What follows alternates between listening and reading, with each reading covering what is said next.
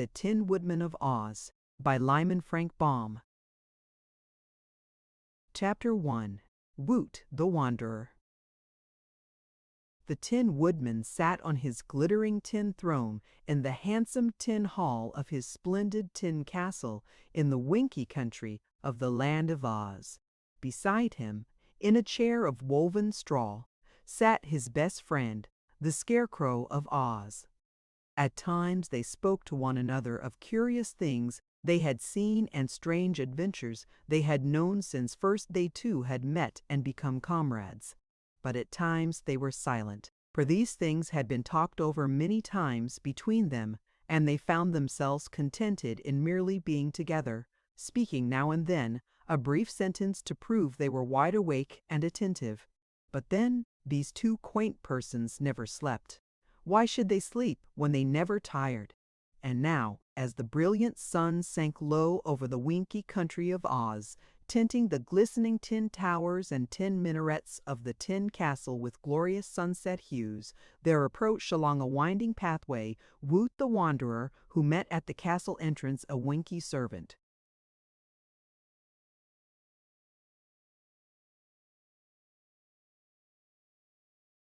The servants of the Tin Woodman all wore tin helmets and tin breastplates and uniforms covered with tiny tin discs sewed closely together on silver cloth so that their bodies sparkled as beautifully as did the tin castle and almost as beautifully as did the Tin Woodman himself. Woot the Wanderer looked at the manservant all bright and glittering and at the magnificent castle all bright and glittering, and as he looked his eyes grew big with wonder. For Woot was not very big and not very old, and, wanderer though he was, this proved the most gorgeous sight that had ever met his boyish gaze. "Who lives here?" he asked. "The Emperor of the Winkies, who is the famous Tin Woodman of Oz," replied the servant, who had been trained to treat all strangers with courtesy.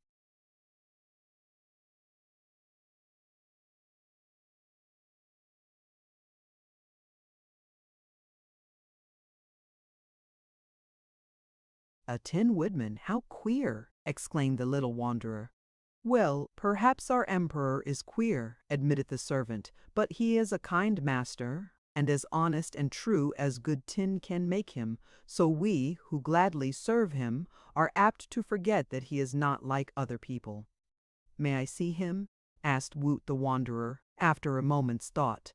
"If it please you to wait a moment, I will go and ask him," said the servant, and then he went into the hall where the Tin Woodman sat with his friend the Scarecrow. Both were glad to learn that a stranger had arrived at the castle, for this would give them something new to talk about, so the servant was asked to admit the boy at once. By the time Woot the Wanderer had passed through the grand corridors, all lined with ornamental tin, and under stately tin archways, and through the many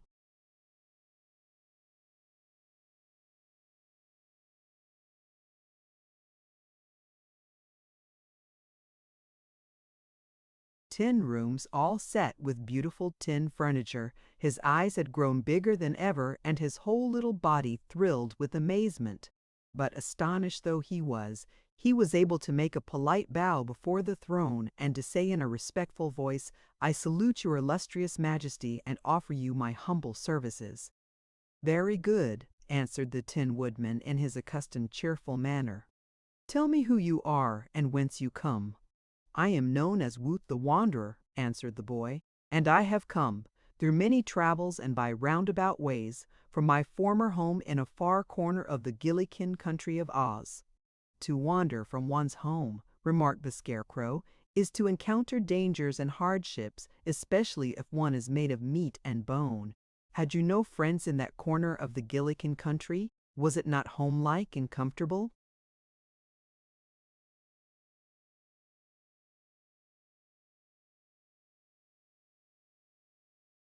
To hear a man stuffed with straw speak, and speak so well, quite startled Woot, and perhaps he stared a bit rudely at the Scarecrow. But after a moment he replied, "I had home and friends, you honorable Stronus, but they were so quiet and happy and comfortable that I found them dismally stupid. Nothing in that corner of Oz interested me, but I believe that in other parts of the country I would find strange people and see new sights, and so I set out upon my wandering journey. I have been a wanderer for nearly a full year, and now my wanderings have brought me to this splendid castle." "I suppose," said the Tin Woodman, "that in this year you have seen so much that you have become very wise." "No," replied Woot thoughtfully, "I am not at all wise. I beg to assure your Majesty. The more I wander the less I find that I know, for in the land of Oz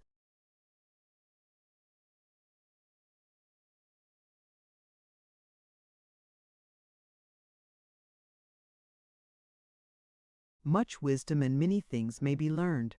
To learn is simple. Don't you ask questions?" inquired the Scarecrow. "Yes, I ask as many questions as I dare, but some people refuse to answer questions." "That is not kind of them," declared the Tin Woodman. "If one does not ask for information, he seldom receives it. So I, for my part, make it a rule to answer any civil question that is asked me." "So do I," added the Scarecrow, nodding. "I am glad to hear this," said the Wanderer, "for it makes me bold to ask for something to eat." "Bless the boy!" cried the Emperor of the Winkies. "How careless of me not to."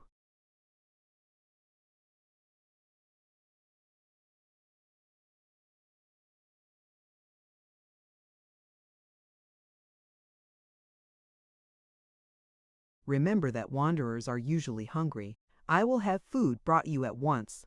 Saying this, he blew upon a tin whistle that was suspended from his tin neck, and at the summons a servant appeared and bowed low. The Tin Woodman ordered food for the stranger, and in a few minutes the servant brought in a tin tray heaped with a choice array of good things to eat, all neatly displayed on tin dishes that were polished till they shone like mirrors. The tray was set upon a tin table drawn before the throne, and the servant placed a tin chair before the table for the boy to seat himself. "Eat, friend wanderer," said the Emperor cordially, "and I trust the feast will be to your liking. I myself do not eat, being made in such manner that I require no food to keep me alive, neither does my friend the Scarecrow. But all my Winky people eat, being formed of flesh as you are, and so my tin cupboard is never."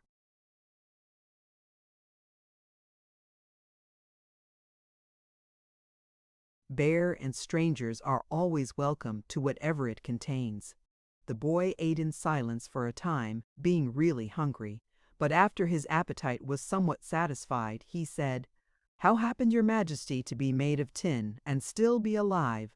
"That," replied the Tin Man, "is a long story." "The longer the better," said the boy.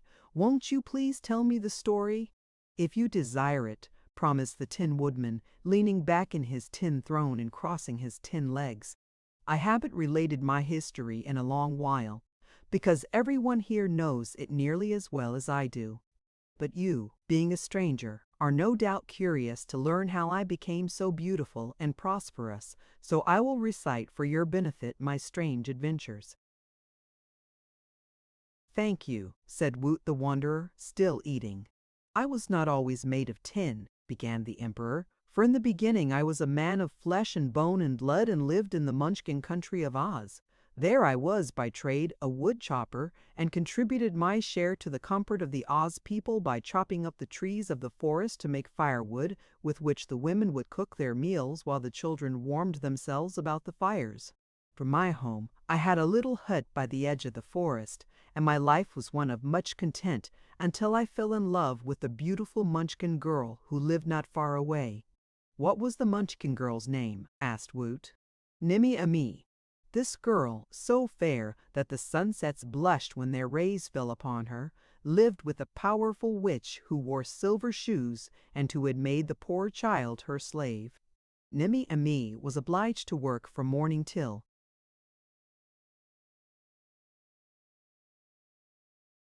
night for the old witch of the East, scrubbing and sweeping her hut, and cooking her meals and washing her dishes.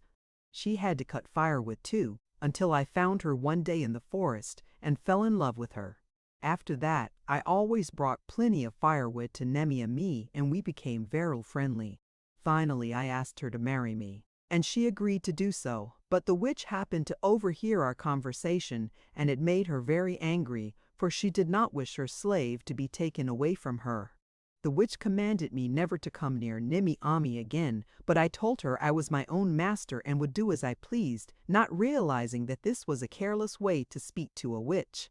The next day, as I was cutting wood in the forest, the cruel witch enchanted my axe, so that it slipped and cut off my right leg.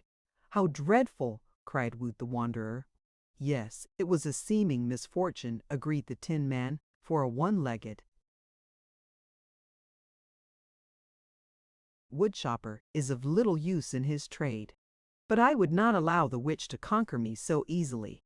I knew a very skillful mechanic at the other side of the forest who was my friend, so I hopped on one leg to him and asked him to help me. He soon made me a new leg out of tin and fastened it cleverly to my meat body. It had joints at the knee and at the ankle and was almost as comfortable as the leg I had lost.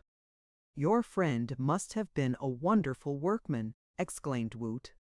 "He was indeed," admitted the Emperor. "He was a tinsmith by trade and could make anything out of tin." When I returned to Nimi Emi, the girl was delighted and threw her arms around my neck and kissed me, declaring she was proud of me. The witch saw the kiss and was more angry than before. When I went to work in the forest next day, my axe, being still enchanted, slipped and cut off my other leg. Again I hopped on my tin leg to my friend the tinsmith.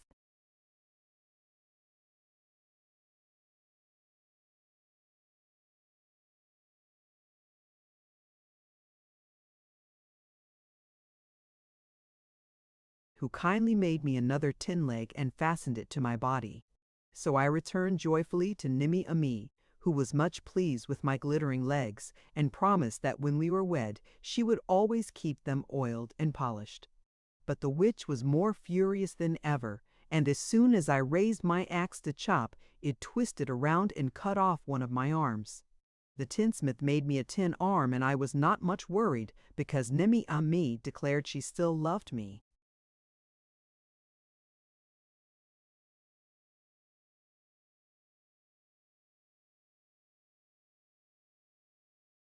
Chapter 2. The Heart of the Tin Woodman. The Emperor of the Winkies paused in his story to reach for an oil can, with which he carefully oiled the joints in his tin throat, for his voice had begun to squeak a little. Woot the Wanderer, having satisfied his hunger, watched this oiling process with much curiosity, but begged the Tin Man to go on with his tale. "The witch with the silver shoes hated me for having defied her," resumed the Emperor, his voice now sounding clear as a bell, "and she insisted that Nimi Ami should never marry me. Therefore she made the enchanted axe cut off my other arm, and the tinsmith also replaced that member with tin, including these finely jointed hands that you see me using. But alas, alas! After that, the axe, still enchanted by the cruel witch, cut my body in two, so that I fell to the ground. Then the witch, who was watching from a nearby bush, rushed up and seized the axe and chopped my body into several small pieces, after which, thinking that at last she had destroyed me, she ran away laughing in wicked glee."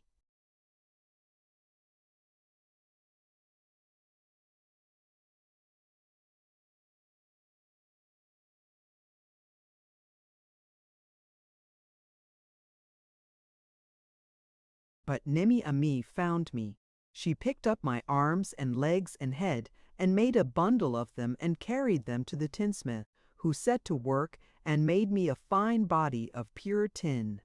When he had joined the arms and legs to the body and set my head in the tin collar, I was a much better man than ever, for my body could not ache or pain me, and I was so beautiful and bright that I had no need of clothing. Clothing is always a nuisance, because it soils and tears and has to be replaced, but my tin body only needs to be oiled and polished. Nimi Ami still declared she would marry me, as she still loved me in spite of the witch's evil deeds. The girl declared I would make the brightest husband in all the world, which was quite true. However, the wicked witch was not yet defeated.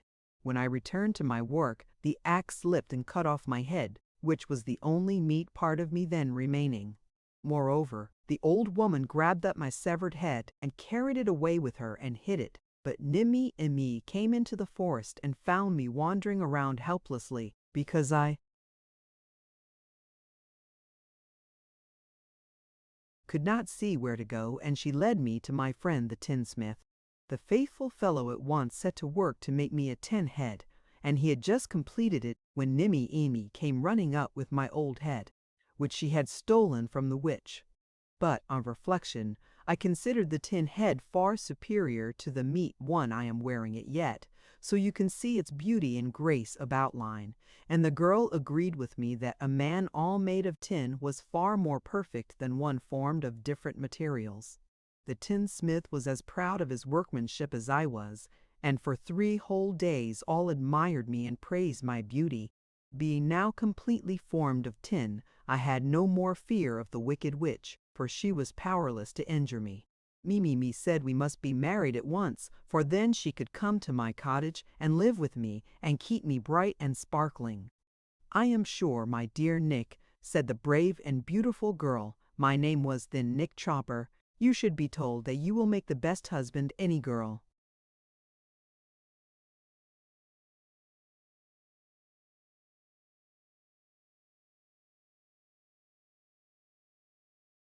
could have. I shall not be obliged to cook for you, for now you do not eat. I shall not have to make your bed, for tin does not tire or require sleep. When we go to a dance, you will not get weary before the music stops and say you want to go home. All day long, while you are chopping wood in the forest, I shall be able to amuse myself in my own way, a privilege few wives enjoy. There is no temper in your new head, so you will not get angry with me. Finally, I shall take pride in being the wife of the only live Tin Woodman in all the world, which shows that Nemi Ami was as wise as she was brave and beautiful. I think she was a very nice girl, said Woot the Wanderer. But tell me, please, why were you not killed when you were chopped to pieces? In the land of Oz, replied the Emperor, no one can ever be killed. A man with a wooden leg or a tin leg is still the same man, and as I lost parts of my meat body by degrees, I always remained the same person as in the beginning even.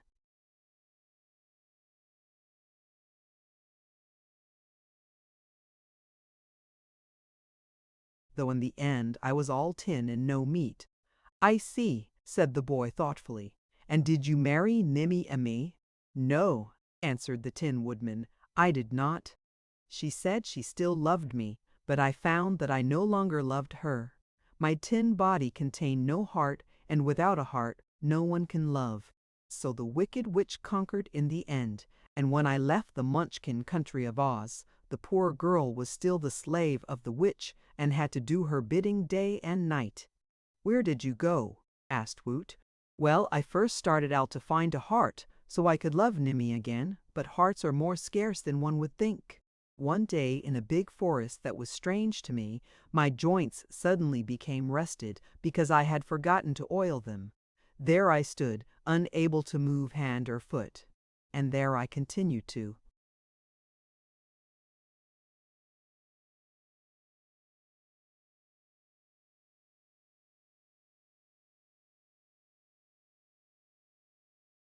Stand while days came and went until Dorothy and the Scarecrow came along and rescued me. They oiled my joints and set me free, and I've taken good care never to rust again.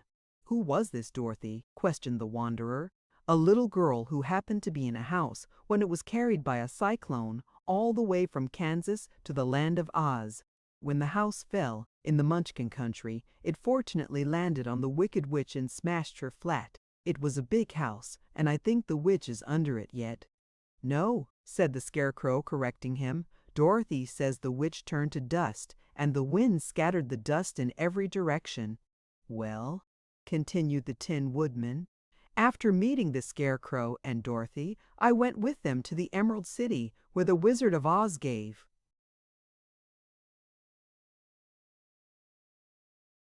me a heart. But the wizard's stock of hearts was low, and he gave me a kind heart instead of a loving heart, so that I could not love Nimmy any more than I did when I was heartless." "Couldn't the wizard give you a heart that was both kind and loving?" asked the boy.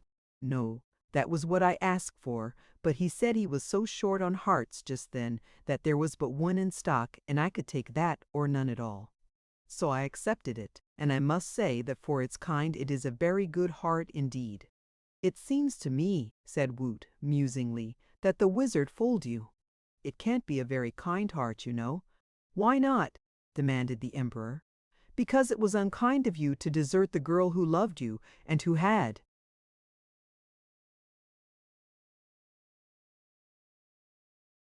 been faithful and true to you when you were in trouble. Had the heart the wizard gave you been a kind heart, you would have gone back home and made the beautiful Munchkin girl your wife, and then brought her here to be an empress and live in your splendid tin castle." The Tin Woodman was so surprised at this frank speech that for a time he did nothing but stare hard at the boy wanderer. But the Scarecrow wagged his stuffed head and said in a positive tone, "This boy is right. I've often wondered, myself, why you didn't go back and find that poor Munchkin girl." Then the Tin Woodman stared hard at his friend the Scarecrow. But finally he said in a serious tone of voice, "I must admit that never before have I thought of such a thing as finding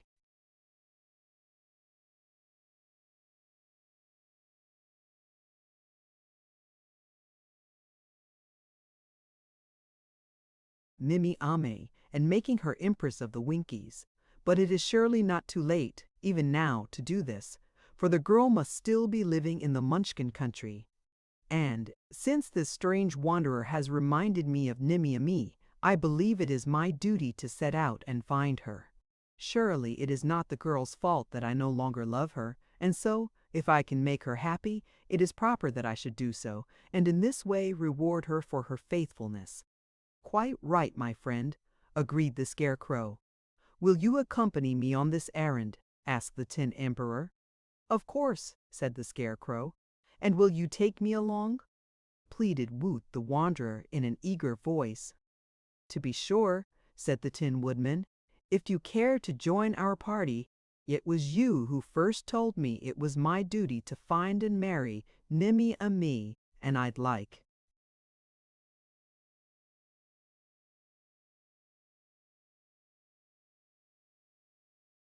you to know that Nick Chopper, the Tin Emperor of the Winkies, is a man who never shirks his duty, once it is pointed out to him. It ought to be a pleasure, as well as a duty, if the girl is so beautiful," said Woot, well pleased with the idea of the adventure. "Beautiful things may be admired, if not loved," asserted the Tin Man. "Flowers are beautiful, for instance, but we are not inclined to marry them. Duty, on the contrary, is a bugle call to action, whether you are inclined to act or not. In this case, I obey the bugle call of duty." "When shall we start?" inquired the Scarecrow, who was always glad to embark upon a new adventure. "I don't hear any bugle, but when do we go?"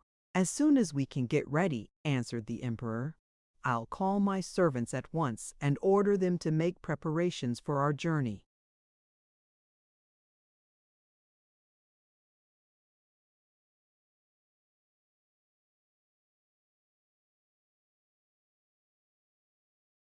Chapter 3. Roundabout. Woot the Wanderer slept that night in the tin castle of the Emperor of the Winkies and found his tin bed quite comfortable. Early the next morning he rose and took a walk through the gardens, where there were tin fountains and beds of curious tin flowers, and where tin birds perched upon the branches of tin trees and sang songs that sounded like the notes of tin whistles. All these wonders had been made by the clever Winky tinsmiths, who wound the birds up every morning so that they would move about and sing. After breakfast the boy went into the throne room, where the Emperor was having his tin joints carefully oiled by a servant, while other servants were stuffing sweet fresh straw into the body of the Scarecrow. Woot watched this operation with much interest, for the Scarecrow's body was only a suit of clothes filled with straw. The coat was buttoned tight to keep the packed straw from falling out, and a rope was tied around the waist to hold it in. shape and prevent the straw from sagging down. The Scarecrow's head was a gunny sack filled with bran, on which the eyes, nose, and mouth had been painted. His hands were white cotton gloves stuffed with fine straw. Woot noticed that even when carefully stuffed and patted into shape, the straw man was awkward in his movements and decidedly wobbly on his feet. So the boy wondered if the Scarecrow would be able to travel with them all the way to the forests of the Munchkin country of Oz. The preparations made for this important journey were very simple. A knapsack was filled with food and given Woot, the wanderer, to carry upon his back, for the food was for his use alone. The Tin Woodman shouldered an axe which was sharp and brightly polished, and the Scarecrow put the Emperor's oil can in his pocket, that he might oil his friends' joints should they need it. "Who will govern the Winkie country during your absence?" asked the boy.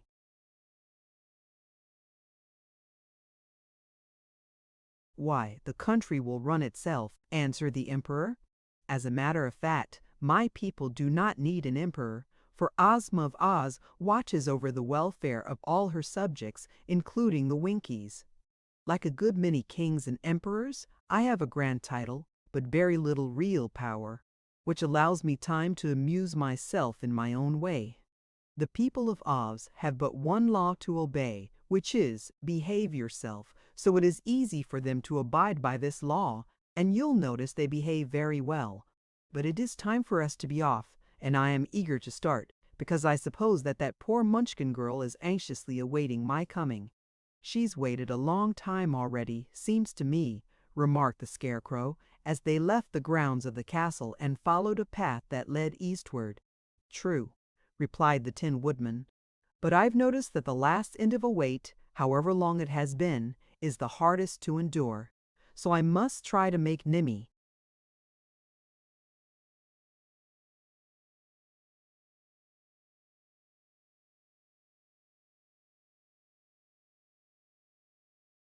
happy as soon as possible." "Ah, that proves you have a kind heart," remarked the Scarecrow approvingly. "It's too bad he hasn't the loving heart," said Woot. "This Tin Man is going to marry a nice girl through kindness, and not because he loves her, and somehow that doesn't seem quite right." "Even so, I am not sure it isn't best for the girl," said the Scarecrow, who seemed very intelligent for a straw man, "for a loving husband is not always kind, while a kind husband is sure to make any girl content." "Nimmy Amee will become an empress," announced the Tin Woodman proudly. "I shall have a tin gown made for her, with tin ruffles and tucks on it, and she shall have tin slippers and tin earrings and bracelets, and wear a tin crown on her head. I am sure that will delight Nimmy Amee, for all girls are."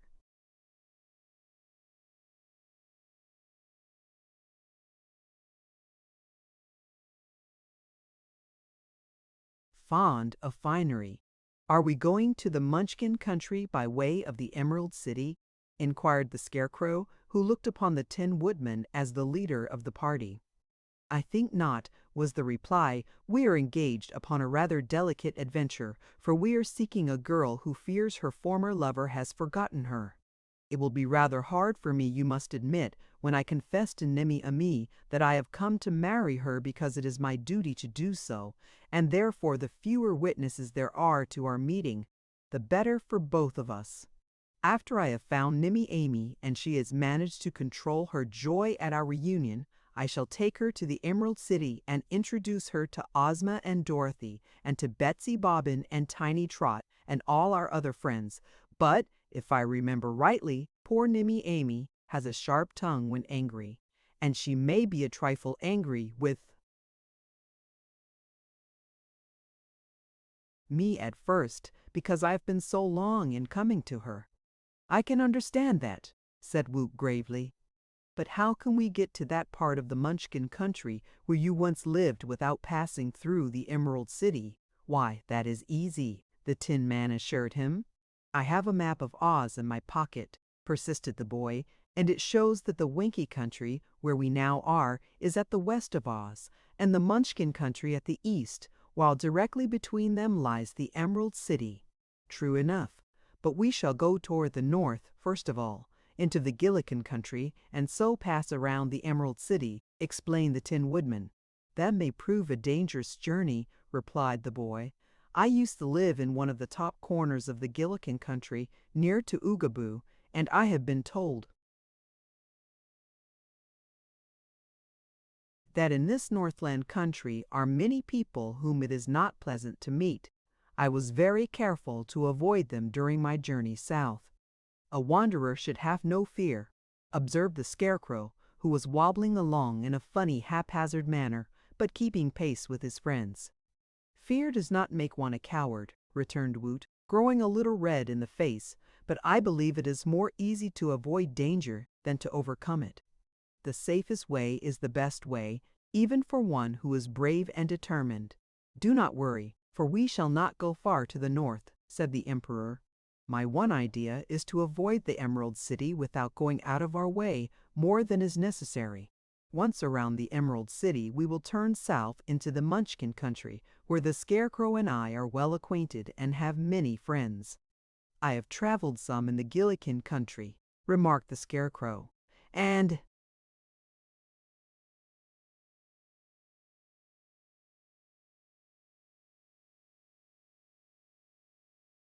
while I must say I have met some strange people there at times, I have never yet been harmed by them." "Well, it's all the same to me," said Woot with assumed carelessness. "Dangers, when they cannot be avoided, are often quite interesting, and I am willing to go wherever you two venture to go." So they left the path they had been following and began to travel toward the northeast, and all that day they were in the pleasant Winkie country, and all the people they met saluted the Emperor with great respect and wished him good luck on his journey. At night they stopped at the house, where they were well entertained and where Woot was given a comfortable bed to sleep in. "Were the Scarecrow and I alone," said the Tin Woodman, "we would travel by night as well as by day, but with a meat person in our party we must halt at night to permit him to rest."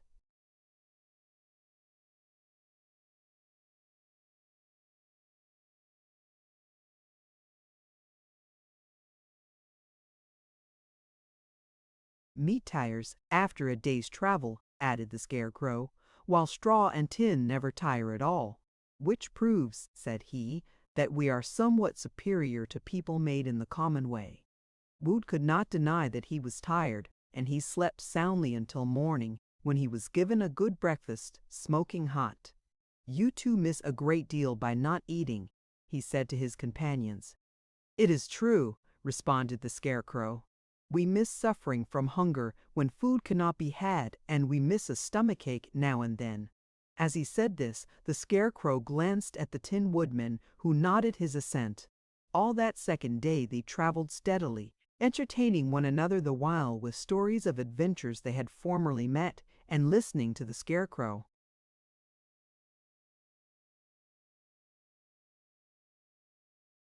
Recite poetry. He had learned a great many poems from Professor Wogglebug, and loved to repeat them whenever anybody would listen to him. Of course Woot and the Tin Woodman now listened, because they could not do otherwise unless they rudely ran away from their stuffed comrade. One of the Scarecrow's recitations was like this: "What sound is so sweet as the straw from the wheat when it crunkles so tender and low? It is yellow and bright, so it gives me delight to crunkle wherever I go. Sweet, fresh, golden straw. There is surely no flaw in a stuffing so clean and compact. It creaks when I walk, and it thrills when I talk, and its fragrance is fine, for a fact. To cut me don't hurt, for I've no blood to squirt, and I therefore can suffer no pain. The straw that I use doesn't lump up or bruise, though it's pounded again and again."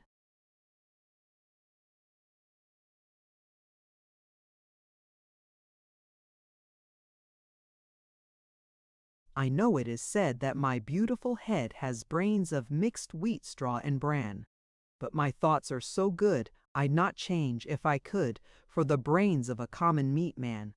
Content with my lot, I'm glad that I'm not like others I meet day by day. If my insides get musty, or mussed up, or dusty, I get newly stuffed right away."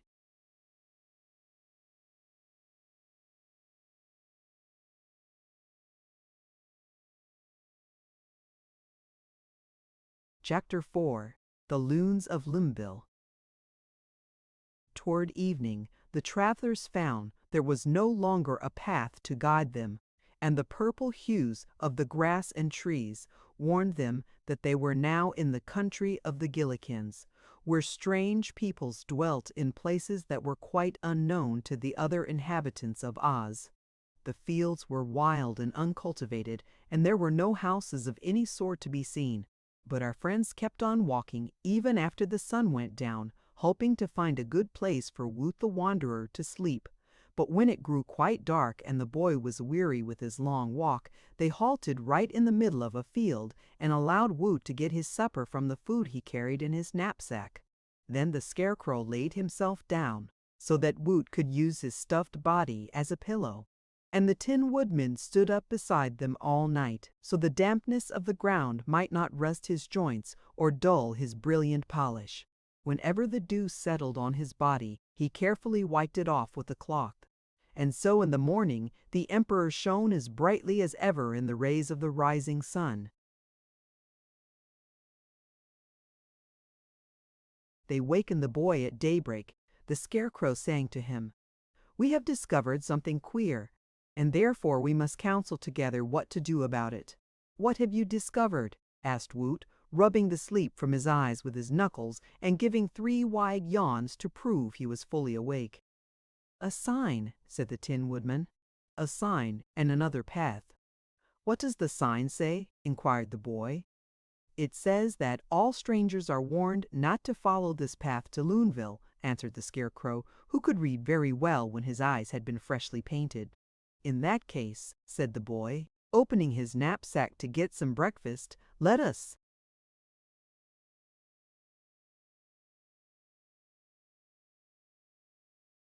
Travel in some other direction. But this did not seem to please either of his companions. "I'd like to see what Loonville looks like," remarked the Tin Woodman.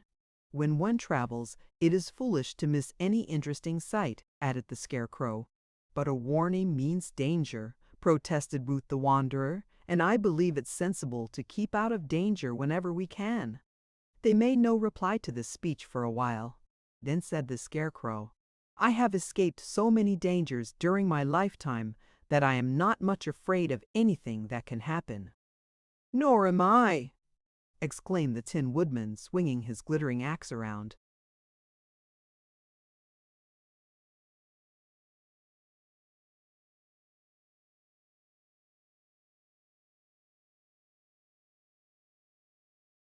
His tin head in a series of circles.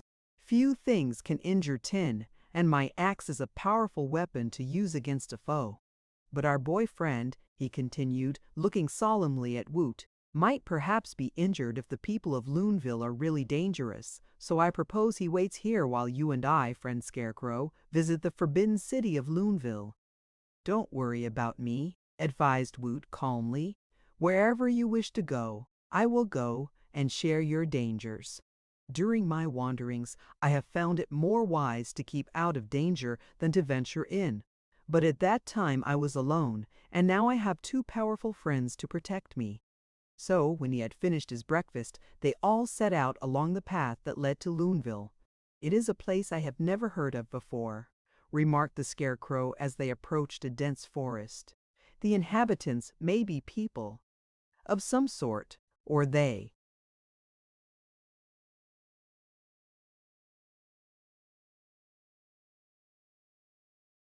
may be animals, but whatever they prove to be, we will have an interesting story to relate to Dorothy and Ozma on our return."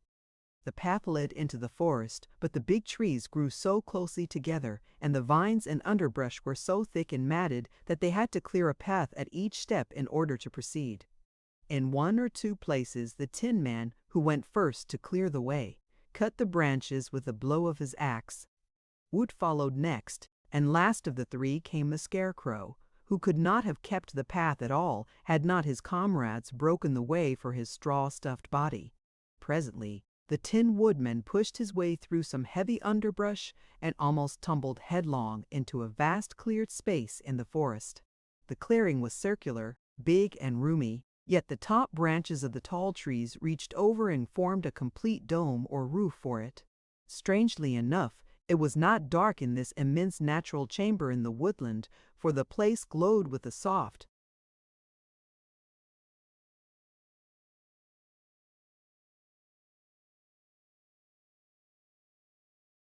white light that seemed to come from some unseen source. In the chamber were grouped dozens of queer creatures, and these so astonished the Tin Man that Woot had to push his metal body aside that he might see too, and the Scarecrow pushed Woot aside so that the three travelers stood in a row, staring with all their eyes. The creatures they beheld were round and ball-like, round in body, round in legs and arms, round in hands and feet, and round of head. The only exception to the roundness was a slight hollow on the top of each head, making it saucer-shaped instead of dome-shaped. They wore no clothes on their puffy bodies, nor had they any hair. Their skins were all of a light gray color, and their eyes were mere purple spots. Their noses were as puffy as the rest of them. "Are they rubber, do you think?" asked the Scarecrow, who noticed that the creatures bounded as they moved and seemed almost as light as air.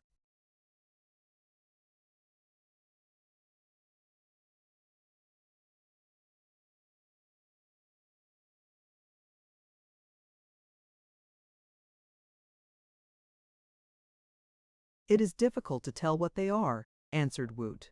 "They seem to be covered with warts."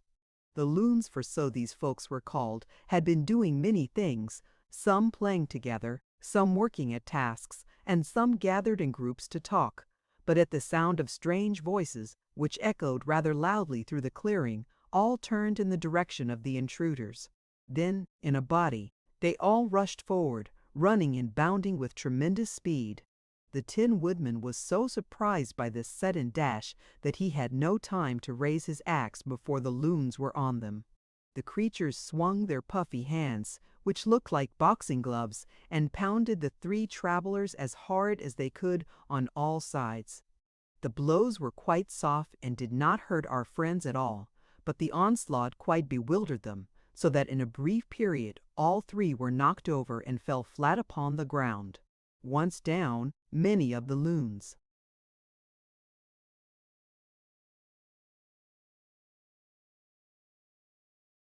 held them to prevent their getting up again, while others wound long tendrils of vines about them, binding their arms and legs to their bodies and so rendering them helpless. "Aha!" cried the biggest loon of all. "We've got 'em safe, so let's carry 'em to King Ball and have 'em tried and condemned and perforated." They had to drag their captives to the center of the dome chamber, for their weight, as compared with that of the loons, prevented their being carried. Even the Scarecrow was much heavier than the puppy loons. But finally the party halted before a raised platform on which stood a sort of throne consisting of a big wide chair with a string tied to one arm of it. This string led upward to the roof of the dome. Arranged before the platform, the prisoners were allowed to sit up, facing the empty throne. "Good," said the big loon who had commanded the party. "Now to get King."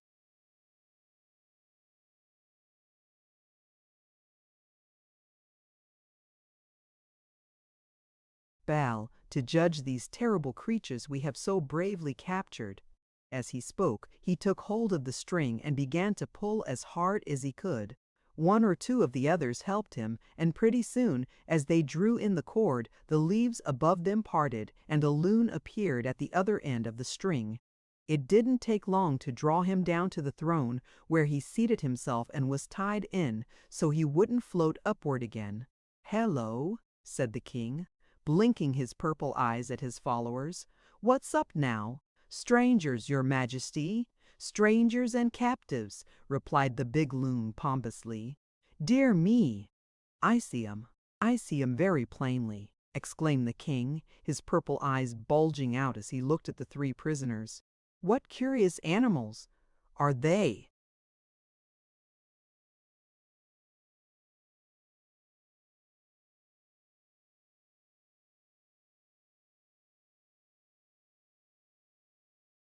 "Dangerous, do you think, my good Panta?"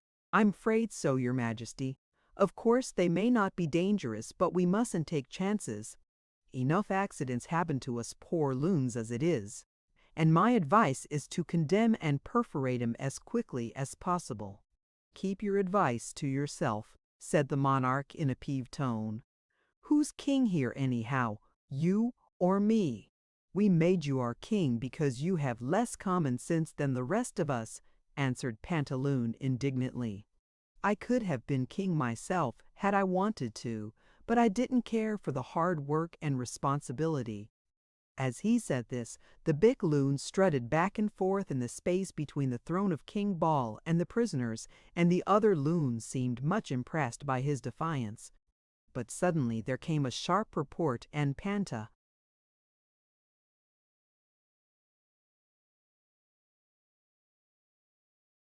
Loon instantly disappeared, to the great astonishment of the Scarecrow, the Tin Woodman, and Woot the Wanderer, who saw on the spot where the big fellow had stood a little heap of flabby, wrinkled skin that looked like a collapsed rubber balloon. "There!" exclaimed the king. "I expected that would happen. The conceited rascal wanted to puff himself up until he was bigger than the rest of you, and this is the result of his folly. Get the pump working, some of you, and blow him up again." "We will have to mend the puncture first, your majesty," suggested one of the loons, and the prisoners noticed that none of them seemed surprised or shocked at the sad accident to Panna. "All right," grumbled the king. "Fetch Till to mend him." One or two ran away and presently returned, followed by a lady loon wearing huge, puffed-up rubber skirts. Also, she had a purple feather fastened to a wart on the top of her head, and around her waist was a sash of fiber-like vines, dried and tough, that looked like strings. "Get to work, Till," commanded King Ball. "Panta has just exploded." The lady loon picked up the bunch of skin and examined it carefully until she discovered a hole in one foot. Then she pulled a strand of string from her sash, and drawing the edges of the hole together, she tied them fast with the string, thus making one of those curious warts which the strangers had noticed on so many loons. Having done this, Till Loon tossed the bit of skin to the other loons, and was about to go away when she noticed the prisoners and stopped to inspect them. "Dear me," said Till, "what dreadful creatures! Where did they come from?" "We captured them," replied one of the loons. "And what are we going to do with them?" inquired the girl loon. "Perhaps we'll condemn 'em and puncture 'em," answered the king. "Well," said she, still eyeing the "I'm not sure they'll puncture," "let's try it and see." One of the loons ran to the forest's edge and quickly returned with a long, sharp thorn. He glanced at the king, who nodded his head in assent, and then he rushed forward and stuck the thorn into the leg of the Scarecrow. The Scarecrow merely smiled and said nothing, for the thorn didn't hurt him at all. Then the loon tried to prick the Tin Woodman's leg, but the tin only blunted the point of the thorn.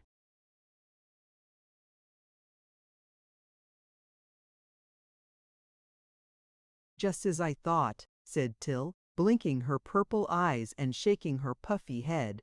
But just then the loon stuck the thorn into the leg of Woot the Wanderer, and while it had been blunted somewhat, it was still sharp enough to hurt. "Ouch!"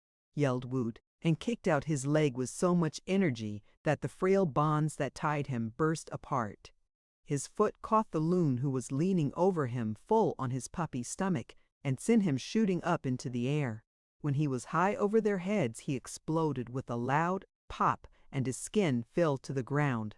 "I really believe," said the king, rolling his spot-like eyes in a frightened way, "that Panta was right in claiming these prisoners are dangerous. Is the pump ready?"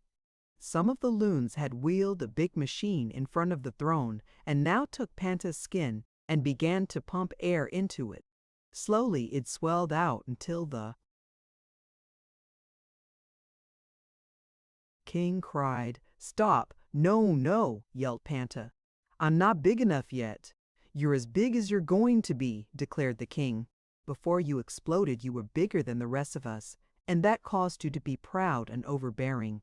Now you're a little smaller than the rest, and you will last longer and be more humble. Pump me up! Pump me up! wailed Panta. "If you don't, you'll break my heart."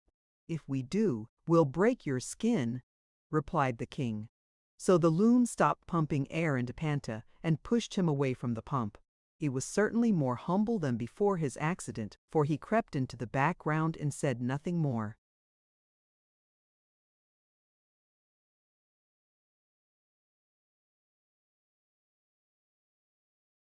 "Now pump up the other one," ordered the king. Till had already mended him, and the loons set to work to pump him full of air. During these last few moments none had paid much attention to the prisoners, so Woot, finding his legs free, crept over to the Tin Woodman and rubbed the bonds that were still around his arms and body against the sharp edge of the axe, which quickly cut them. The boy was now free, and the thorn which the loon had stuck into his leg was lying unnoticed on the ground, where the creature had dropped it when he exploded. Woot leaned forward and picked up the thorn, and while the loons were busy watching the pump, the boy sprang to his feet and suddenly rushed upon the group. Pop, pop, pop went 3 of the loons when the wanderer pricked them with his thorn, and at the sounds the others looked around and saw there.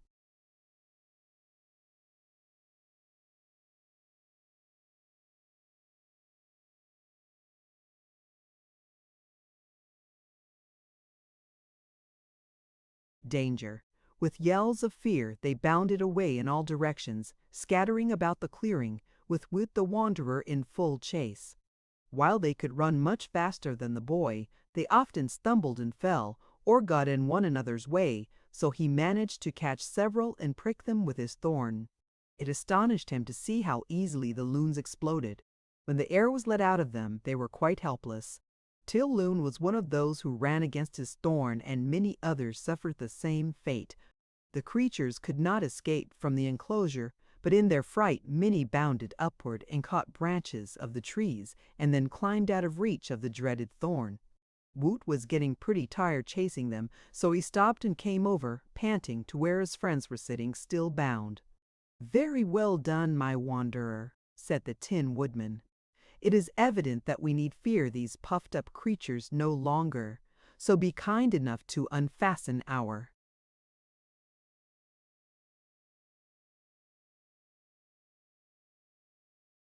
bonds, and we will proceed upon our journey." Woot untied the bonds of the Scarecrow and helped him to his feet. Then he freed the Tin Woodman, who got up without help. Looking around him, they saw that the only loon now remaining within reach was Ba Loon, the king, who had remained seated in his throne, watching the punishment of his people with a bewildered look in his purple eyes. "Shall I puncture the king?" the boy asked his companions. King Bal must have overheard the question, for he fumbled with the cord that fastened him to the throne and managed to release it. Then he floated upward until he reached the leafy dome, and parting the branches, he disappeared from sight. But the string that was tied to his body was still connected with the arm of the throne, and they knew they could pull His Majesty down again if they wanted to. "Let him alone," suggested the Scarecrow. "He seems a good enough king for his peculiar people, and after we are gone, the loons will have something of a job to pump up all those whom Woot has punctured." "Every one of them ought to be exploded," declared Woot, who was angry because his legs still hurt him. "No," said the Tin Woodman, "that would not be just fair. They were quite right to capture us, because we had no business to intrude here, having been warned to keep away from Loonville. This is their country, not ours, and since the poor things can't get out of the clearing, they can harm no one save those who venture here out of curiosity, as we did." "Well said, my friend," agreed Tile Scarecrow. "We really had no right to disturb their peace and comfort, so let us go away."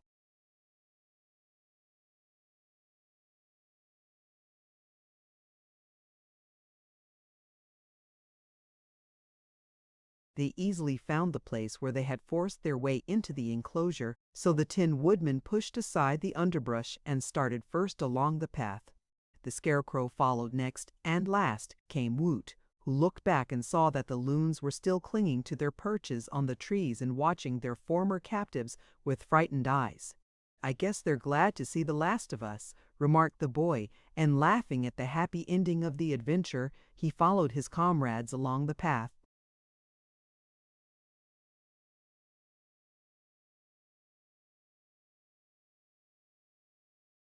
Chapter 5. Mrs. Yup, the Giantess.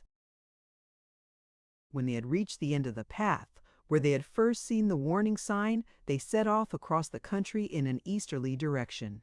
Before long they reached rolling lands, which were a succession of hills and valleys where constant climbs and descents were required.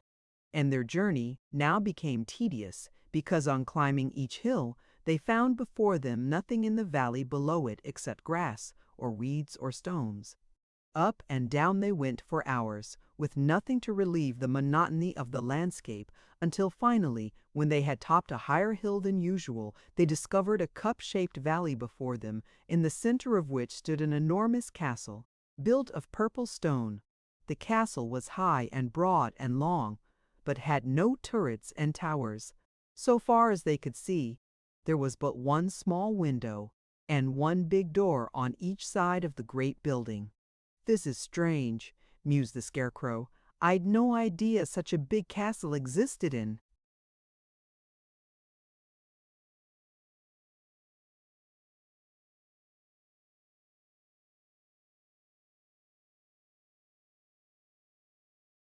"This Gillikin country, I wonder who lives here." "It seems to me, from this distance," remarked the Tin Woodman, "that it's the biggest castle I ever saw. It is really too big for any use, and no one could open or shut those big doors without a stepladder." "Perhaps, if we go nearer, we shall find out whether anybody lives there or not," suggested Woot. "Looks to me as if nobody lived there."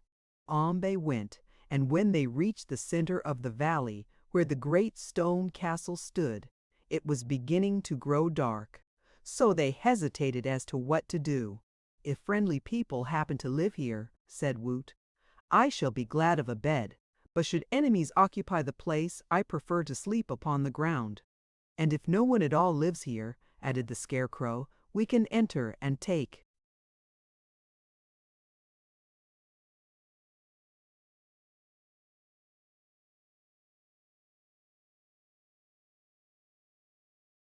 Possession, and make ourselves at home." While speaking, he went nearer to one of the great doors, which was 3 times as high and broad as any he had ever seen in a house before, and then he discovered, engraved in big letters upon a stone over the doorway, the words, "Yope Castle." "Oh!" he exclaimed. "I know the place now. This was probably the home of Mr. Yoop, a terrible giant whom I have seen confined in the cage a long way from here. Therefore this castle is likely to be empty, and we may use it in any way we please." "Yes, yes," said the Tin Emperor, nodding. "I also remember Mr. Yope. But how are we to get into his deserted castle?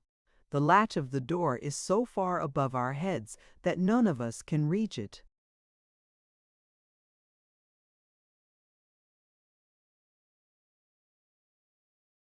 They considered this problem for a while, and then Woot said to the Tin Man, "If I stand upon your shoulders, I think I can unlatch the door." "Climb up, then," was the reply, and when the boy was perched upon the tin shoulders of Nick Chopper, he was just able to reach the latch and raise it. At once the door swung open, its great hinges making a groaning sound as if in protest, so Wat leaped down and followed his companions into a big bare hallway. Scarcely were the 3 inside, however, when they heard the door slam shut behind them, and this astonished them because no one had touched it. It had closed of its own accord as if by magic. Moreover, the latch was on the outside, and the thought occurred to each one of them that they were now prisoners in this unknown castle. "However," mumbled the Scarecrow, "we are not to blame for what cannot be.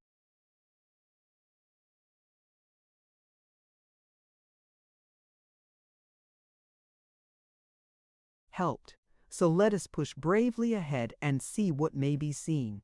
It was quite dark in the hallway, now that the outside door was shut, so as they stumbled along a stone passage, they kept close together, not knowing what danger was likely to befall them. Suddenly, a soft glow enveloped them. It grew brighter until they could see their surroundings distinctly. They had reached the end of the passage, and before them was another huge door. This noiselessly swung open before them without the help of anyone, and through the doorway they observed a big chamber, the walls of which were lined with plates of pure gold, highly polished. This room was also lighted, although they could discover no lamps, and in the center of it was a great table at which sat an immense woman. She was clad in silver robes embroidered with gay floral designs, and wore over this splendid raiment a short apron of elaborate lacework. Such an apron was no protection.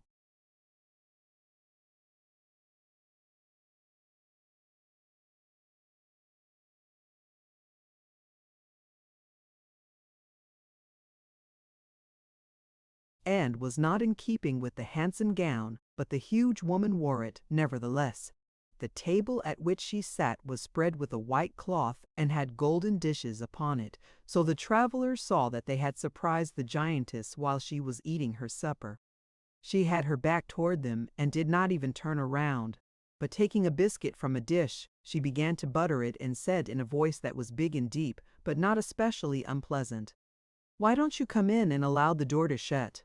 You're causing a draught, and I shall catch cold and sneeze. When I sneeze, I get cross, and when I get cross, I'm liable to do something wicked. Come in, you foolish strangers, come in." Being thus urged, they entered the room and approached the table until they stood where they faced the great giantess. She continued eating, but smiled in a curious way as she looked at them. Woot noticed that the door had closed silently.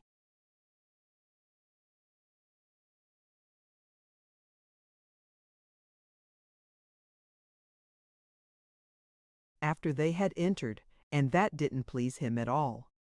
"Well," said the giantess, "what excuse have you to offer?" "We didn't know anyone lived here, madam," explained the Scarecrow. "So being travelers and strangers in these parts, and wishing to find a place for our boy friend to sleep, we ventured to enter your castle. You knew it was private property, I suppose?" said she, buttering another biscuit. "We saw the words Yoop Castle over the door, but we knew that Mr. Yoop is a prisoner in a cage in a far-off part of the land of Oz, so we decided there was no one now at home, and that we might use the castle for the night."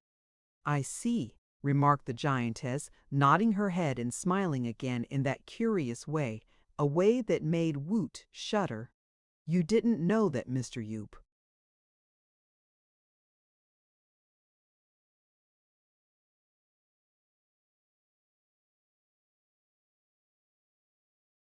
was married, or that after he was cruelly captured his wife still lived in his castle and ran it to suit herself." "Who captured Mr. Yoop?"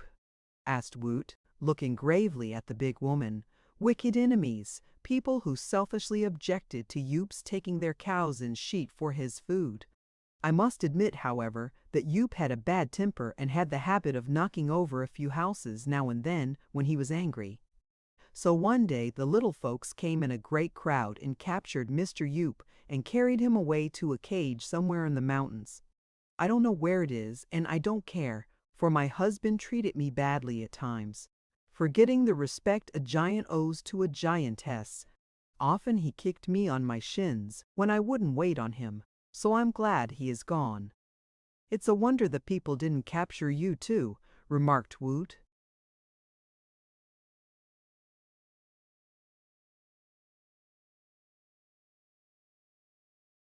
"Well, I was too clever for them," said she, giving a sudden laugh that caused such a breeze that the wobbly Scarecrow was almost blown off his feet and had to grab his friend Nick Chopper to steady himself. "I saw the people coming," continued Mrs. Yupa, "and knowing they meant mischief, I transformed myself into a mouse and hid in a cupboard. After they had gone away carrying my shin-kicking husband with them, I transformed myself back to my former shape again, and here I've lived in peace and comfort ever since." "Are you a witch, then?" inquired Woot. "Well, not exactly a witch," she replied, "but I'm an artist in transformations. In other words, I'm more of a Yookoodo than a witch, and of course you know that the Yookoodos are the cleverest magic workers in the world." The travelers were silent for a time, uneasily considering this statement and the effect it might have on their future. No doubt the giantess had willfully made them her prisoners. Yet she spoke so cheerfully in her big voice that until now they had not been alarmed in the least. By and by the Scarecrow, whose mixed brains had been working steadily, asked the woman, "Are we to consider you our friend, Mrs. Yup, or do you intend to be our enemy?" "I never have friends," she said in a matter-of-fact tone, "because friends get too familiar and always forget to mind their own business. But I am not your enemy. Not yet, anyhow. Indeed, I'm glad you've come, for my life here is rather lonely. I've had no one to talk to since I transformed Polychrome, the daughter of the rainbow, into a canary bird." "How did you manage to do that?" asked the Tin Woodman in amazement. "Polychrome is a powerful fairy." "She was," said the giantess, "but now she's a canary bird." One day after a rain, Polychrome danced off the rainbow and fell asleep on a little mound in this valley, not far from my castle. The sun came out and drove the rainbow away, and before Polly wakened, I stole out and transformed her into a canary bird in a gold cage studded with diamonds. The cage was so she couldn't fly away. I expected she'd sing and talk, and we'd have good times together, but she has proved no company for me at all. Ever since the moment of her transformation, she has refused to speak a single word. "Where is she now?" inquired Woot, who had heard tales of lovely Polychrome and was much interested in her. "The cage is hanging up in my bedroom," said the giantess, eating another biscuit. The travelers were now more uneasy and suspicious of the giantess than before. If Polychrome, the rainbow's daughter, who was a real fairy, had been transformed and enslaved by this huge woman who claimed to be a Yookoohoo, what was liable to happen to them? Said the Scarecrow, twisting his stuffed head around in Mrs. Yope's direction. "Do you know, ma'am, who we are?" "Of course," said she, "a straw man, a tin man, and a boy." "We are very important people," declared the Tin Woodman. "All the better," she replied. "I shall enjoy your society the more on that account. For I mean to keep you here as long as I live, to amuse me when I get lonely, and," she added slowly, "in this valley no one ever dies." They didn't like this speech at all, so the Scarecrow frowned in a way that made Mrs. Yup smile, while the Tin Woodman looked so fierce that Mrs. Yup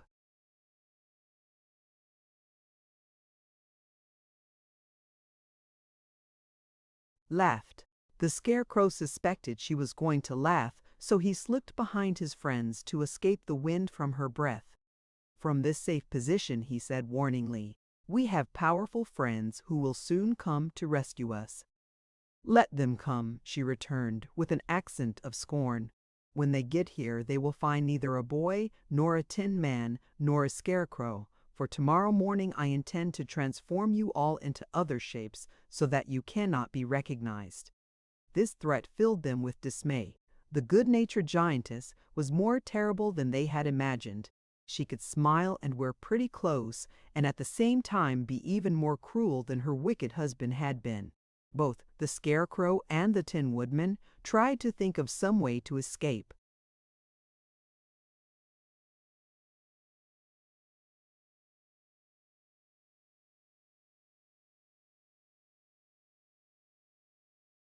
From the castle before morning, but she seemed to read their thoughts and shook her head. "Don't worry your poor brains," said she. "You can't escape me, however hard you try. But why should you wish to escape? I shall give you new forms that are much better than the ones you now have. Be contented with your fate, for discontent leads to unhappiness, and unhappiness, in any form, is the greatest evil that can befall you." "What forms do you intend to give us?" asked Woot earnestly. "I haven't decided as yet. I'll dream over it tonight, so in the morning I shall have made up my mind how to transform you. Perhaps you'd prefer to choose your own transformations." "No," said Woot, "I prefer to remain as I am."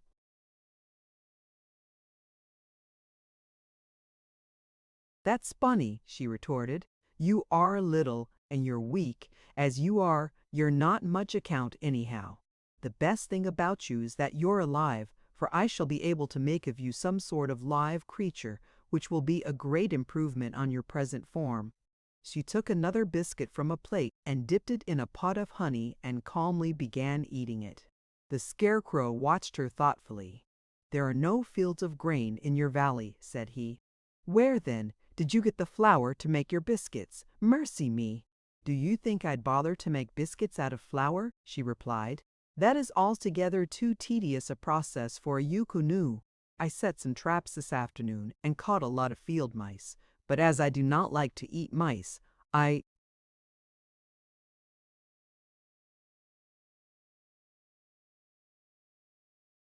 transformed them into hot biscuits for my supper. The honey in this pot was once a wasp's nest, but since being transformed it has become sweet and delicious. All I need do when I wish to eat is to take something I don't care to keep and transform it into any sort of food I like and eat it. Are you hungry?" "I don't eat, thank you," said the Scarecrow. "Nor do I," said the Tin Woodman. "I have still a little natural food in my knapsack," said Woot the Wanderer, "and I'd rather eat that than any wasp's nest." "Every one to his taste," said the giantess carelessly, and having now finished her supper she rose to her feet, clapped her hands together, and the supper table at once disappeared. Chapter 6. The Magic of a Ukadu. Woot had seen very little of magic during his wanderings, while the Scarecrow and the Tin Woodman had seen a great deal of many sorts in their lives, yet all three were greatly impressed by Mrs. Yoop's powers.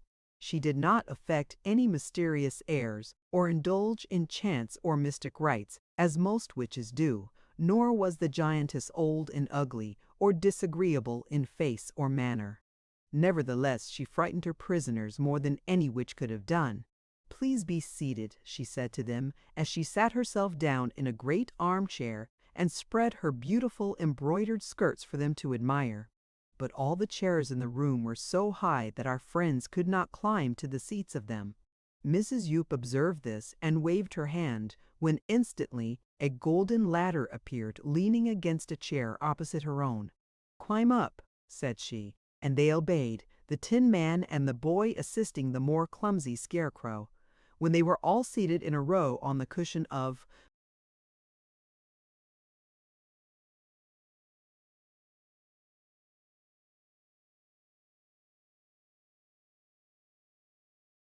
chair, the giantess continued, "Now tell me how you happened to travel in this direction, and where you came from, and what your errand is."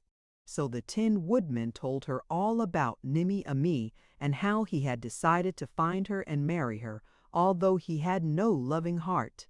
The story seemed to amuse the big woman, who then began to ask the Scarecrow questions, and for the first time in her life heard of Ozma of Oz, and of Dorothy and Jack Pumpkinhead and Dr. Pipt and Tick Tick and many other Oz people who are well known in the Emerald City. Also Woot had to tell his story, which was very simple and did not take long. The giantess laughed heartily when the boy related their adventure at Loonville, but said she knew nothing of the loons because she never left her valley. "There are wicked people who would like to capture me, as they did my giant husband, Mr. Yoop," said she, "so I stay at home and mind my own business."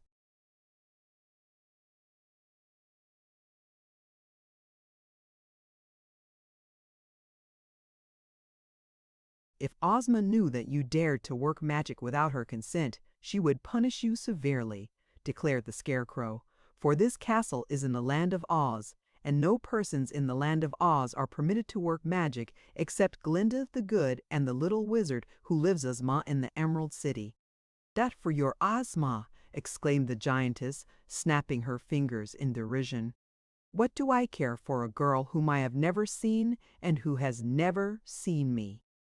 "But Ozma is a fairy," said the Tin Woodman, "and therefore she is very powerful. Also, we are under Ozma's protection, and to injure us in any way would make her extremely angry." What I do here, in my own private castle in this secluded valley where no one comes but fools like you, can never be known to your fairy Ozma," returned the giantess. "Do not seek to frighten me from my purpose, and do not allow yourselves to be frightened, for it is best to meet bravely what cannot be avoided."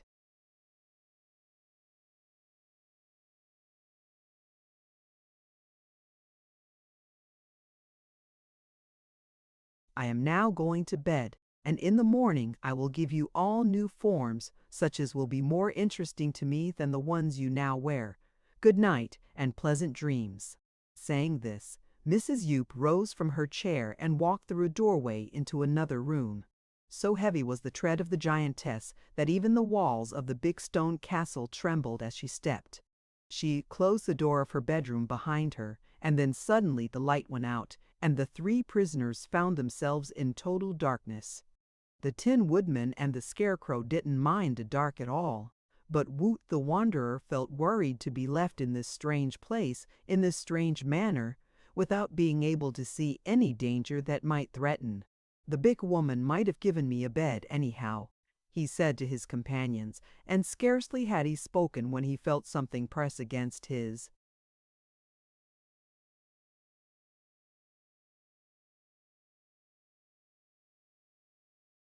legs, which were then dangling from the seat of the chair. Leaning down, he put out his hand and found that a bedstead had appeared, with mattress, sheets, and covers all complete. He lost no time in slipping down upon the bed, and was soon fast asleep.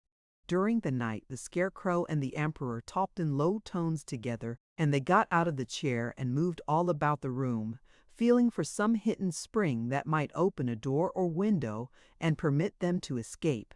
Morning found them still unsuccessful in the quest, and as soon as it was daylight, Woot's bed suddenly disappeared, and he dropped to the floor with a thump that quickly wakened him. And after a time, the giantess came from her bedroom, wearing another dress that was quite as elaborate as the one in which she had been attired the evening before, and also wearing the pretty lace apron. Having seated herself in a chair, she said,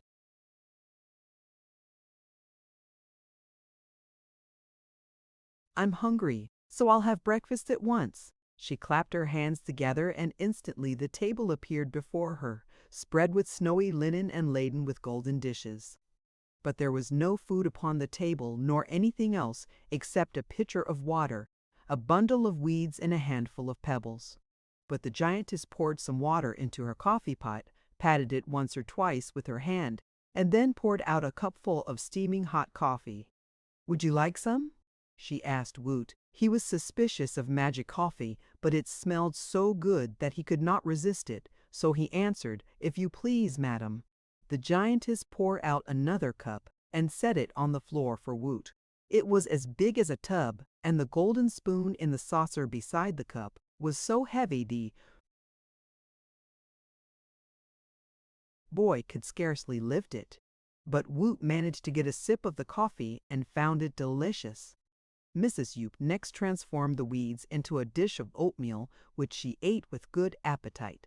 "Now then," said she, picking up the pebbles, "I'm wondering whether I shall have fish balls or lamb chops to complete my meal. Which would you prefer, Woot the Wanderer?" "If you please, I'll eat the food in my knapsack," answered the boy. "Your magic food might taste good, but I'm afraid of it." The woman laughed at his fears and transformed the pebbles into fish balls. "I suppose you think that after you had eaten this food it would turn to stones again and make you sick," she remarked. "But that would be impossible. Nothing."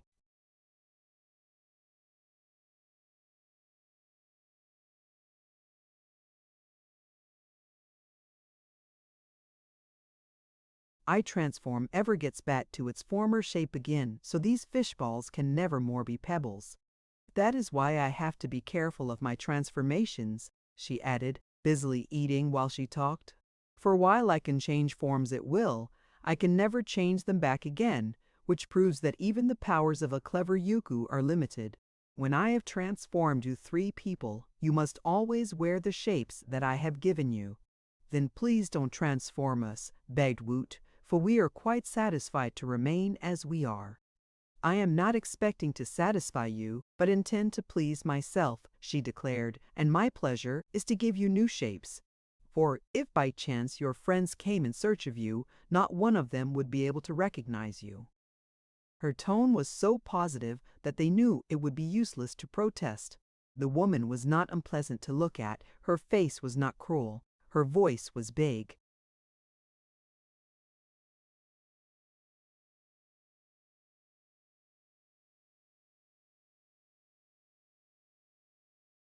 But gracious in tone, but her words showed that she possessed a merciless heart and no pleadings would alter her wicked purpose.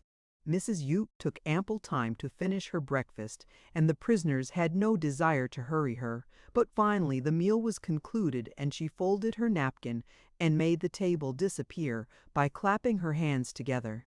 Then she turned to her captives and said, "The next thing on the program is to change your forms." "Have you decided what forms to give us?" asked the Scarecrow uneasily. "Yes, I dreamed it all out while I was asleep. This Tin Man seems a very solemn person." Indeed, the Tin Woodman was looking solemn just then, for he was greatly disturbed, "so I shall change him into an owl." All she did was to point one finger at him as she spoke, but immediately the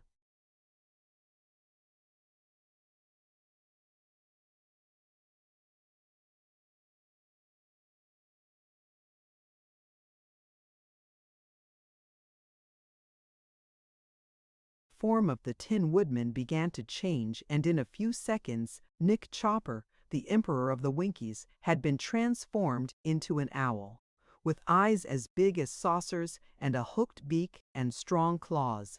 But he was still tin. He was a tin owl, with 10 legs and beak and eyes and feathers. When he flew to the back of a chair and perched upon it, his tin feathers rattled against one another with a tinny clatter. The giantess seemed much amused by the Tin Owl's appearance, for her laugh was big and jolly.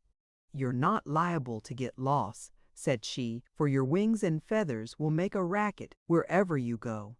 And, on my word, a tin owl is so rare and pretty that it is an improvement on the ordinary bird. I did not intend to make you tin, but I forgot to wish you to be meat. However, tin you were, and tin you are, and as it's too late to change you, that settles it." Until now, the Scarecrow had rather doubted the possibility of Mrs. Yups.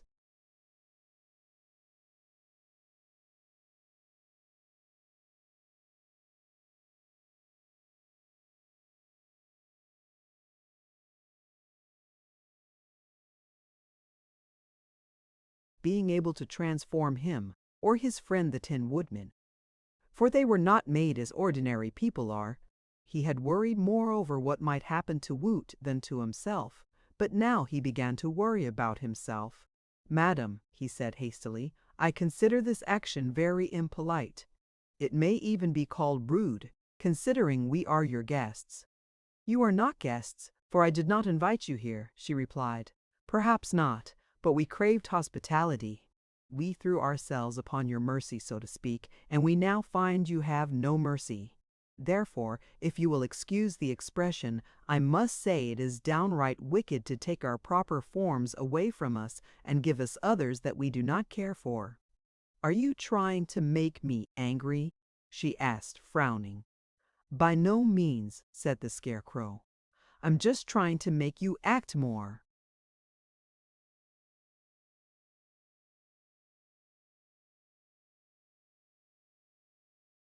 ladylike."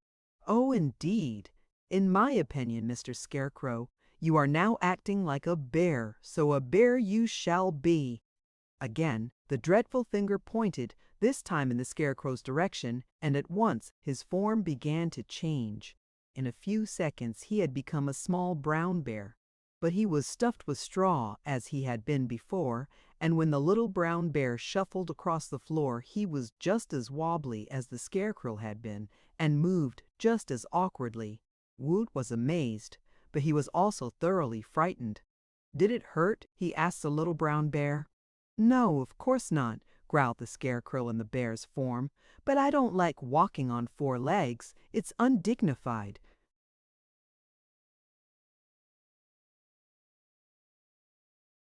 Consider my humiliation, chirped the Tin Owl, trying to settle its tin feathers smoothly with its tin beak. And I can't see very well either. The light seems to hurt my eyes. That's because you are an owl, said Woot. I think you will see better in the dark. Well, remarked the giantess, I'm very well pleased with these new forms, for my part, and I'm sure you will like them better when you get used to them. So now, she added, turning to the boy, it is your turn. Don't you think you'd better leave me as I am? Asked Woot in a trembling voice. No, she replied.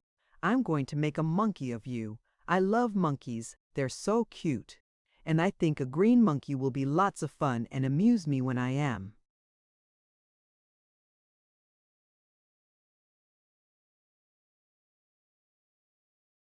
Sad.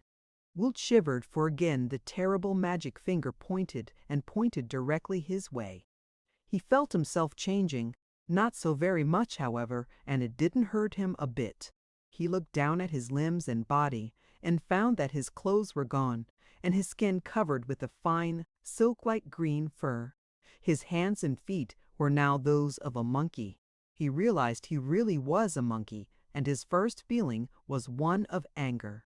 He began to chatter as monkeys do.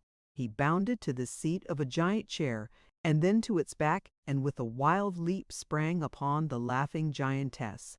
His idea was to seize her hair and pull it out by the roots, and so have revenge for her wicked transformations.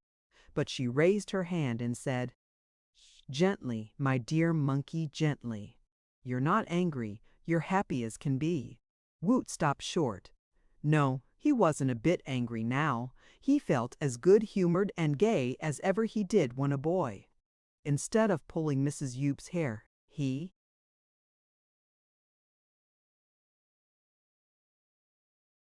perched on her shoulder and smoothed her soft cheek with his hairy paw. In return, she smiled at the funny green animal and patted his head. Very good, said the giantess.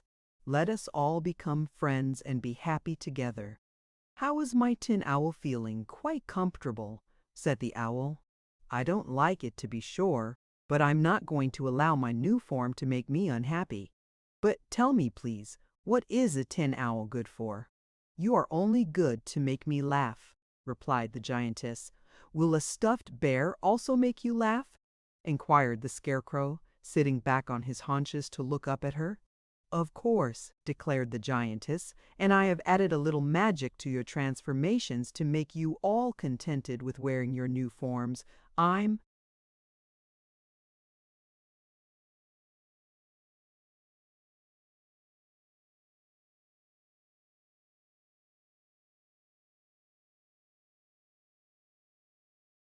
sorry I didn't think to do that when I transformed Polychrome into a canary bird. But perhaps when she sees how cheerful you are, she will cease to be silent and sullen and take to singing. I will go get the bird and let you see her. With this, Mrs. Yoop went into the next room and soon returned bearing a golden cage in which sat upon a swinging perch a lovely yellow canary. Polychrome, said the giantess, permit me to introduce to you a green monkey, which used to be a boy called Woot the Wanderer, and a tin owl, which used to be a tin woodman named Nick Chopper, and a straw-stuffed little brown bear, which used to be a live scarecrow. We already know one another, declared the scarecrow.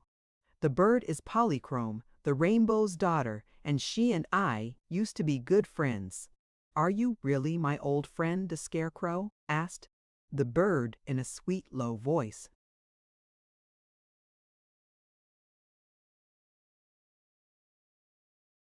There, cried Mrs. Yoop, that's the first time she has spoken since she was transformed. I am really your old friend, answered the scarecrow, but you must pardon me for appearing just now in this brutal form. I am a bird as you are, dear Polly, said the Tin Woodman, but alas, a tin owl is not as beautiful as a canary bird. How dreadful it all is, sighed the canary. Couldn't you manage to escape from this terrible Yuku? No, answered the scarecrow. We tried to escape, but failed. She first made us her prisoners, and then transformed us.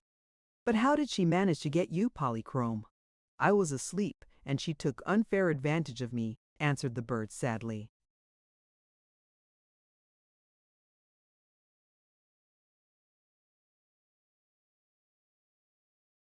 "Had I been awake, I could easily have protected myself."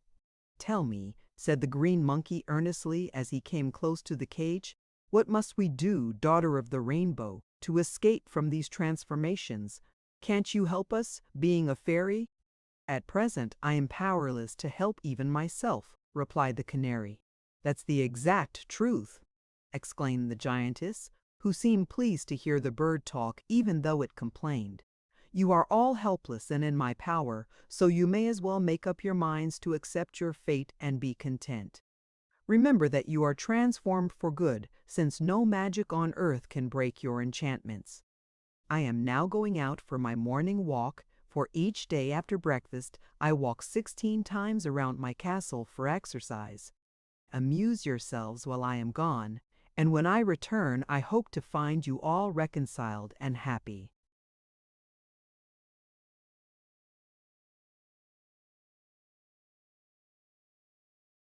So the giantess walked to the door by which our friends had entered the great hall and spoke one word, "Open!" Then the door swung open, and after Mrs. Yup had passed out, it closed again with a snap as its powerful bolts shot into place. The green monkey had rushed toward the opening, hoping to escape, but he was too late and only got a bump on his nose as the door slammed shut.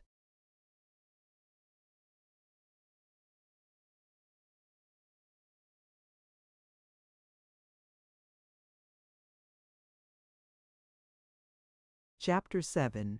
The Lace Apron. "Now," said the canary, in a tone more brisk than before, "we may talk together more freely, as Mrs. Yup cannot hear us. Perhaps we can figure out a way to escape." "Open," said Woot the monkey, still facing the door, but his command had no effect, and he slowly rejoined the others.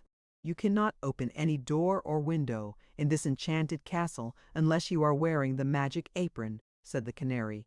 "What magic apron do you mean?" asked the Tin Owl in a curious voice. "The lace one which the giantess always wears. I have been her prisoner in this cage for several weeks, and she hangs my cage in her bedroom every night, so that she can keep her eye on me," explained Polychrome the canary. "Therefore I have discovered that it is the magic apron that opens the doors and windows,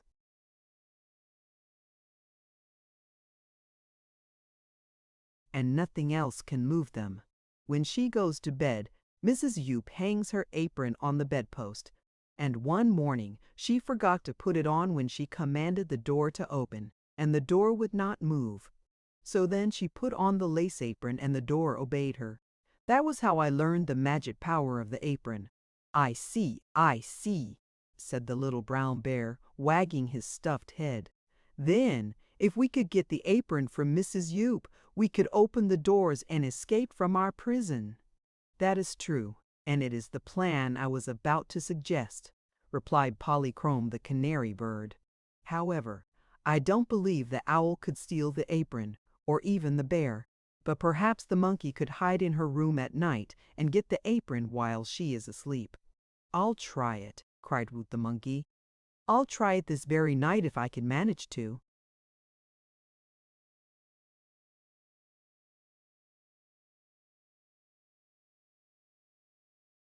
"Steal into her bedroom. You mustn't think about it, though," warned the bird, "for she can read your thoughts whenever she cares to do so. And do not forget, before you escape, to take me with you. Once I am out of the power of the giantess, I may discover a way to save us all." "We won't forget our fairy friend," promised the boy. "But perhaps you can tell me how to get into the bedroom." "No," declared Polychrome, "I cannot advise you as to that. You must watch for a chance and slip in when Mrs. Yup isn't looking." They talked it over for a while longer, and then Mrs. Yup returned. When she entered, the door opened suddenly at her command and closed as soon as her huge form had passed through the doorway.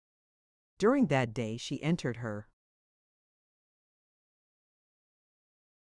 bedroom several times on one errand or another, but always she commanded the door to close behind her, and her prisoners found not the slightest chance to leave the big hall in which they were confined.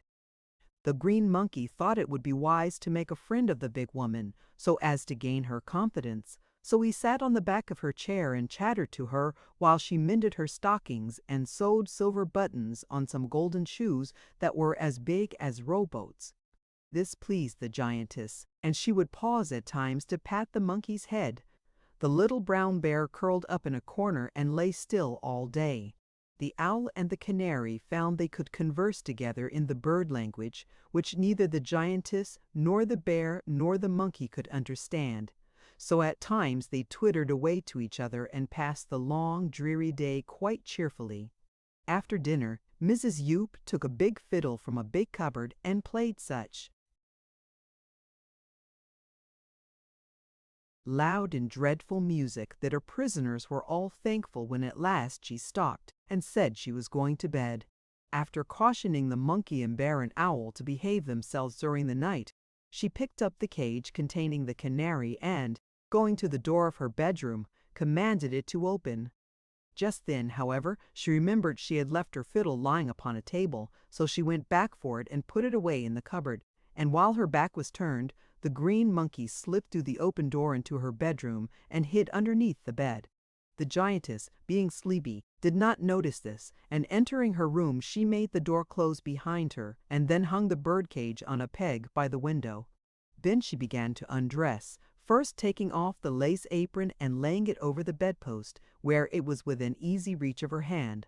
As soon as Mrs. Yoop was in bed, the lights all went out, and Woot the monkey,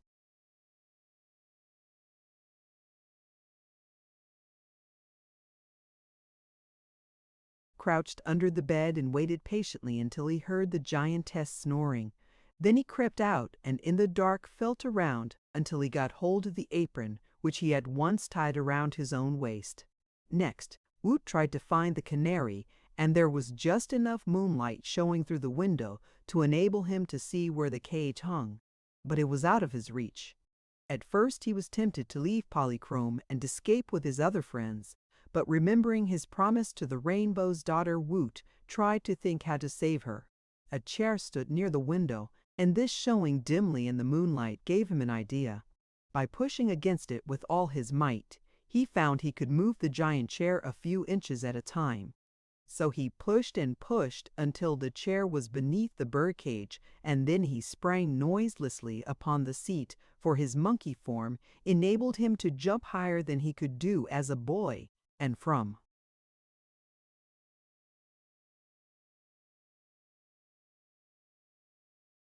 there to the back of the chair, and so managed to reach the cage and take it off the peg.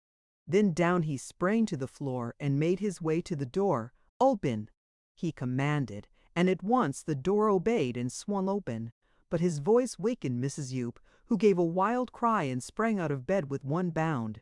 The green monkey dashed for the doorway, carrying the cage with him, and before the giantess could reach the door, it slammed shut and imprisoned her in her own bedchamber. The noise she made, pounding upon the door, and her yells of anger and dreadful threats of vengeance filled all our friends with terror, and Woot the monkey was so excited that in the dark he could not find the outer door of the hall. But the tin owl could see very nicely in the dark, so he guided his friends to the right place, and when all were grouped before the door, Woot commanded it to open. The magic apron proved as powerful as when it had been worn by the giantess, so a moment later they had rushed through the passage and were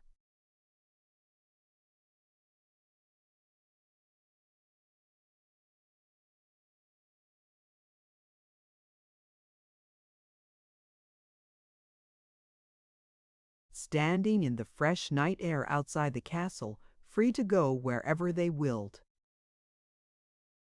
Chapter 8. The Menace of the Forest. "Quick!" cried Polychrome the canary. "We must hurry, or Mrs. Yoop may find some way to recapture us, even now.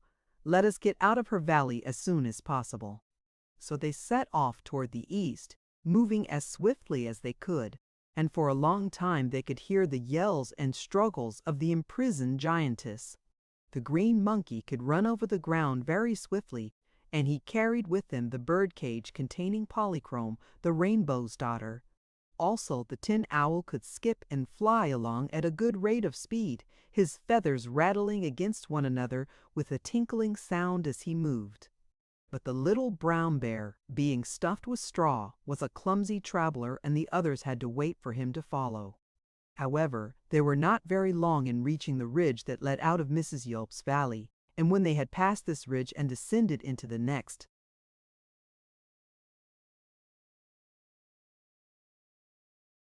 valley, they stopped to rest, for the green monkey was tired. "I believe we are safe now," said Polychrome when her cage was set down and the others had all gathered around it, "for Mrs. Yoop dares not go outside of her own valley for fear of being captured by her enemies. So we may take our time to consider what to do next. I'm afraid poor Mrs. Yoop'll starve to death if no one lets her out of her bedroom," said Woot, who had a heart as kind as that of the Tin Woodman. "We've taken her magic apron away, and now the doors will never open." "Don't worry about that," advised Polychrome. "Mrs. Yoop has plenty of magic left to console her." "Are you sure of that?" asked the green monkey. "Yes, for I've been watching her for weeks," said the canary. "She has 6 magic."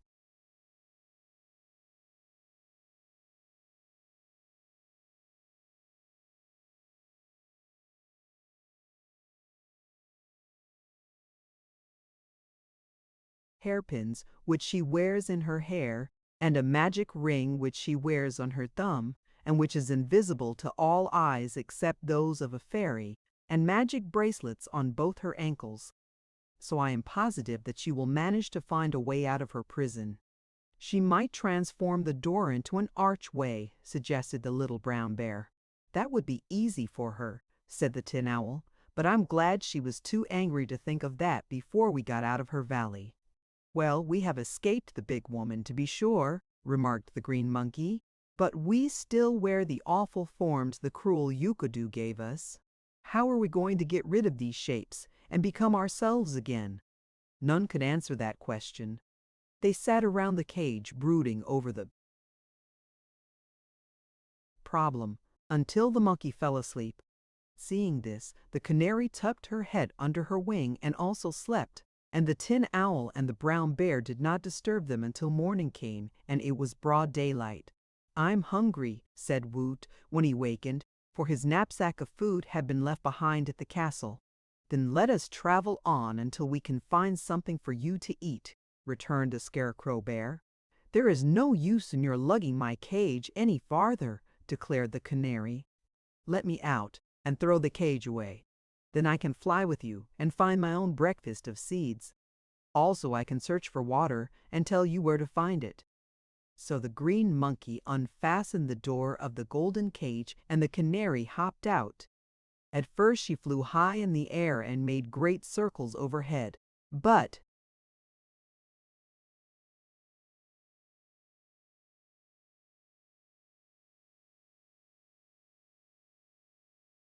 after a time she returned and perched beside them. "At the east, in the direction we were following," announced the canary, "there is a fine forest with a brook running through it. In the forest there may be fruits or nuts growing, or berry bushes at its edge, so let us go that way." They agreed to this and promptly set off, this time moving more deliberately. The Tin Owl, which had guided their way during the night, now found the sunshine very trying to his big eyes, so he shut them tight and perched upon the back of the little brown bear, which carried the owl's weight with ease.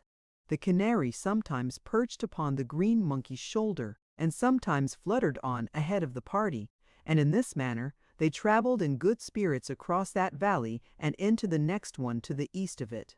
This they found to be an immense hollow, shaped like a saucer, and on its farther edge appeared the forest which Polychrome had seen from the sky.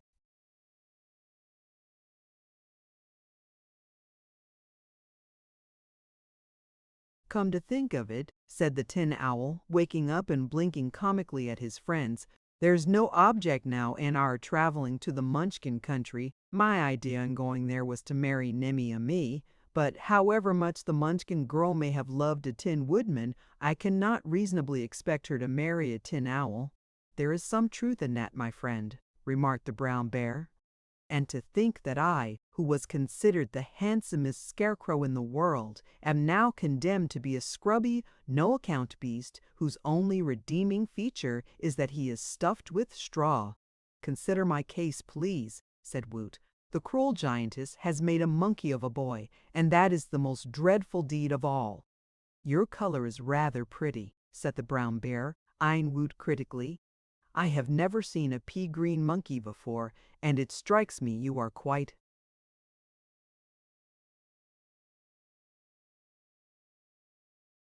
gorgeous." "It isn't so bad to be a bird," asserted the Canary, fluttering from one to another with a free and graceful motion, "but I long to enjoy my own shape again. As Polychrome, you are the loveliest maiden I have ever seen, except, of course, Ozma," said the Tin Owl. "So the giantess did well to transform you into the loveliest of all birds, if you were to be transformed at all. But tell me, since you are a fairy and have a fairy wisdom, do you think we shall be able to break these enchantments?" "Queer things happen in the land of Oz," replied the Canary, again perching on the green monkey's shoulder and turning one bright eye thoughtfully toward her questioner. "Mrs. Wills, Yope has declared that none of her transformations can ever be changed, even by herself. But I believe that if we could get to Glinda the Good Sorceress, she might find a way to restore us to our natural shapes." Glinda, Glenda.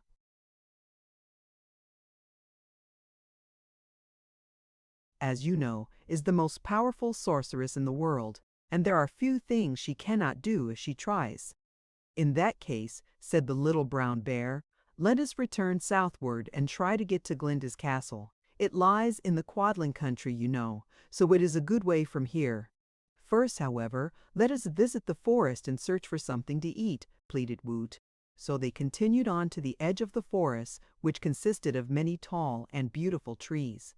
They discovered no fruit trees at first, so the green monkey pushed on into the forest depths, and the others followed close behind him.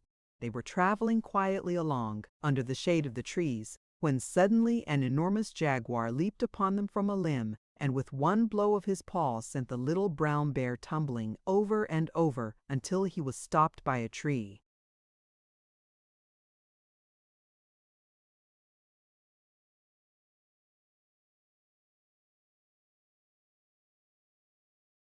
Trunk. Instantly they all took alarm. The Tin Owl shrieked, "Hoot, hoot!" and flew straight up to the branch of a tall tree, although he could scarcely see where he was going. Canary swiftly darted to a place beside the Owl, and the green monkey sprang up, caught a limb, and soon scrambled to a high perch of safety. The jaguar crouched low, and with hungry eyes regarded the little Brown Bear, which slowly got upon its feet, and asked reproachfully, "For goodness sake, beast, what were you trying to do?" "Trying to get my breakfast," answered the jaguar with a snarl, "and I believe I've succeeded.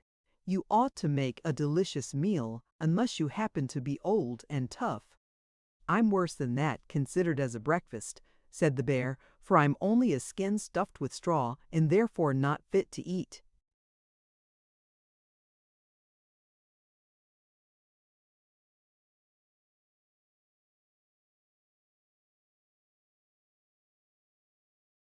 "Indeed!"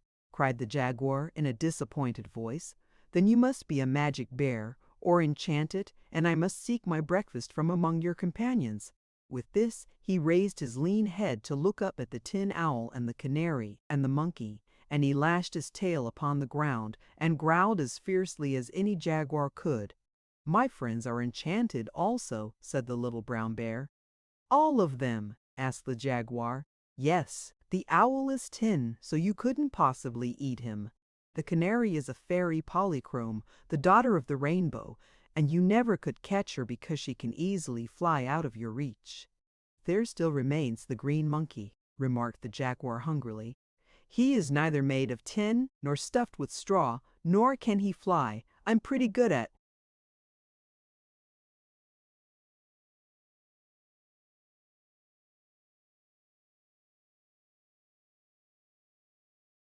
climbing trees myself, so I think I'll capture the monkey and eat him for my breakfast." Woot the monkey, hearing this speech from his perch on the tree, became much frightened, for he knew the nature of jaguars and realized they could climb trees and leap from limb to limb with the agility of cats. So he at once began to scamper through the forest as fast as he could go, catching at a branch with his long monkey arms and swinging his green body through space to grasp another branch in a neighboring tree, and so on, while the jaguar followed him from below, his eyes fixed steadfastly on his prey. But presently Woot got his feet tangled in the lace apron, which he was still wearing, and that tripped him in his flight and made him fall to the ground, where the jaguar placed one huge paw upon him and said grimly, "I've got you, now." The fact that the apron had tripped him made Woot remember its magic powers, and in his terror he cried out, "Open!" without stopping to consider how this command might save him. But, at the word, the earth opened at the exact spot where he lay under the jaguar's paw, and his body sank downward, the earth closing over it again. The last thing Woot the monkey saw as he glanced upward was the jaguar peering into the hole in astonishment. "He's gone!" cried the beast with a long-drawn sigh of disappointment. "He's gone, and now I shall have no breakfast." The clatter of the tin owl's wings sounded above him, and the little brown bear came trotting up and asked, "Where is the monkey? Have you eaten him so quickly?" "No, indeed," answered the jaguar. "He disappeared into the earth before I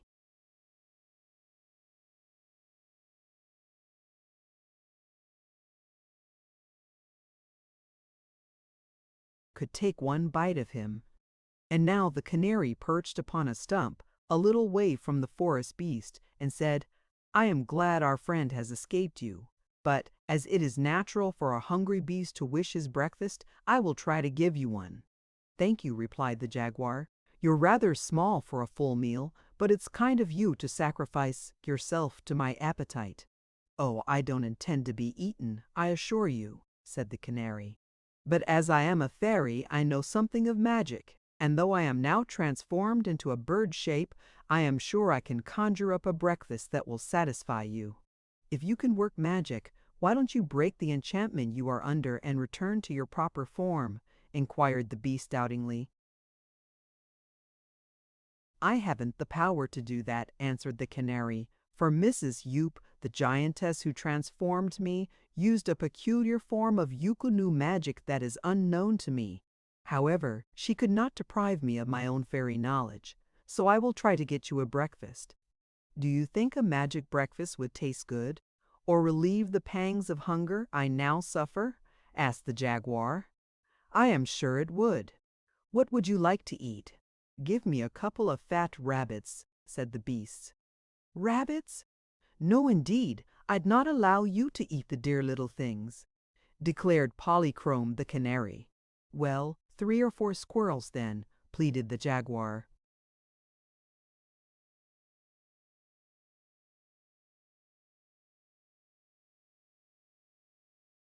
"Do you think me so cruel?" demanded the canary indignantly.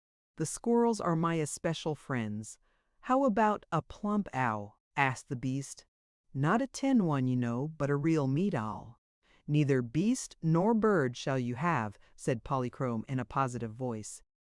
"Give me a fish then, there's a river a little way off," proposed the jaguar. "No living thing shall be sacrificed to feed you," returned the canary. "Then what in the world do you expect me to eat?" said the jaguar in a scornful tone. "How would mush and milk do?" asked the canary. The jaguar snarled in derision and lashed his tail against the ground angrily. "Give him some scrambled eggs on toast, Polly," suggested the bear scarecrow. "He ought to like that." "I will," responded the canary, and fluttering her wings she made a flight of 3 circles around the stump.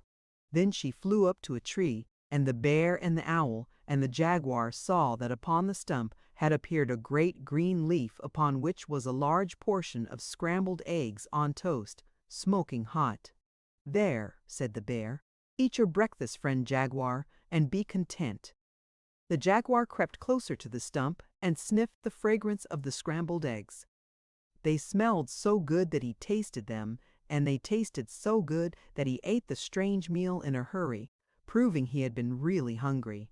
"I prefer rabbits," he muttered, licking his chops, "but I must admit the magic breakfast has filled my stomach full and brought me comfort, so I'm much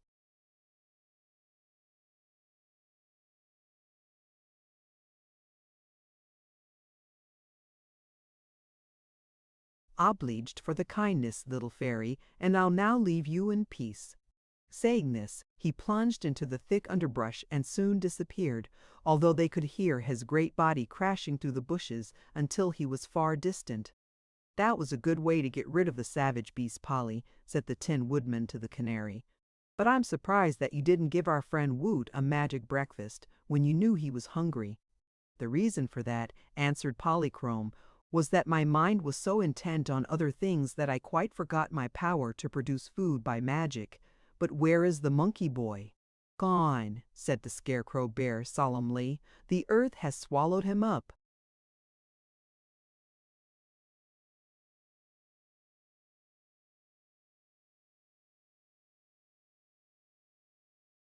Chapter 9. The Quarrelsome Dragons. The green monkey sank gently into the earth for a little way, and then tumbled swiftly through space, landing on a rocky floor with a thump that astonished him. Then he sat up, found that no bones were broken, and gazed around him. He seemed to be in a big underground cave, which was dimly lighted by dozens of big round discs that looked like moons. They were not moons, however, as Woot discovered when he had examined the place more carefully. They were eyes. The eyes were in the heads of enormous beasts whose bodies trailed far behind them. Each beast was bigger than an elephant and 3 times as long, and there were a dozen or more of the creatures scattered here and there about the cavern. On their bodies were big scales as round as pie plates, which were beautifully tinted in shades of green, purple, and orange. On the ends of their long tails were clusters of jewels. Around the great moon-like eyes were circles of diamonds which sparkled in the subdued light that glowed from the eyes.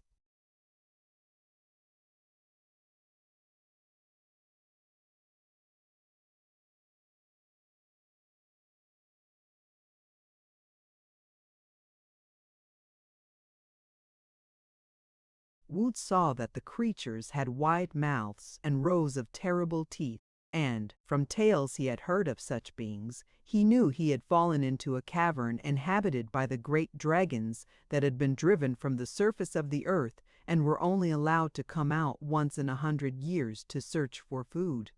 Of course he had never seen dragons before, yet there was no mistaking them, for they were unlike any other living creatures. Woot sat upon the floor where he had fallen, staring around, and the owners of the big eyes returned his look, silently and motionless. Finally, one of the dragons which was farthest away from him asked in a deep, grave voice, "What was that?" And the greatest dragon of all, who was just in front of the green monkey, answered in a still deeper voice.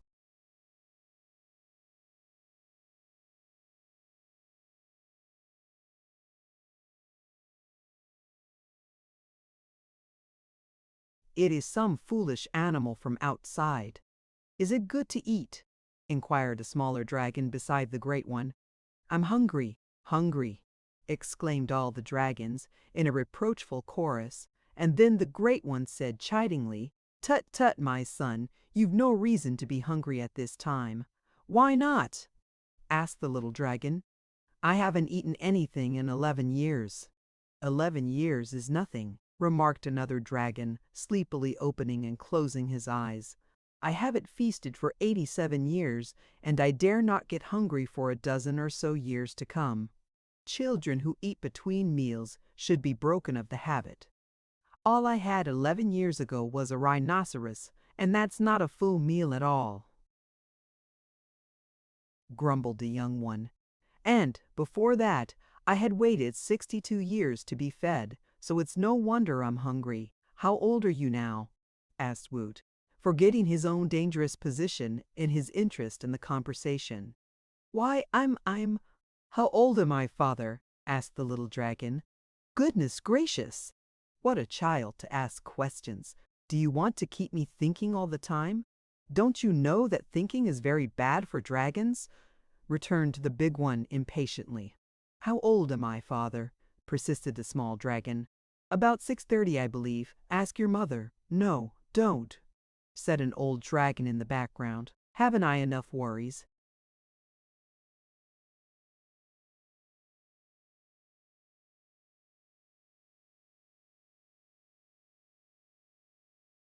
What with being wakened in the middle of a nap, without being obliged to keep track of my children's ages.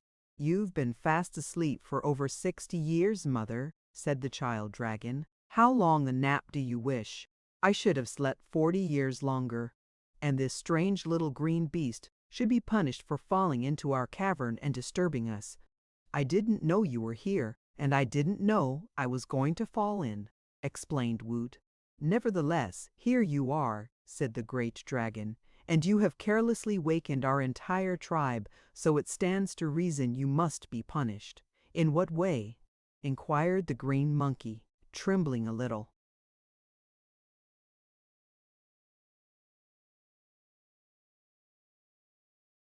Give me time and I'll think of a way.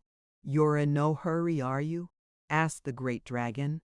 No, indeed, cried Woot. Take your time.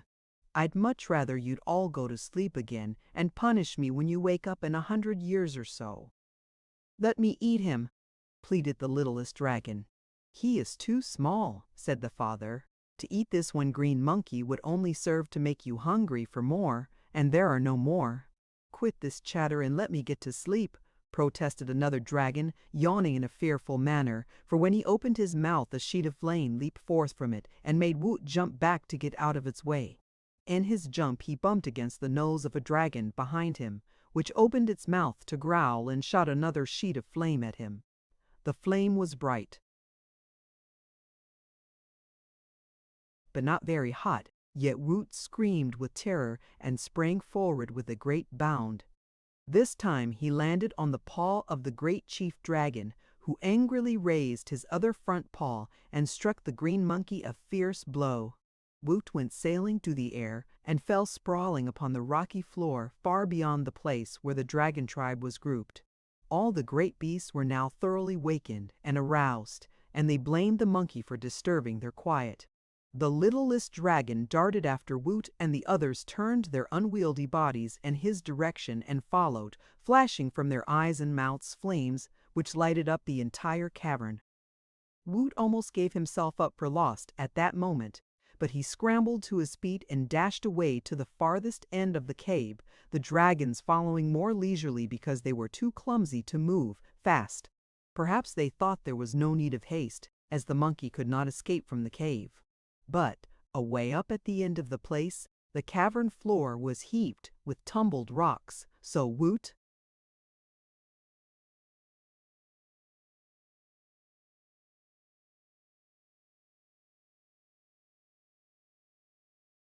with an agility born of fear, climbed from rock to rock until he found himself crouched against the cavern roof. There he waited, for he could go no farther, while on over the tumbled rocks slowly crept the dragons, the littlest one coming first, because he was hungry as well as angry. The beasts had almost reached him when Woot, remembering his lace apron now sadly torn and soiled, recovered his wits and shouted, "Open!"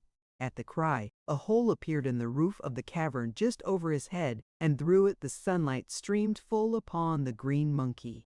The dragons paused, astonished at the magic and blinking at the sunlight, and this gave Woot time to climb through the opening. As soon as he reached the surface of the earth, the hole closed again, and the boy monkey realized with a thrill of joy that he had seen the last of the dangerous dragon family. He sat upon the ground, still panting hard from his exertions, when the bushes before him parted and his former enemy, the jaguar, appeared. "Don't run," said the woodland beast as Woot sprang up. "You are perfectly safe, so far as I am concerned, for since you so mysteriously disappeared, I have had my breakfast. I am now on my way home to sleep the rest of the day." "Oh, indeed," returned the green monkey in a tone both sorry and startled. "Which of my friends did you manage to eat?" "None of them," returned the jaguar with a sly grin. "I had a dish of magic scrambled eggs on toast, and it wasn't a bad feast at all. There isn't room in me for even you, and I don't regret it because I judge, from your green color, that you are not ripe and would make an indifferent meal. We jaguars have to be careful of our digestions. Farewell, friend monkey. Follow the path I made through the bushes and you will find your friends."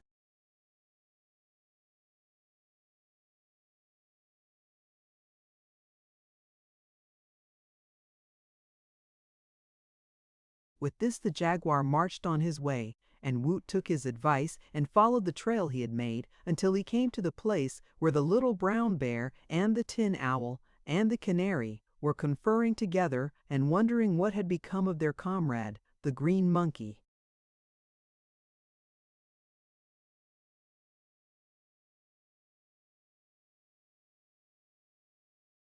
Chapter 10. Tommy Quickstep. "Our best plan," said the Scarecrow Bear, when the green monkey had related the story of his adventure with the dragons, "is to get out of this Gillikin country as soon as we can and try to find our way to the castle of Glinda, the good sorceress. There are too many dangers lurking here to suit me, and Glinda may be able to restore us to our proper forms." "If we turn south now," the Tin Owl replied, "we might go straight into the Emerald City. That's a place I wish to avoid, for I'd hate to have my friends see me in this sad plight," and he blinked his eyes and fluttered his tin wings mournfully. "But I am certain we have passed beyond Emerald City," the canary assured him, sailing lightly around their heads. "So, should we turn south from here, we would pass into the Munchkin country, and continuing south, we would reach the Quadling country where Glinda's castle is located."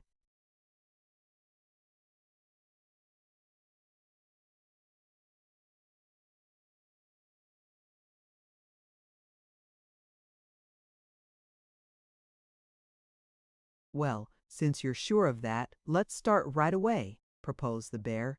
"It's a long journey, at the best, and I'm getting tired of walking on four legs." "I thought you never tired, being stuffed with straw," said Woot. "I mean that it annoys me to be obliged to go on all fours when two legs are my proper walking equipment," replied the Scarecrow. "I consider it beneath my dignity. In other words, my remarkable brains can tire through humiliation, although my body cannot tire." "That is one of the penalties of having brains," remarked a Tin Owl with a sigh. "I have had no brains since I was a man of meat, and so I never worry. Nevertheless, I prefer my former manly form to this owl's shape, and would be glad to break Mrs. Yope's enchantment as soon as possible. I am so noisy just now that I disturb myself," and he fluttered his wings with a clatter that echoed throughout the forest.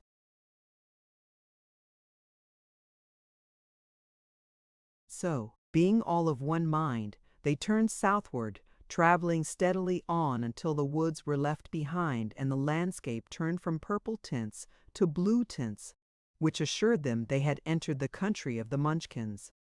"Now I feel myself more safe," said the Scarecrow Bear.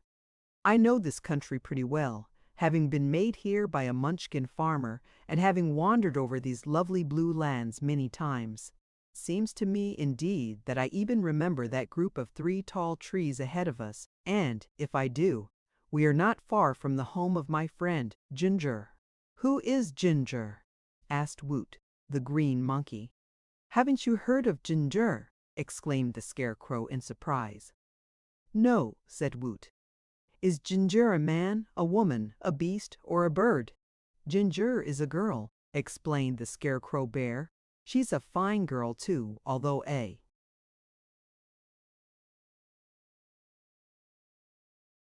bit restless and liable to get excited. Once, a long time ago, she raised an army of girls and called herself General Ginger. With her army, she captured the Emerald City and drove me out of it because I insisted that an army in Oz was highly improper. But Ozma punished the rash girl, and afterward Ginger and I became fast friends. Now Ginger lives peacefully on a farm near here and raises fields of cream puffs, chocolate caramels, and macaroons." They say she's a pretty good farmer, and in addition to that, she's an artist and paints pictures so perfect that one can scarcely tell them from nature. She often repaints my face for me when it gets worn or mussy, and the lovely expression I wore when the giantess transformed me was painted by Ginger only a month or so ago. It was certainly a pleasant expression, agreed Woot. Ginger can paint anything, continued the Scarecrow Bear with enthusiasm as they walked along together. Once, when I came to her house, my straw was old.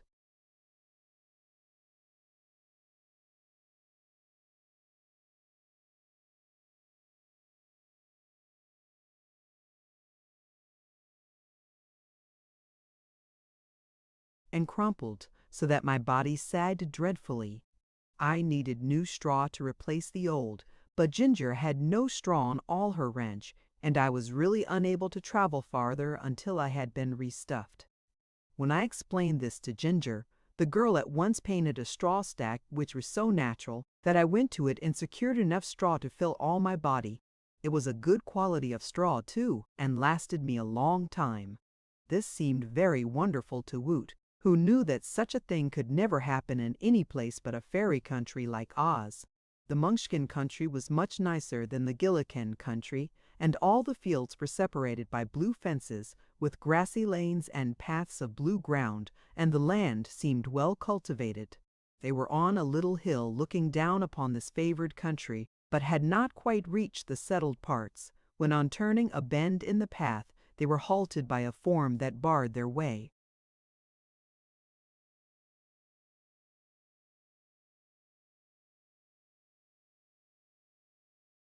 A more curious creature they had seldom seen, even in the land of Oz, where curious creatures abound. It had the head of a young man, evidently a Munchkin, with a pleasant face and hair neatly combed. But the body was very long, for it had 20 legs, 10 legs on each side, and this caused the body to stretch out and lie in a horizontal position so that all the legs could touch the ground and stand firm.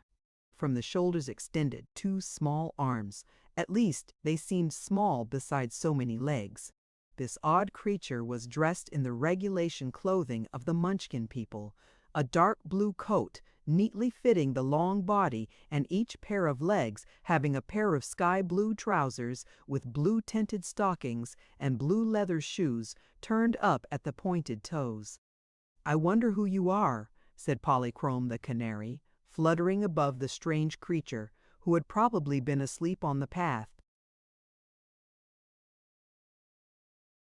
"I sometimes wonder, myself, who I am," replied the many-legged young man, "but, in reality, I am Tommy Quickstep, and I live in a hollow tree that fell to the ground with age.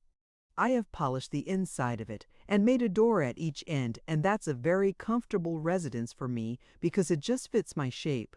"How did you happen to have such a shape?" asked the Scarecrow Bear, sitting on his haunches and regarding Tommy Quickstep with a serious look.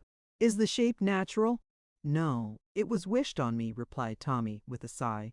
"I used to be very active and loved to run errands for anyone who needed my services. That was how I got my name of Tommy Quickstep.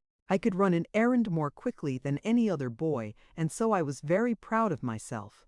One day, however, I met an old lady who was a fairy, or a witch, or something of the sort, and she said if I would run an errand for her to carry some magic medicine to another old woman, she would grant me just one wish, whatever the wish happened to be. Of course I consented, and, taking the medicine, I hurried away. It was a long distance, mostly uphill, and my legs began to grow weary. Without thinking what I was doing, I said aloud, 'Dear me, I wish I had 20 legs.' And in an instant I became the unusual creature you see beside you. 20 legs, 20 on one man. You may count them if you doubt my word." "You've got 'em all right," said Woot the monkey, who had already counted them. "After I had delivered the magic medicine to the old woman, I returned and tried to find the witch, or fairy, or whatever she was, who had given me the unlucky wish, so she could take it away again. I've been searching for her ever since, but never can I find her, continued poor Tommy Quickstep sadly. "I suppose," said the Tin Owl, blinking at him, "you can travel very fast with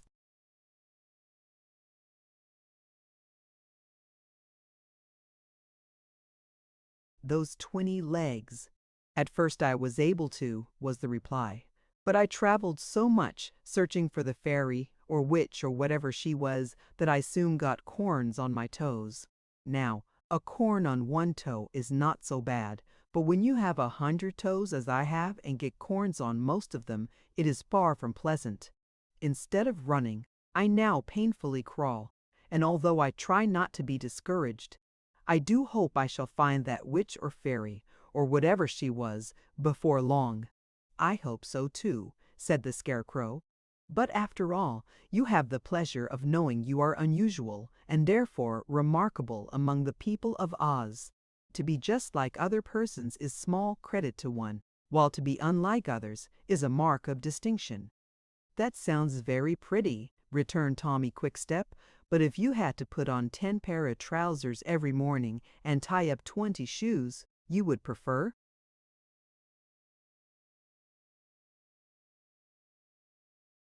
not to be so distinguished. Was the witch or fairy or whatever she was an old person with wrinkled skin and half her teeth gone?" inquired the Tin Owl. "No," said Tommy Quickstep. "Then she wasn't old Mombi," remarked the transformed Emperor. "I'm not interested in who it wasn't, so much as I am in who it was," said the 20-legged young man. "And whatever or whomsoever she was, she has managed to keep out of my way."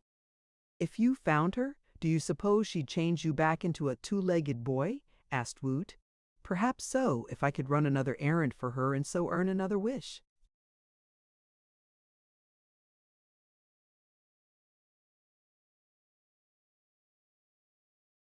"Would you really like to be as you were before?" asked Polychrome the Canary, perching upon the green monkey's shoulder to observe Tommy Quickstep more attentively. "I would, indeed," was the earnest reply. "Then I will see what I can do for you," promised the Rainbow's Daughter, and flying to the ground she took a small twig in her bill, and with it made several mystic figures on each side of Tommy Quickstep. "Are you a witch or fairy or something of the sort?" he asked as he watched her wonderingly. The Canary made no answer, for she was busy, but the Scarecrow Bear replied, "Yes, she's something of the sort, and a bird of the magician." The 20-legged boy's transformation happened so queerly that they were all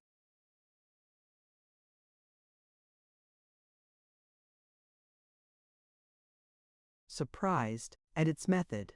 First, Tommy Quickstep's last 2 legs disappeared, then the next 2 and the next, and as each pair of legs vanished, his body shortened. All this while Polychrome was running around him and chirping mystical words, and when all the young man's legs had disappeared but 2, he noticed that the Canary was still busy and cried out in alarm, "Stop! Stop! Leave me 2 of my legs, or I shall be worse off than before." "I know," said the Canary. "I'm only removing with my magic the corns from your last 10 toes." "Thank you for being so thoughtful," he said gratefully. And now they noticed that Tommy Quickstep was quite a nice-looking young fellow. "What will you do now?" asked Woot the monkey. "First," he answered, "I must deliver a note which I've carried in my pocket ever since the witch, or fairy, or whatever she was, granted my foolish wish.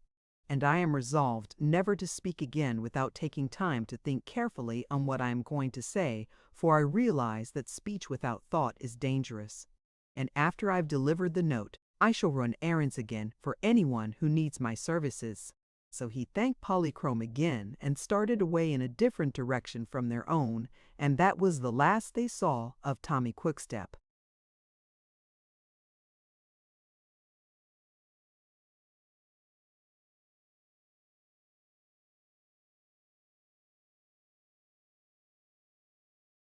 Chapter 11. Ginger's Ranch.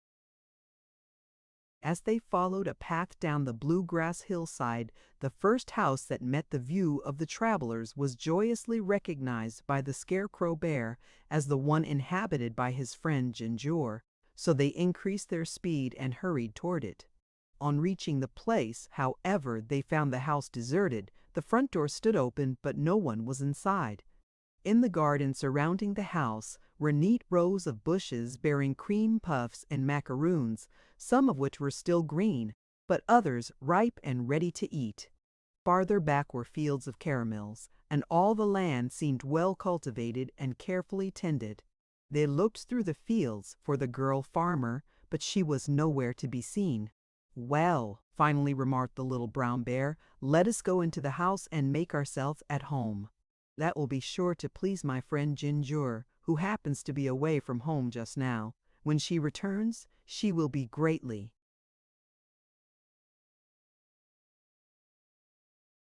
surprised. Would she care if I ate some of those ripe cream puffs?" asked the green monkey. "No, indeed. Ginger is very generous." "Help yourself to all you want," said the scarecrow bear. So Woot gathered a lot of the cream puffs that were golden yellow and filled with a sweet creamy substance, and ate until his hunger was satisfied. Then he entered the house with his friends and sat in a rocking chair, just as he was accustomed to do when a boy. The canary perched herself upon the mantel and daintily plumed her feathers. The tin owl sat on the back of another chair. The scarecrow squatted on his hairy haunches in the middle of the room. "I believe I remember the girl, Ginger," remarked the canary in her sweet voice.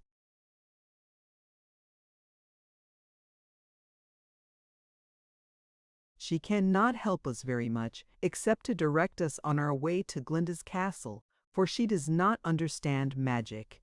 But she's a good girl, honest and sensible, and I'll be glad to see her." "All our troubles," said the owl with a deep sigh, "arose from my foolish resolve to seek Nimmy-Amee and make her Empress of the Winkies, and while I wish to reproach no one, I must say that it was Woot the Wanderer who put the notion into my head." "Well, for my part, I am glad he did," responded the canary. "Your journey resulted in saving me from the giantess, and had you not traveled to the Yoop Valley, I would still be Mrs. Yoop's prisoner. It is much nicer to be free, even though I still bear the enchanted form of a canary bird." "Do you think we shall ever be able to get our proper forms back again?" asked the green monkey earnestly.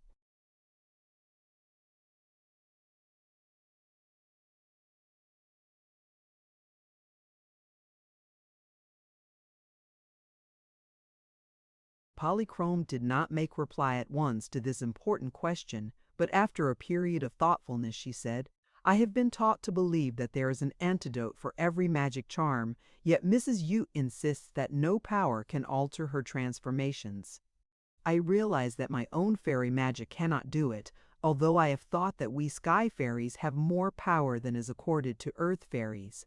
The Yukunu magic is admitted to be very strange in its workings and different from the magic usually practiced, but perhaps Glinda or Ozma may understand it better than I. In them lies our only hope. Unless they can help us, we must remain forever as we are." "A canary bird on a rainbow wouldn't be so bad," asserted the tin owl, winking and blinking with his round tin eyes. "So if you can manage to find your rainbow again, you need have little to worry about." "That's nonsense, friend Chopper," exclaimed Woot. "I know just how."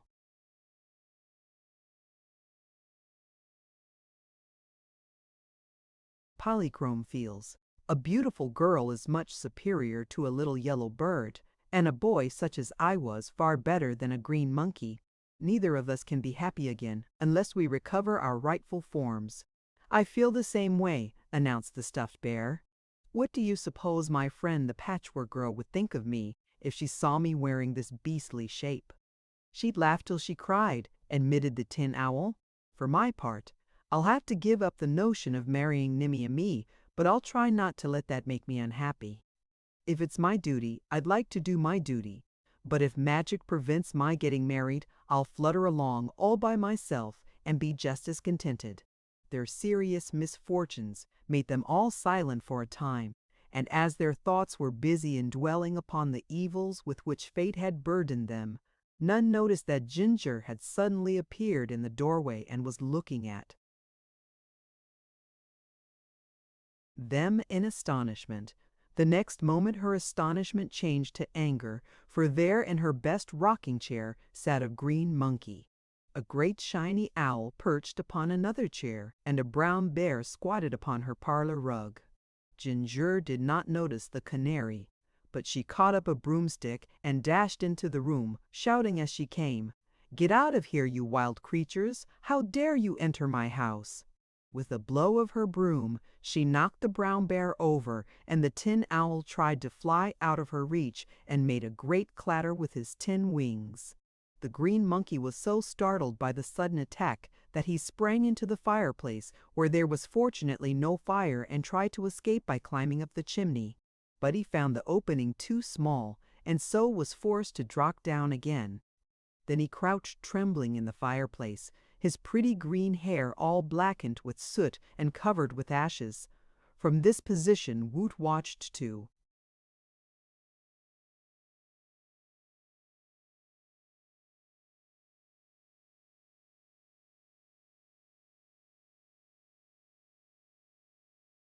See what would happen next. "Stop, Ginger, stop!" cried the brown bear when the broom again threatened him.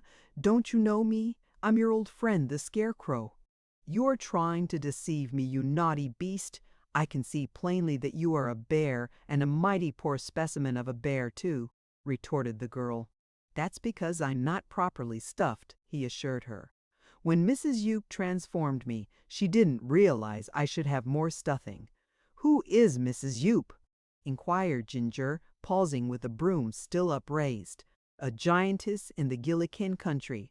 "Oh, I begin to understand. And Mrs. Yoop transformed you? You are really the famous Scarecrow of Oz." "I was, Ginger. Just now I'm as you see me, a miserable little brown bear with the poor quality of stuffing. That tin owl is none other than our dear Tin Woodman Nick Chopper, the Emperor of the Winkies, while this green monkey is a nice little boy we recently became acquainted with, Woot the Wanderer."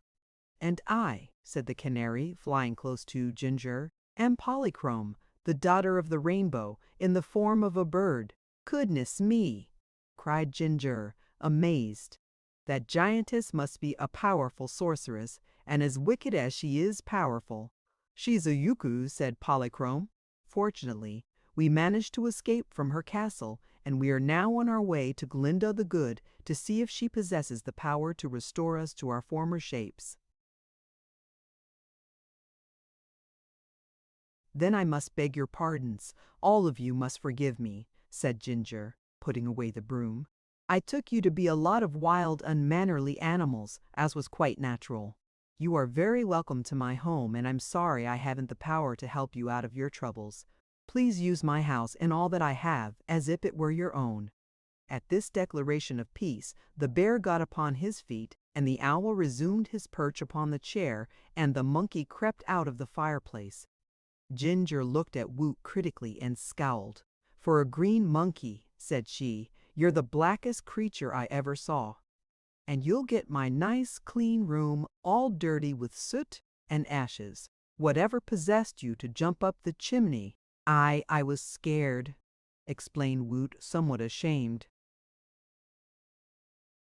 "Well, you need renovating, and that's what will happen to you. Right away. Come with me," she commanded. "What are you going to do?" asked Woot. "Give you a good scrubbing," said Ginger. Now, neither boys nor monkeys relish being scrubbed, so Woot shrank away from the energetic girl, trembling fearfully. But Ginger grabbed him by his paw and dragged him out to the backyard, where, in spite of his whines and struggles, she plunged him into a tub of cold water and began to scrub him with a stiff brush and a cake of yellow soap. This was the hardest trial that Woot had endured since he became a monkey, but no protest had any influence with Ginger, who lathered and scrubbed him in a business-like manner and afterward dried him with a coarse towel. The bear and the owl gravely watched this operation, and nodded approval when Woot's silky green fur shone clear and bright in the afternoon sun. The canary seemed much amused and laughed, a silvery ripple of laughter as she said, "Very well done, my good Ginger. I admire your energy and judgment."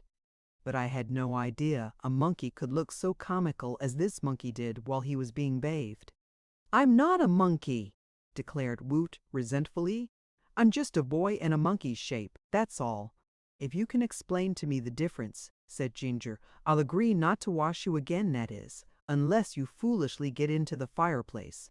All persons are usually judged by the shapes in which they appear to the eyes of others. Look at me, Woot. What am I?"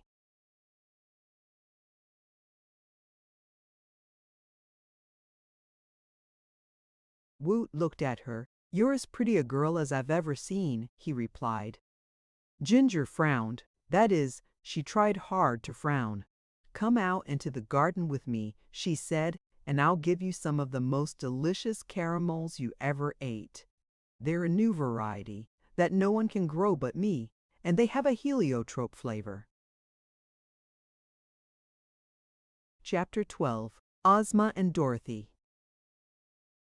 In her magnificent palace in the Emerald City, the beautiful girl, ruler of all the wonderful land of Oz, sat in her dainty boudoir with her friend Princess Dorothy beside her. Ozma was studying a roll of manuscript which she had taken from the royal library, while Dorothy worked at her embroidery and at times stooped to pat a shaggy little black dog that lay at her feet. The little dog's name was Toto, and he was Dorothy's faithful companion. To judge Ozma of Oz by the standards of our world, you would think her very young, perhaps 14 or 15 years of age. Yet for years she had ruled the land of Oz and had never seemed a bit older. Dorothy appeared much younger than Ozma. She had been a little girl when first she came to the land of Oz, and she was a little girl still and would never seem to be a day older while she lived in this wonderful fairyland. Oz was not always a fairyland, I am told. Once it was much like other lands.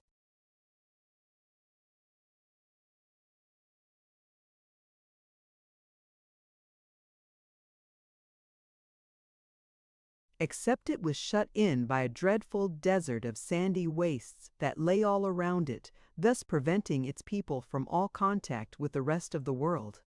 Seeing this isolation, the fairy band of Queen Lurline, passing over Oz while on a journey, enchanted the country and so made it a fairyland. And Queen Lurline left one of her fairies to rule this enchanted land of Oz, and then passed on and forgot all about it. From that moment, no one in Oz ever died. Those who were old remained old. Those who were young and strong did not change as years passed them by. The children remained children always, and played and romped to their heart's content, while all the babies lived in their cradles and were tenderly cared for and never grew up. So people in Oz stopped counting how old they were in years, for years made no difference in their appearance and could not alter their station.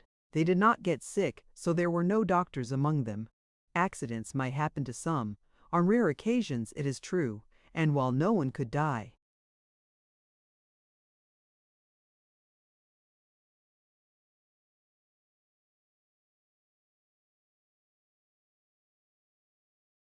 Naturally, as other people do, it was possible that one might be totally destroyed. Such incidents, however, were very unusual, and so seldom was there anything to worry over that the Oz people were as happy and contented as can be.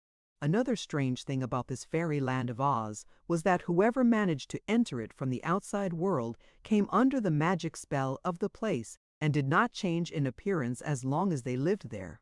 So Dorothy, who now lived with Ozma, seemed just the same sweet little girl she had been when first she came to this delightful fairyland. Perhaps all parts of Oz might not be called truly delightful, but it was surely delightful in the neighborhood of the Emerald City where Ozma reigned. Her loving influence was felt for many miles around, but there were places in the mountains of the Gillikin country and the forests of the Quabbling country, and perhaps in faraway parts of the Munchkin and Winky countries, where the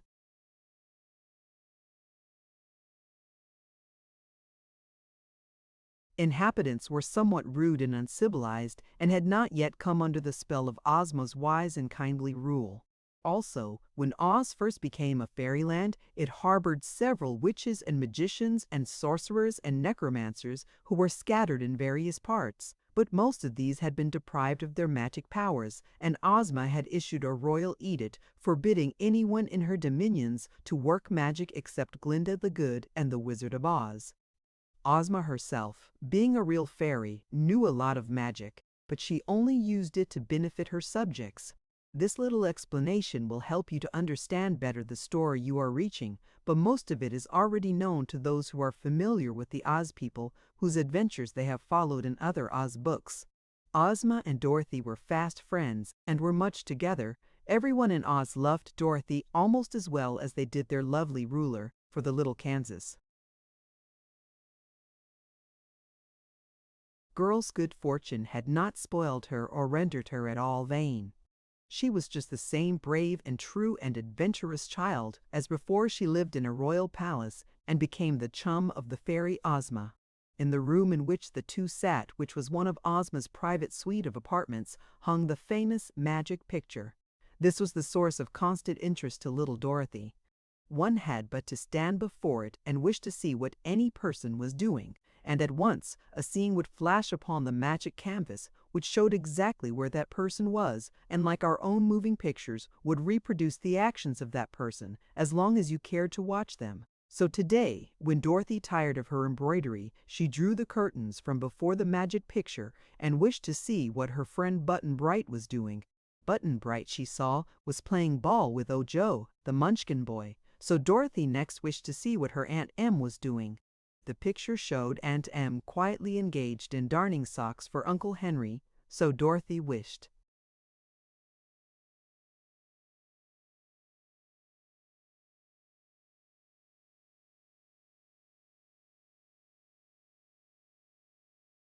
to see what her old friend, the Tin Woodman, was doing.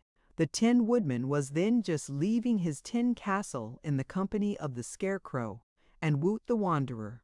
Dorothy had never seen this boy before, so she wondered who he was. Also, she was curious to know where the three were going, for she noticed Woot's knapsack and guessed they had started on a long journey. She asked Ozma about it, but Ozma did not know. That afternoon, Dorothy again saw the travelers in the magic picture, but they were merely trapping to the country, and Dorothy was not much interested in them. A couple of days later, however, the girl, being again with Ozma, wished to see her friends, the Scarecrow and the Tin Woodman, in the magic picture, and on this occasion found them in the great castle of Mrs. Yoop, the giantess, who was at the time about to transform them. Both Dorothy and Ozma now became greatly interested and watched the transformations with indignation and horror. "What a wicked giantess!" exclaimed Dorothy. "Yes," answered Ozma, "she must be punished for this cruelty to our friends and to the poor boy who was with them." After this, they followed the adventure of the little brown bear and the tin owl and the green monkey with breathless interest, and were delighted when they escaped from Mrs. Yoop. They did not know then who the canary was, but realized it must be the transformation of some person of consequence, whom the giantess had also enchanted. When finally the day came when the adventurers headed south into the Munchkin country, Dorothy asked anxiously, "Can't something be done for them, Ozma? Can't you change them back into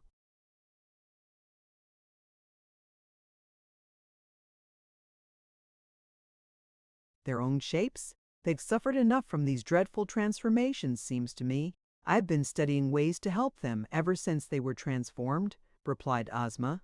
Mrs. Yup is now the only Yaku-Uhu in my dominions, and the Yaku magic is very peculiar and hard for others to understand. Yet I am resolved to make the attempt to break these enchantments. I may not succeed, but I shall do the best I can. From the directions our friends are taking, I believe they are going to pass by Gingera's ranch, so if we start now we may meet them there. Would you like to go with me, Dorothy? "Of course," answered the little girl. "I wouldn't miss it for anything." "Then order the red wagon," said Ozma of Oz, "and we will start at once." Dorothy ran to do as she was bid, while Ozma went to her magic room too. make ready the things she believed she would need. In half an hour, the red wagon stood before the grand entrance of the palace, and before it was hitched the wooden sawhorse, which was Ozma's favorite steed. This sawhorse, while made of wood, was very much alive and could travel swiftly and without tiring. To keep the ends of his wooden legs from wearing down short, Ozma had shod the sawhorse with plates of pure gold. His harness was studded with brilliant emeralds and other jewels, and so, while he himself was not at all handsome, his outfit made a splendid appearance.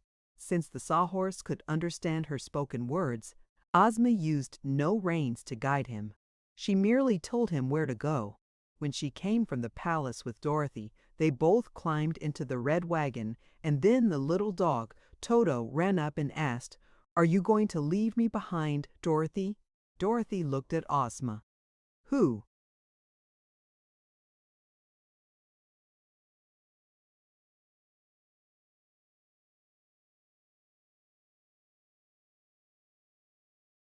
Smiled in return and said, "Toto may go with us, if you wish him to."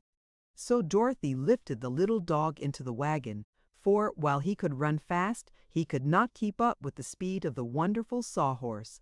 Away they went, over hills and through meadows, covering the ground with astonishing speed. It is not surprising, therefore, that the red wagon arrived before Ginger's house just as that energetic young lady had finished scrubbing the green monkey and was about to lead him to the caramel patch.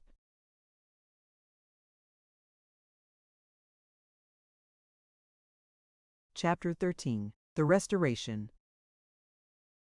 The Tin Owl gave a hoot of delight when he saw the red wagon draw up before Ginger's house, and the brown bear grunted and growled with glee and trotted toward Ozma as fast as he could wobble. As for the canary, it flew swiftly to Dorothy's shoulder and perched there, saying in her ear, "Thank goodness you have come to our rescue." "But who are you?" asked Dorothy. "Don't you know?" returned the canary. "No, for the first time we noticed you in the magic picture. You were just a bird as you are now. But we've guessed that the giant woman had transformed you as she did the others." "Yes, I'm Polychrome, the rainbow's daughter," announced the canary.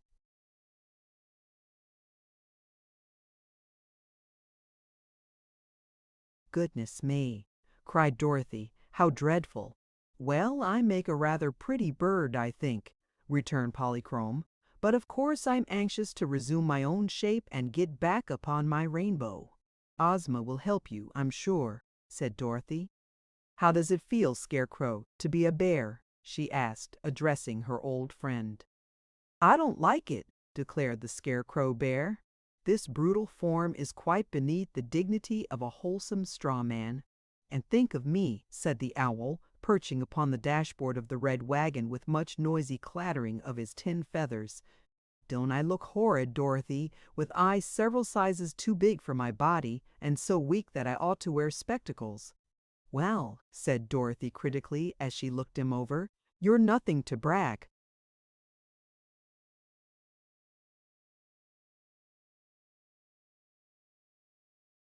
of, I must confess, but Ozma will soon fix you up again."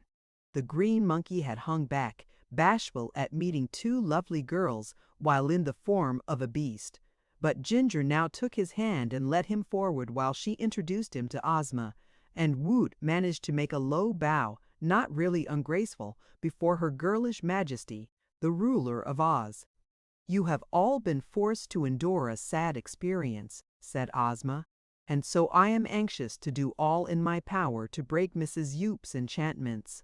But first tell me how you happened to stray into that lonely valley where Yoop Castle stands." Between them they related the object of their journey, the Scarecrow Bear telling of the Tin Woodman's resolve to find Nemi Ammi and marry her as a just reward for her loyalty to him. Woot told of their adventures with the loons of Loonville, and the Tin Owl described the manner in which they had been captured and transformed by the giantess. Then Polychrome related her story.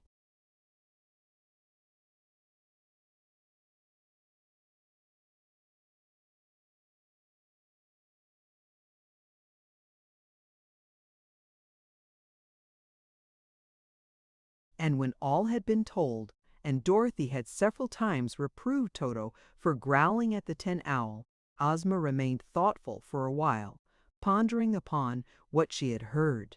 Finally she looked up, and with one of her delightful smiles, said to the anxious group, "I am not sure my magic will be able to restore every one of you, because your transformations are of such a strange and unusual character." Indeed, Mrs. Yup was quite justified in believing no power could alter her enchantments. "However, I am sure I can restore the Scarecrow to his original shape. He was stuffed with straw from the beginning, and even the Yuku magic could not alter that. The giantess was merely able to make a bear's shape of a man's shape, but the bear is stuffed with straw, just as the man was. So I feel confident I can make a man of the bear again." "Hurrah!" cried the brown bear, and tried clumsily to dance a jig of delight. "As for the Tin Woodman, his case is much the same," resumed Ozma, still smiling. "The power of the giantess could not make him anything but a tin creature, whatever shape she transformed him into, so it will not be impossible to restore him to his manly form. Anyhow, I shall test my magic at once and see if it will do what I have promised." She drew from her bosom a small silver wand and, making passes with the wand over the head of the bear, she succeeded in the brief space of a moment in breaking his enchantment.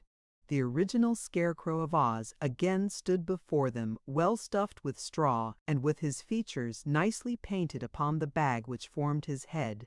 The Scarecrow was greatly delighted, as you may suppose, and he strutted proudly around while the powerful fairy Ozma of Oz broke the enchantment that had transformed the Tin Woodman and made a Tin Owl into a Tin Man.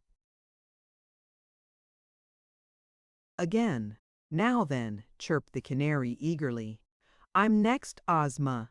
"But your case is different," replied Ozma, no longer smiling but wearing a grave expression on her sweet face. "I shall have to experiment on you, Polychrome, and I may fail in all my attempts." She then tried 2 or 3 different methods of magic, hoping one of them would succeed in breaking Polychrome's enchantment, but still the Rainbow's daughter remained a canary bird. Finally, however, she experimented in another way. She transformed the canary into a dove, and then transformed the dove into a speckled hen, and then changed the speckled hen into a rabbit, and then the rabbit into a fawn. And at the last, after mixing several powders and sprinkling them upon the fawn, the Yuku-Oo enchantment was suddenly broken, and before them stood one of the daintiest and loveliest creatures in any fairyland in the world. Polychrome was as sweet and merry in disposition as she was beautiful, and when she danced and capered around in delight, her beautiful hair floated around her like a golden mist, and her many-hued raiment, as soft as cobwebs, reminded one of drifting clouds in a summer sky. Woot was so awed by the entrancing sight of this exquisite sky fairy that he quite forgot his own sad plight until being noticed, Ozma gazing upon him with an intent expression that denoted sympathy and sorrow. Dorothy whispered in her friend's ear, but the ruler of Oz shook her head sadly.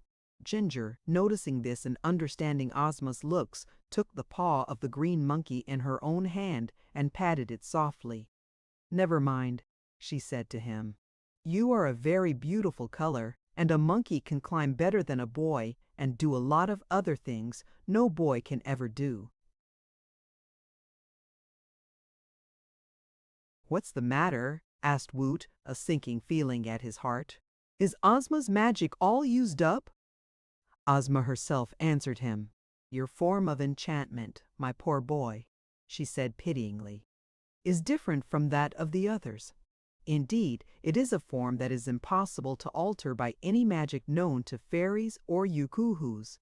The wicked giantess was well aware, when she gave you the form of a green monkey, that the green monkey must exist in the land of Oz for all future time."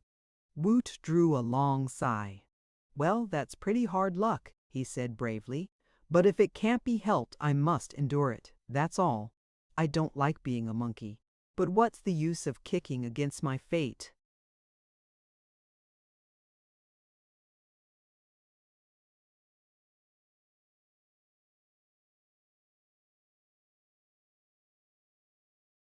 They were all very sorry for him, and Dorothy anxiously asked Ozma, couldn't Glinda save him? No, was the reply. Glinda's power in transformations is no greater than my own. Before I left my palace, I went to my magic room and studied Woot's case very carefully. I found that no power can do away with the green monkey. He might transfer or exchange his form with some other person, it is true, but the green monkey we cannot get rid of by any magic arts known to science. But see here, said the Scarecrow, who had listened intently to this explanation, why not put the monkey's form on someone else? Who would agree to make the change? Asked Ozma. If by force we caused anyone else to become a green monkey, we would be as cruel and wicked as Mrs. Yope. And what good would an exchange do? She continued. Suppose for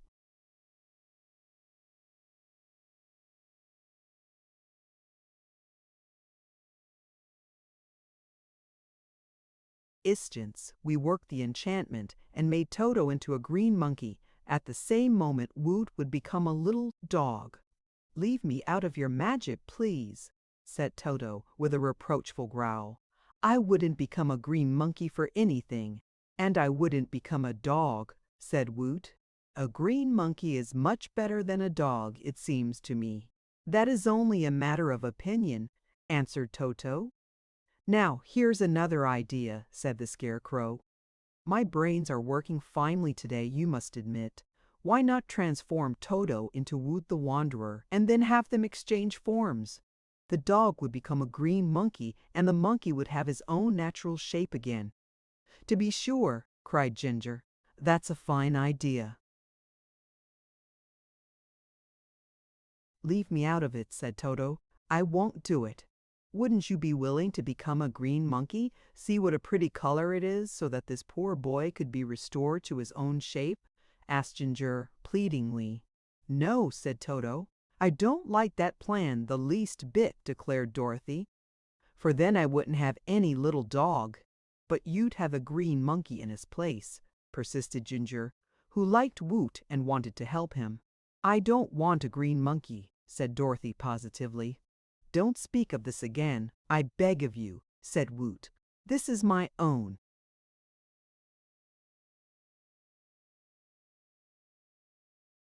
Misfortune and I would rather suffer it alone than deprive Princess Dorothy of her dog, or deprive the dog of his proper shape, and perhaps even Her Majesty, Ozma of Oz, might not be able to transform anyone else into the shape of Woot the Wanderer. Yes, I believe I might do that, Ozma returned. But Woot is quite right. We are not justified in inflicting upon any one man or dog the form of a green monkey. Also, it is certain that in order to relieve the boy of the form he now wears, we must give it to someone else, who would be forced to wear it always. I wonder, said Dorothy, thoughtfully, if we couldn't find someone in the land of Oz who would be willing to become a green monkey. Seems to me a monkey is active and spry, and he can climb trees and do a lot of clever things, and green isn't a bad color for a monkey. It makes him unusual. I wouldn't ask anyone to take this dreadful form, said Woot. It wouldn't be right, you know. I've been a monkey for some time now, and I don't like it. It makes me ashamed to be a beast of this sort when by right of birth I'm a boy, so I'm sure it would be wicked to ask anyone else to take my place.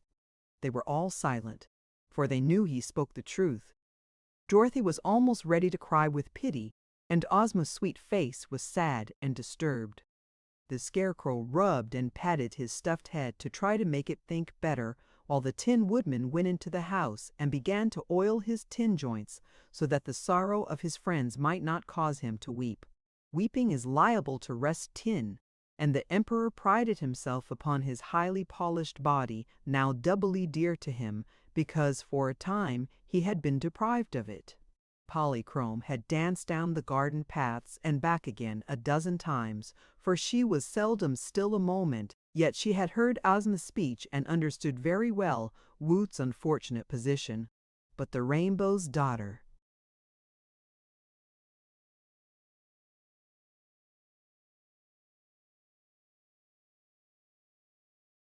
even while dancing, could think and reason very clearly, and suddenly she solved the problem in the nicest possible way. Coming close to Ozma, she said, "Your Majesty, all this trouble was caused by the wickedness of Mrs. Yup, the giantess. Yet even now that cruel woman is living in her secluded castle, enjoying the thought that she has put this terrible enchantment on Woot the Wanderer. Even now she is laughing at our despair because we can find no way to get rid of the green monkey. Very well, we do not wish to get rid of it. Let the woman who created the form wear it herself as a just punishment for her wickedness. I am sure your fairy power can give to Mrs. Yup the form of Woot the Wanderer even at this distance from her, and then it will be possible to exchange the two forms. Mrs. Yup will become the green monkey, and Woot will recover his own form again." Ozma's face brightened as she listened to this clever proposal.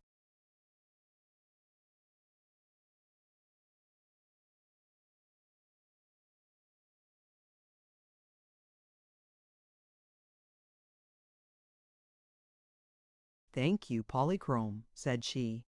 "The task you propose is not so easy as you suppose, but I will make the attempt, and perhaps I may succeed." Chapter 14. The Green Monkey.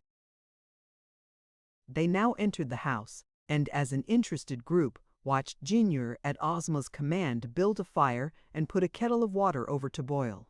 The ruler of Oz stood before the fire silent and grave, while the others, realizing that an important ceremony of magic was about to be performed, stood quietly in the background so as not to interrupt Ozma's proceedings.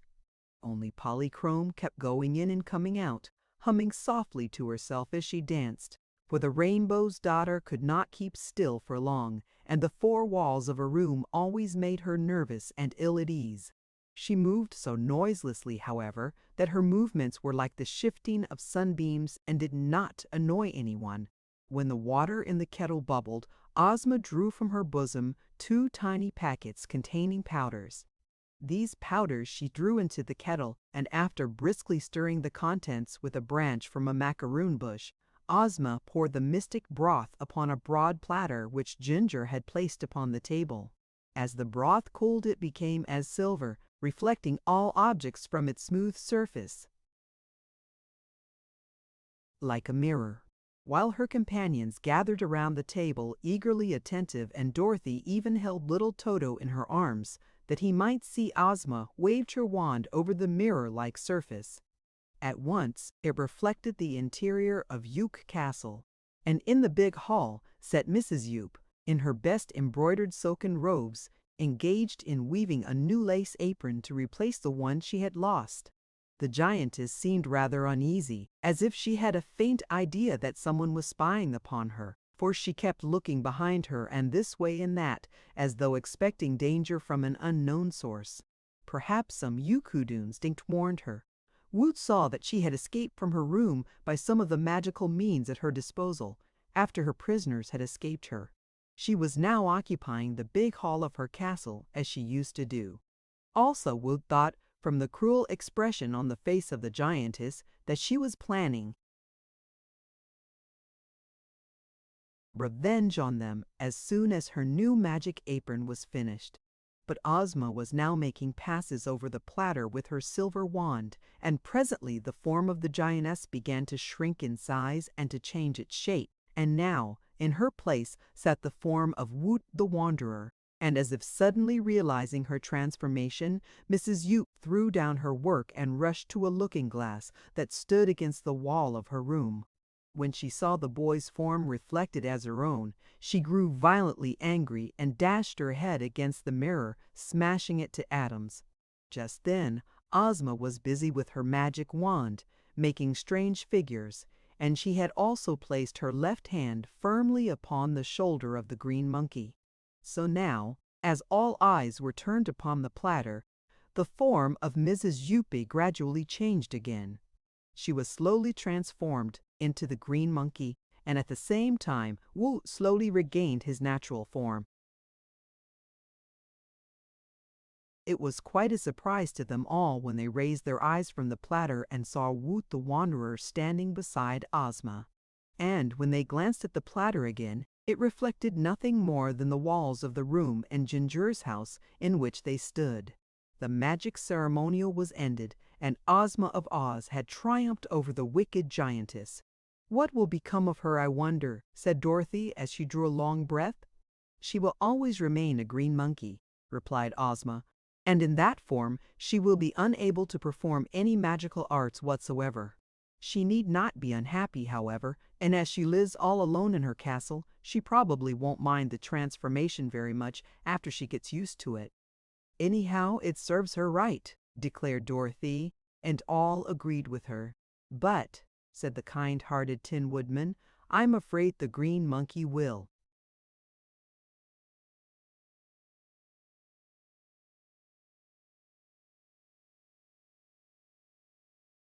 starve. For Mrs. Yubal used to get her food by magic, and now that the magic is taken away from her, what can she eat?" "Why, she'll eat what other monkeys do," returned the Scarecrow. "Even in the form of a green monkey, she's a very clever person, and I'm sure her wits will show her how to get plenty to eat." "Don't worry about her," advised Dorothy. "She didn't worry about you, and her condition is no worse than the condition she imposed on poor Woot. She can't starve to death in the land of Oz, that's certain, and if she gets hungry at times, it's no more than the wicked thing deserves. Let's forget Mrs. Yope, for in spite of her being a Yukuol, our fairy friends have broken all of her transformations."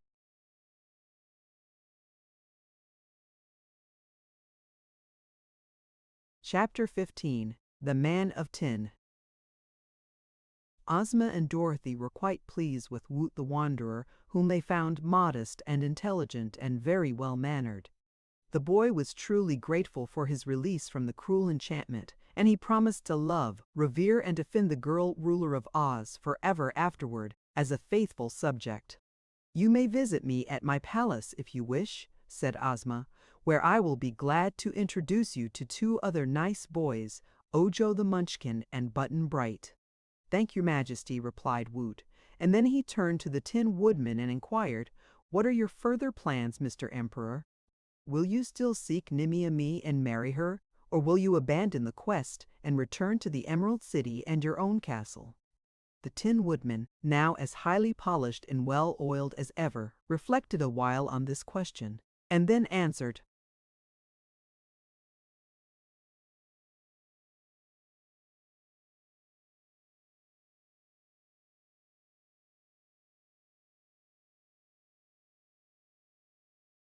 "Well, I see no reason why I should not find Nimmy Amee.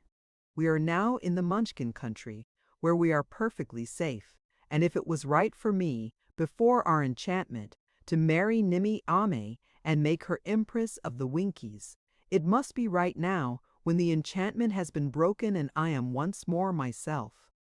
Am I correct, friend Scarecrow?" "You are, indeed," answered the Scarecrow. "No one can oppose such logic." "But I'm afraid you don't love Nimmy Amee," suggested Dorothy. "That is just because I can't love anyone," replied the Tin Woodman. "But if I cannot love my wife, I can at least be kind to her, and all husbands are not able to do that." "Do you suppose Nimmy Amee still loves you, after all these years?" asked Dorothy.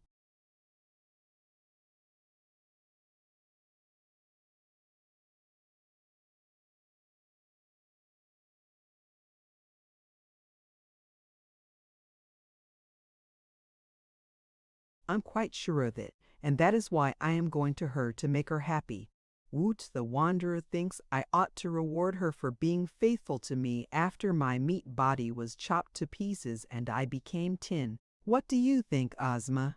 Ozma smiled as she said, "I do not know your Nimmy Amee, and so I cannot tell what she most needs to make her happy.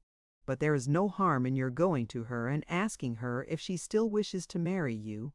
If she does, we will give you a grand wedding at the Emerald City and, afterward, as Empress of the Winkies, Nimmy Amee would become one of the most important ladies in all Oz." So it was decided that the Tin Woodman would continue his journey, and that the Scarecrow and Woot the Wanderer should accompany him, as before. Polychrome also decided to join their party, somewhat to the surprise of all.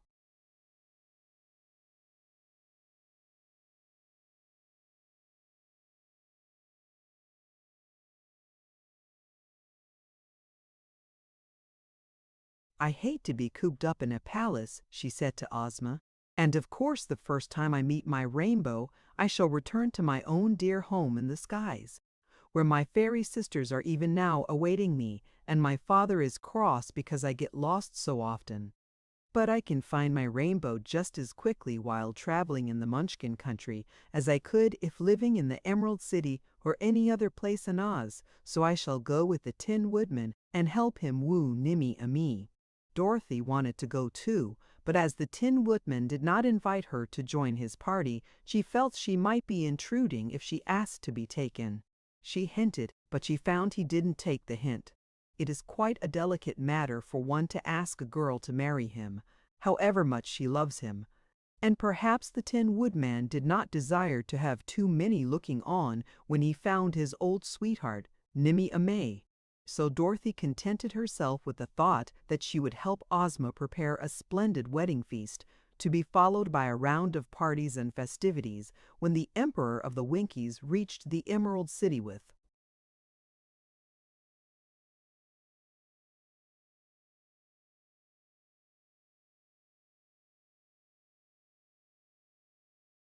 his bride.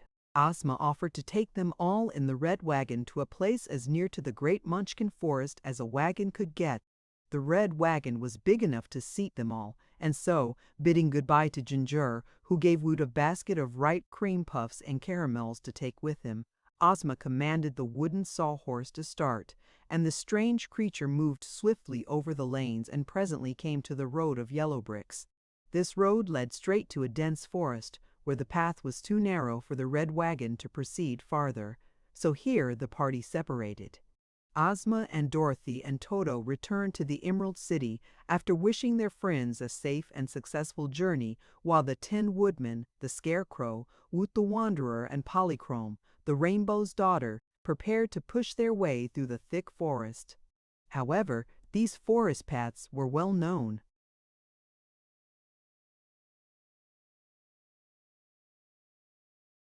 to the Tin Man and the Scarecrow, who felt quite at home among the trees. "I was born in this grand forest," said Nick Chopper, the Tin Emperor, speaking proudly, "and it was here that the witch enchanted my axe, and I lost different parts of my meat body until I became all tin." Here also for is a big forest. Nimmy Amee lived with the Wicked Witch, and at the other edge of the trees stands the cottage of my friend Ku Klip, the famous tinsmith who made my present beautiful form. "He must be a clever workman," declared Woot admiringly. "He is simply wonderful," declared the Tin Woodman. "I shall be glad to make his acquaintance," said Woot. "If you wish to meet with real cleverness," remarked the Scarecrow, "you should visit the Munchkin farmer who first made me. I won't say that my friend the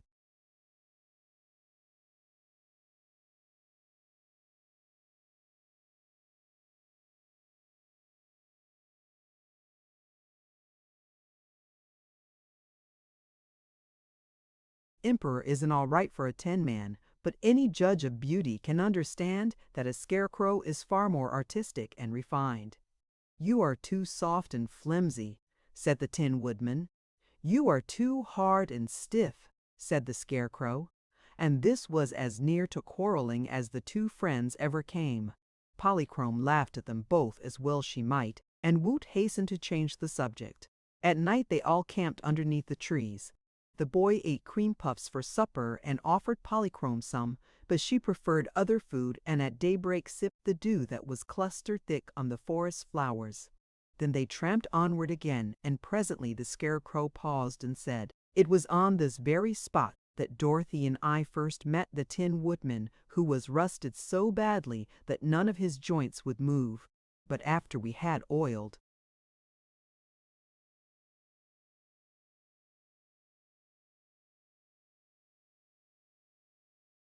him up, he was as good as new and accompanied us to the Emerald City." "Ah, that was a sad experience," asserted the Tin Woodman soberly. "I was caught in a rainstorm while chopping down a tree for exercise, and before I realized it, I was firmly rusted in every joint. There I stood, axe in hand, but unable to move, for days and weeks and months. Indeed, I have never known exactly how long the time was, But finally, along came Dorothy and I was saved. See, this is the very tree I was chopping at the time I rusted. You cannot be far from your old home, in that case, said Woot. No, my little cabin stands not a great way off, but there is no occasion for us to visit it. Our errand is with Nimmy Amee, and her house is somewhat farther away to the left of us. Didn't you say she lives with a wicked witch who makes her a slave? Asked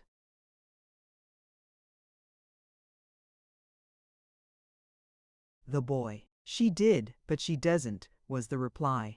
I am told the witch was destroyed when Dorothy's house fell on her, so now Nimmy Amee must live all alone. I haven't seen her, of course, since the witch was crushed, for at that time I was standing rusted in the forest and had been there a long time, but the poor girl must have felt very happy to be free from her cruel mistress. Well, said the Scarecrow, let's travel on and find Nimmy Amee. Lead on, your majesty, since you know the way, and we will follow. So the Tin Woodman took a path that led through the thickest part of the forest, and they followed it for some time. The light was dim here, because vines and bushes and leafy foliage were all about them, and often the Tin Man had to push aside the branches that obstructed their way, or cut them off with his axe. After they had proceeded some distance, the Emperor suddenly stopped short,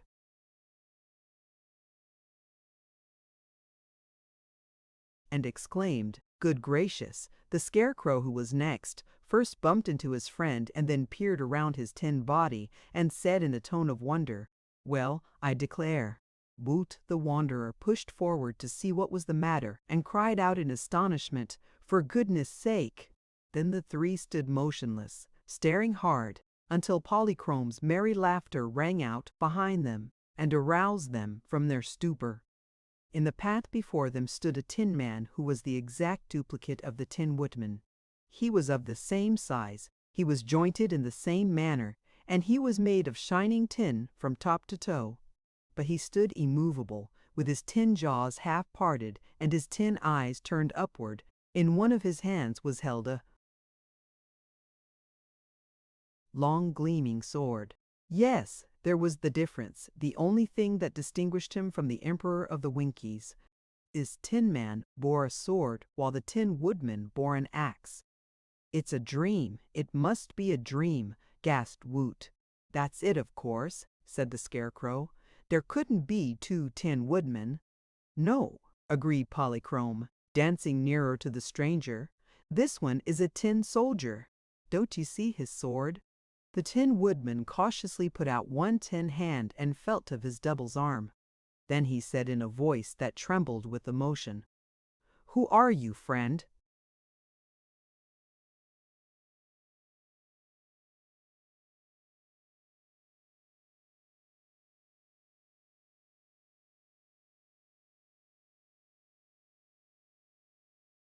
There was no reply. "Can't you see he's rusted, just as you were once?" asked Polychrome, laughing again. "Here, Nick Chopper, lend me your oil can a minute." The Tin Woodman silently handed her his oil can, without which he never traveled, and Polychrome first oiled the stranger's tin jaws, and then worked them gently to and fro until the tin soldier said, "That's enough. Thank you, I can now talk, but please oil my other joints." Woot seized the oil can and did this, but all the others helped wiggle the soldier's joints as soon as they were oiled, until they moved freely. The tin soldier seemed highly pleased at his release. He strutted up and down the path, saying in a high, thin voice,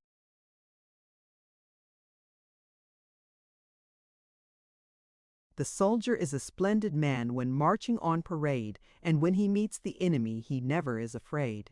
He rights the wrongs of nations, his country's flag defends, the foe he'll fight with great delight, but seldom fights his friends."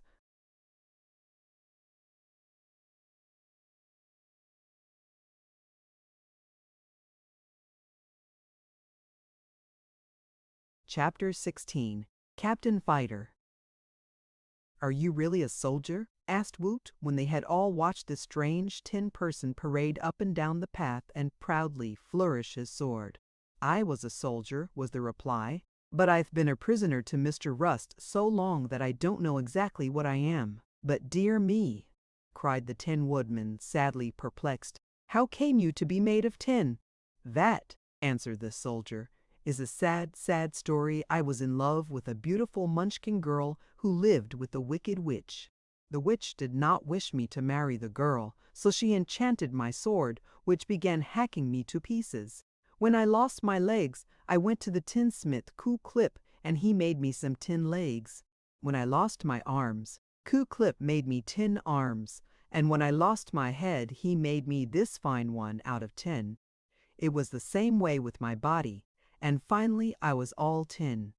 But I was not unhappy, for Ku-Klip made a good job of me.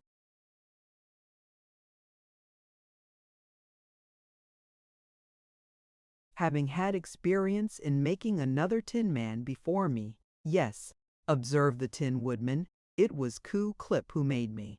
But tell me, what was the name of the Munchkin girl you were in love with? She is called Nimi Ame, said the Tin Soldier. Hearing this, they were all so astonished that they were silent for a time, regarding the stranger with wondering looks. Finally, the Tin Woodman ventured to ask, "And did Nimi Ame return your love?" "Not at first," admitted the soldier. "When first I marched into the forest and met her, she was weeping over the loss of her former sweetheart, a woodman whose name was Nick Chopper."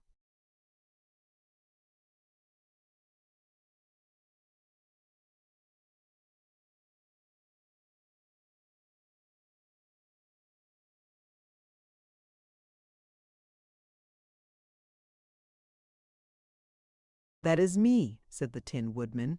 "She told me he was nicer than a soldier because he was all made of tin and shone beautifully in the sun. She said a tin man appealed to her artistic instincts more than an ordinary meat man, as I was then. But I did not despair, because her tin sweetheart had disappeared and could not be found.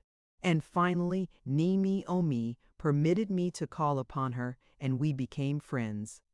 It was then that the wicked witch discovered me and became furiously angry when I said I wanted to marry the girl. She enchanted my sword, as I said, and then my troubles began. When I got my tin legs, Nini Ami began to take an interest in me. When I got my tin arms, she began to like me better than ever, and when I was all made of tin, she said I looked like her dear Nick Chopper, and she would be willing to marry me. The day of our wedding was set, and it turned out to be a rainy day. Nevertheless, I started out to get Nimi Ami, because the witch had been absent for some time, and we meant to elope before she got back. As I traveled the forest paths, the rain wetted my joints, but I paid no attention to this because my thoughts were all on my wedding with beautiful Nimi Ami, and I could think of nothing else until suddenly my legs stopped moving. Then my arms rusted at the joints, and I became frightened and cried for help, for now I was unable to oil myself. No one heard my calls, and before long my jaws rusted, and I was unable to utter another sound. So I stood helpless in this spot, hoping some wanderer would come my way and save me. But this forest path is seldom used, and I have been standing here so long that I have lost all track of time. In my mind, I composed poetry and sang songs, but not a sound have I been able to utter. But this desperate condition has now been relieved by your coming my way, and I must thank you for my rescue." "This is wonderful," said the Scarecrow, heaving a stuffy, long sigh. "I think Ku."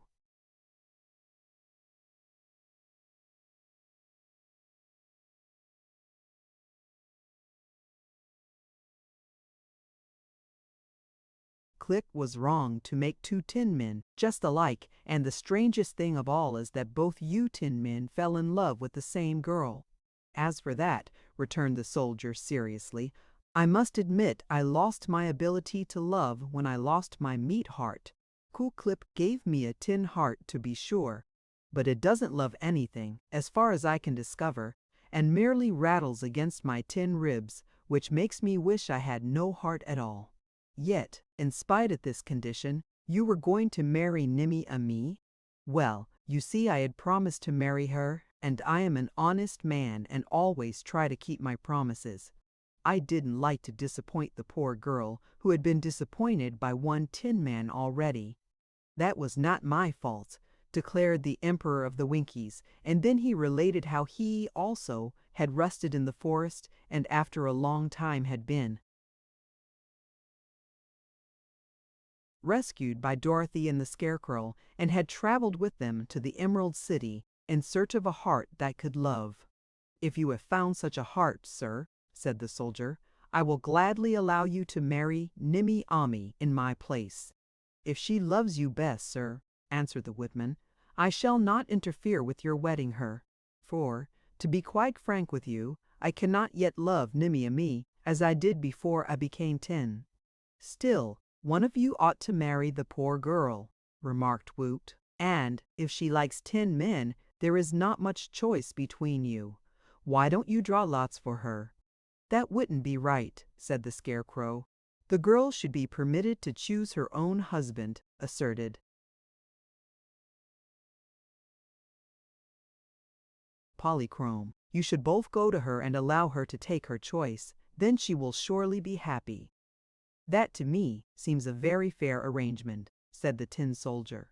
"I agree to it," said the Tin Woodman, shaking the hand of his twin to show the matter was settled.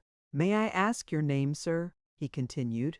"Before I was so cut up," replied the other, "I was known as Captain Fighter, but afterward I was merely called the Tin Soldier." "Well, Captain, if you are agreeable, let us now go to Nimmy Ammy Hay's house and let her choose between us." "Very well, and if we meet the witch, we will both fight her, you with your axe and I with my sword."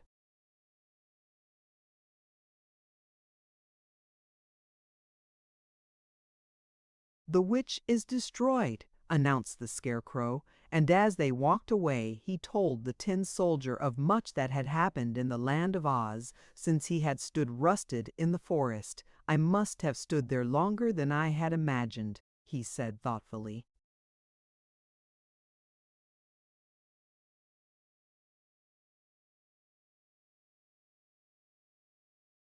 Chapter 17. The Workshop of Kuklip. It was not more than a 2 hours' journey to the house where Nimmy Ammy had lived, but when our travelers arrived there, they found the place deserted. The door was partly off its hinges, the roof had fallen in at the rear, and the interior of the cottage was thick with dust. Not only was the place vacant, but it was evident that no one had lived there for a long time. "I suppose," said the Scarecrow as they all stood looking wonderingly at the ruined house, "that after the Wicked Witch was destroyed, Nimmy Ammy became lonely and went somewhere else to live." "One could scarcely expect a young girl to live all alone in a forest," added Woot. "She would want company, of course, and so I believe she has gone where other people live. And perhaps she is still crying her poor little heart out because no Tin Man comes to marry her," suggested Polychrome.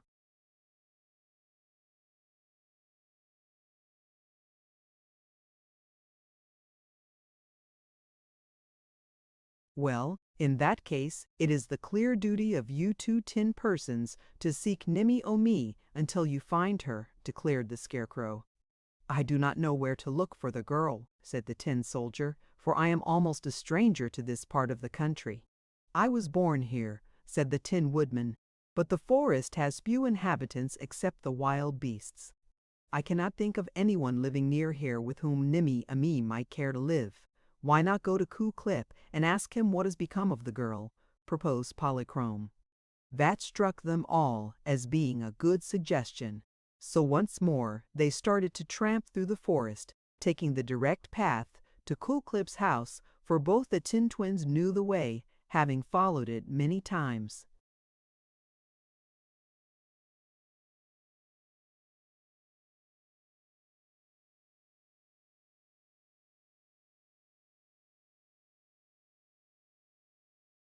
Kuklip lived at the far edge of the great forest, his house facing the broad plains of the Munchkin country that lay to the eastward. But when they came to this residence by the forest's edge, the tinsmith was not at home. It was a pretty place, all painted dark blue with trimmings of lighter blue.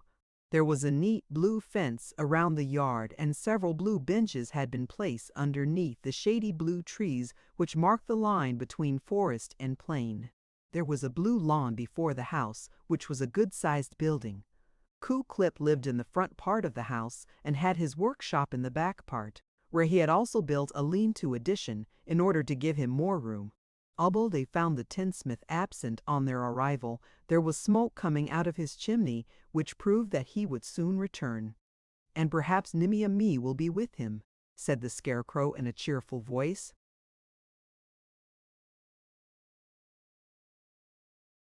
While they waited, the Tin Woodman went to the door of the workshop and, finding it unlocked, entered and looked curiously around the room where he had been made. "It seems almost like home to me," he told his friends, who had followed him in. "The first time I came here, I had lost a leg, so I had to carry it in my hand while I hopped on the other leg all the way from the place in the forest where the enchanted axe cut me. I remember that old Ku Klip carefully put my meat leg into a barrel. I think that is the same barrel still standing in the corner yonder, and then at once he began to make a tin leg for me. He worked fast and with skill, and I was much interested in the job. My experience was much the same," said the tin soldier. "I used to bring all the parts of me which the enchanted sword had cut away here to the tinsmith, and Ku Klip would put them into the barrel." "I wonder," said Woot, "if those cast-off parts of you two unfortunates are still in that barrel in the corner?" "I suppose so," replied the Tin Woodman.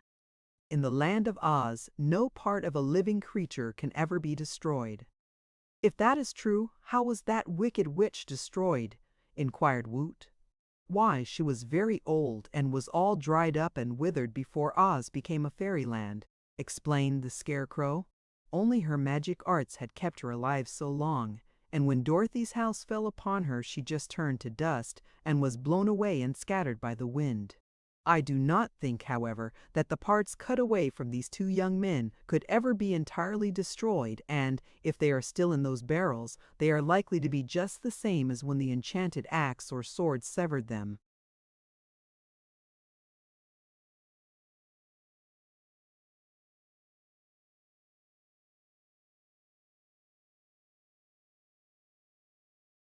"It doesn't matter, however," said the Tin Woodman.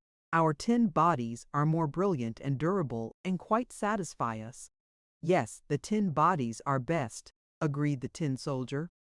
"Nothing can hurt them, unless they get dented or rusted," said Woot.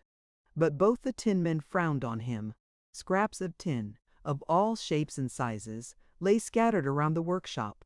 Also there were hammers and anvils and soldering irons and a charcoal furnace and many other tools such as a tinsmith works with.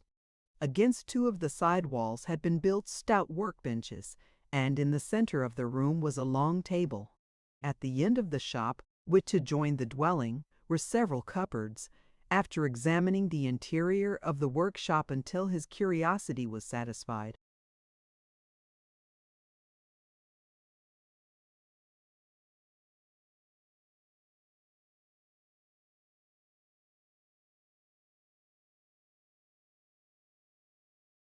Woot said, "I think I will go outside until Ku Klip comes.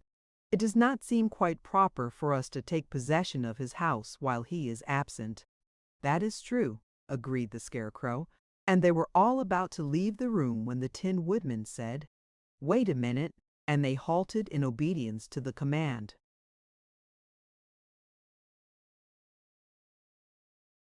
Chapter 18. The Tin Woodman Talks to Himself.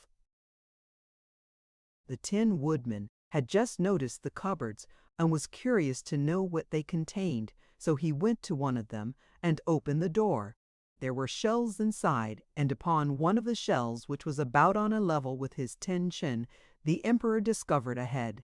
It looked like a doll's head, only it was larger, and he soon saw it was the head of some person. It was facing the Tin Woodman, and as the cupboard door swung back, the eyes of the head slowly opened and looked at him. The Tin Woodman was not at all surprised, for in the land of Oz one runs into magic at every turn." "Dear me," said the Tin Woodman, staring hard. "It seems as if I had met you somewhere before." "Good morning, sir. You have the advantage of me," replied the head. "I never saw you before in my life." "Still, your face is very familiar," persisted the Tin Woodman. "Pardon me."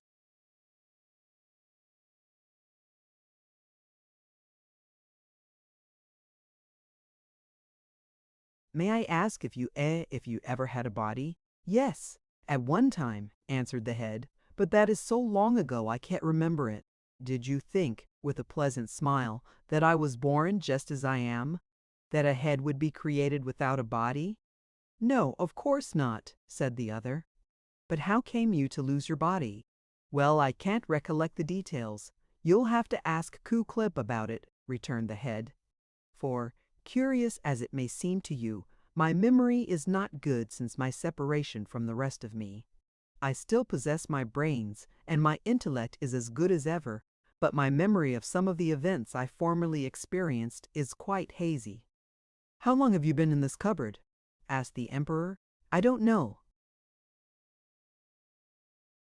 "Haven't you a name?" "Oh, yes," said the head. "I used to be called Nick Chopper when I was a woodman and cut down trees for a living." "Good gracious!" cried the Tin Woodman in astonishment. "If you are Nick Chopper's head, then you are me, or I'm you, or what relation are we anyhow?" "Don't ask me," replied the head. "For my part, I'm not anxious to claim relationship with any common manufactured article like you. You may be all right in your class, but your class isn't my class. You're 10. The poor Emperor felt so bewildered that for a time he could only stare at his old head in silence. Then he said, "I must admit that I wasn't at all bad looking before I became 10. You're almost handsome for meat. If your hair was combed, you'd be quite attractive. How do you expect me to comb my hair without help?" demanded the head indignantly.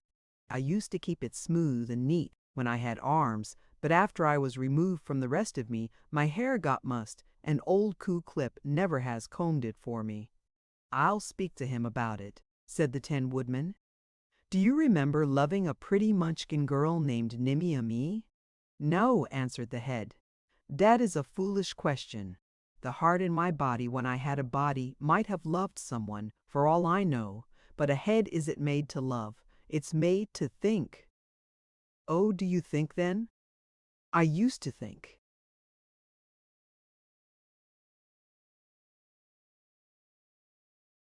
"You must have been shut up in this cupboard for years and years.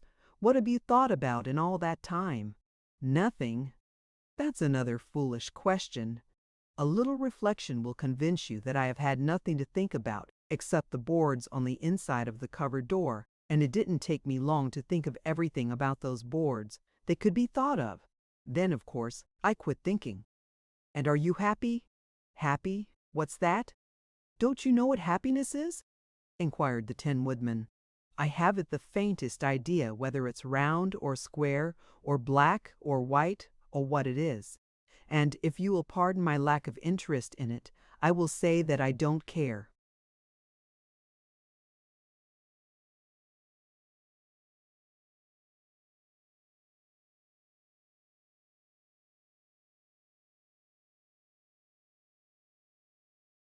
The Tin Woodman was much puzzled by these answers.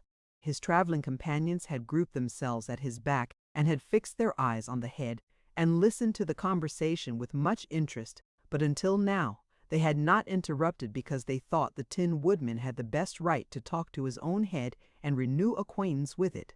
But now the Tin Soldier remarked, "I wonder if my old head happens to be in any of these cupboards," and he proceeded to open all the cupboard doors. But no other head was to be found on any of the shelves. "Oh, well, never mind," said Woot the Wanderer. "I can't imagine what anyone wants of a cast-off head anyhow." "I can understand the soldier's interest," asserted Polychrome, dancing around.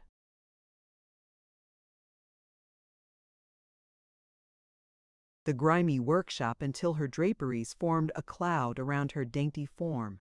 For sentimental reasons, a man might like to see his old head once more, just as one likes to revisit an old home.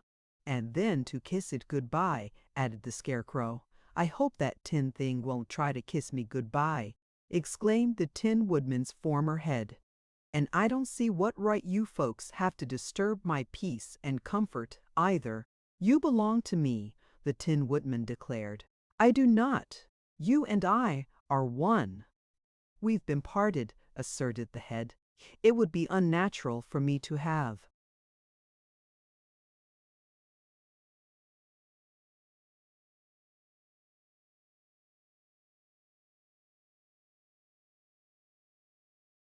any interest in a man made of tin. Please close the door and leave me alone. I did not think that my old head could be so disagreeable, said the Emperor. I'm quite ashamed of myself, meaning you. You ought to be glad that I've enough sense to know what my rights are, retorted the head. In this cupboard I am leading a simple life, peaceful and dignified, and when a mob of people in whom I am not interested disturb me, they are the disagreeable ones, not I. With a sigh, the Tin Woodman closed and latched the cupboard door and turned away. Well, said the Tin Soldier, if my old head would have treated me as coldly and in so unfriendly a manner as your old head has treated you, friend Chopper, I'm glad I could not find it.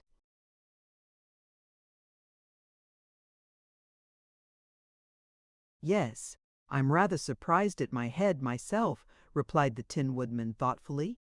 I thought I had a more pleasant disposition when I was made of meat. But just then old Ku Klip the tinsmith arrived, and he seemed surprised to find so many visitors. Ku Klip was a stout man and a short man. He had his sleeves rolled above his elbows, showing muscular arms, and he wore a leathern apron that covered all the front of him, and was so long that Woot was surprised he didn't step on it and trip whenever he walked. And Ku Klip had a gray beard that was almost as long as his apron, and his head was bald on top and his ears stuck out from his head like two fans. Over his eyes, which were bright and twinkling, he wore big spectacles. It was easy to see that the tinsmith was a kind-hearted man as well as a merry and agreeable one. Oh ho! He cried in a joyous bass voice. Here are both my tin men come to visit me, and they and their friends are welcome indeed. I'm very proud of you two characters, I assure you for you.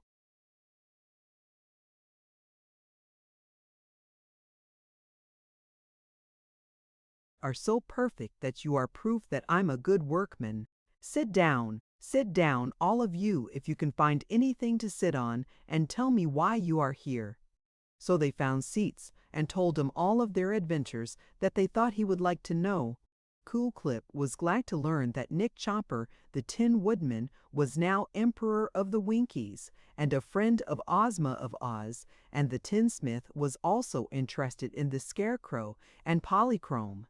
He turned the straw man around, examining him curiously, and patted him on all sides, and then said, "You are certainly wonderful, but I think you would be more durable and steady on your legs if you were made of tin." "Would you like me to?" "No, indeed," interrupted the Scarecrow hastily. "I like myself better as I am." But to Polychrome the tinsmith said,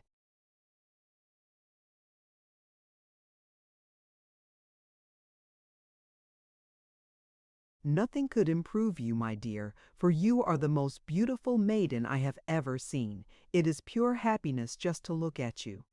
"That is praise indeed from so skillful a workman," returned the Rainbow's daughter, laughing and dancing in and out the room. "Then it must be this boy you wish me to help," said Ku Klip, looking at Woot. "No," said Woot, "we're not here to seek your skill, but have merely come to you for information." Then between them they related their search for Nimmy Amee, whom the Tin Woodman explained he had resolved to marry, yet who had promised to become the bride of the Tin Soldier before he unfortunately became rusted. And when the story was told, they asked Ku Klip if he knew what had become of Nimmy Amee. "Not exactly," replied the old man, "but I know that she wept bitterly when the Tin Soldier did not come to marry her, as he had promised to do." The old witch was so provoked at the girl's tears that she beat Mimi with her crooked stick and then hobbled away to gather some magic herbs with which she intended to transform the girl into an old hag so that no one would again love her or care to marry her. It was while she was away on this errand that Dorothy's house fell on the wicked witch and she turned to dust and blew away. When I heard this good news, I sent Nimmy to find the silver shoes which the witch had worn, but Dorothy had taken them with her to the Emerald City. Yes, we know all about those silver shoes, said the Scarecrow. Well, continued Kuklip, after that, Nimmy decided to go away from the forest and live with some people she was acquainted with who had a house on Mount Munch. I have never seen the girl since. Do you know the name of the people on Mount Munch with whom she went to live? Asked the Tin Woodman. No, Nimmy did not mention her friend's name, and I did not ask her. She took with her all that she could carry of the goods that were in the witch's house, and she told me I could have the rest. But when I went there, I found nothing worth taking except some magic powders that I did not know how to use, and a bottle of magic glue. What is magic glue? Asked Woot. It is a magic preparation with which to mend people when they cut themselves. One time long ago, I cut off one of my fingers by accident, and I carried it to the witch, who took down her bottle and glued it on again for me. See, showing them his finger, it is as good as ever it was. No one else that I ever heard of had this magic glue. And of course, when Nick Chopper cut himself to pieces with his.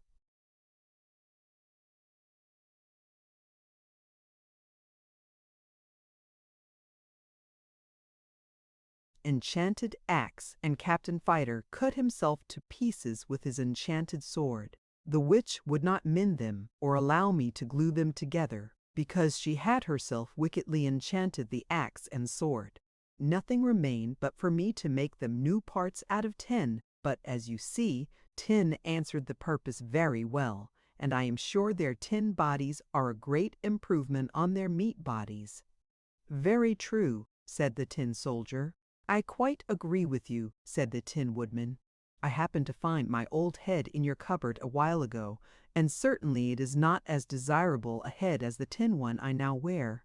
By the way, said the Tin Soldier, whatever became of my old head, Kuklip?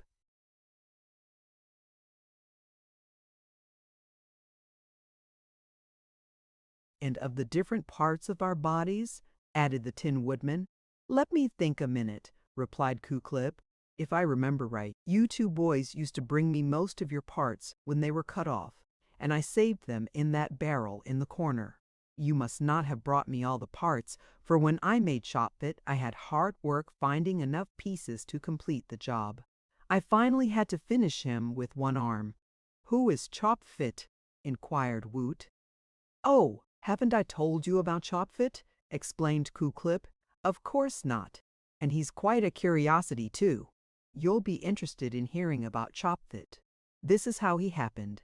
One day, after the witch had been destroyed and Nimmy had gone to live with her friends on Mount Munch, I was looking around the shop for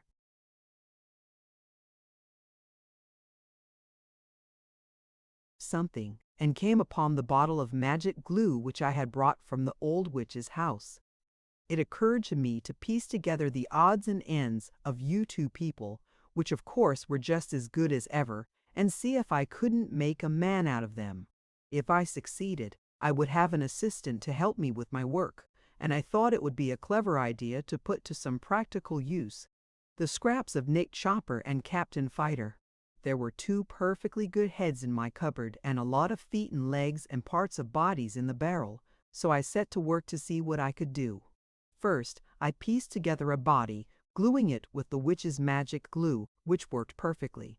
That was the hardest part of my job, however, because the bodies didn't match up well and some parts were missing. But by using the piece of Captain Fighter here and a piece of Nick Chopper there, I finally got together a very decent body with heart and all the trimmings complete.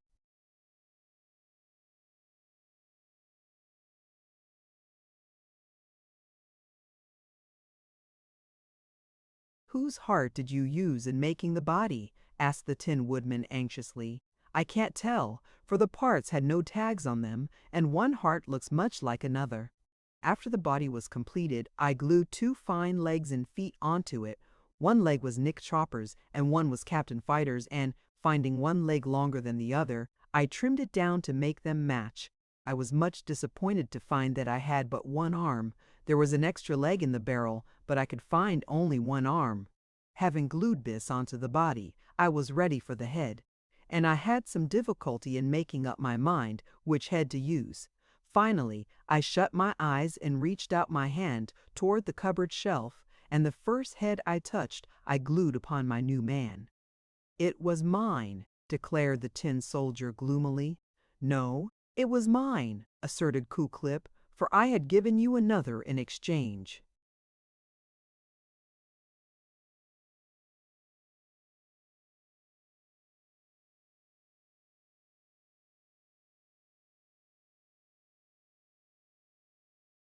For at the beautiful tin head you now wear, when the glue had dried, my man was quite an interesting fellow. I named him Chopfeet, using a part of Nick Chopper's name and a part of Captain Fighter's name, because he was a mixture of both your cast-off parts. Chopfight was interesting, as I said, but he did not prove a very agreeable companion. He complained bitterly because I had given him but one arm as if it were my fault, and he grumbled because the suit of blue munchkin clothes which I got for him from a neighbor did not fit him perfectly. "Ah, that was because he was wearing my old head," remarked the tin soldier. "I remember that head used to be very particular about its clothes." As an assistant, the old tinsmith continued, Chopfit was not a success. He was awkward with tools and was always hungry. He demanded something to eat 6 or 8 times a day, so I wondered if I had fitted his insides properly. Indeed, Chopfy ate so much that little food was left for myself. So when he proposed one day to go out into the world and seek adventures, I was delighted to be rid of him. I even made him a tin arm to take the place of the missing one, and that pleased him very much, so that we parted good friends. "What became of Chopfeet after that?" the Scarecrow inquired. "I never heard. He started off toward the east, into the plains of the Munchkin country, and that was the last I ever saw of him." "It seems to me," said the Tin Woodman reflectively, "that you did wrong in making a man out of our cast-off parts. It is evident that Chopfeet could, with justice, claim relationship with both of us." "Don't worry about that," advised Ku Klip cheerfully. "It is not likely that you will ever meet the fellow. And if you should meet him, he doesn't know who he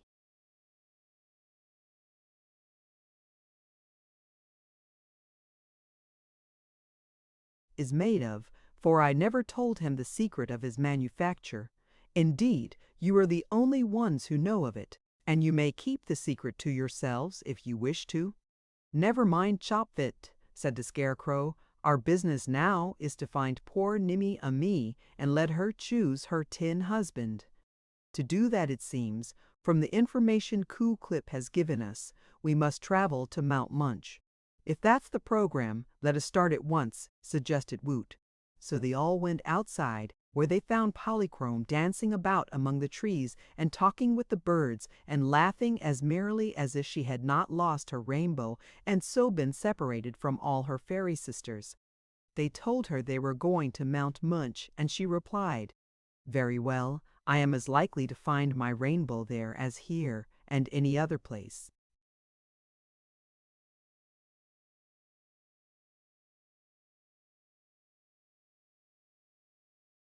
"Is as likely as there. It all depends on the weather. Do you think it looks like rain?" They shook their heads, and Polychrome laughed again and danced on after them when they resumed their journey.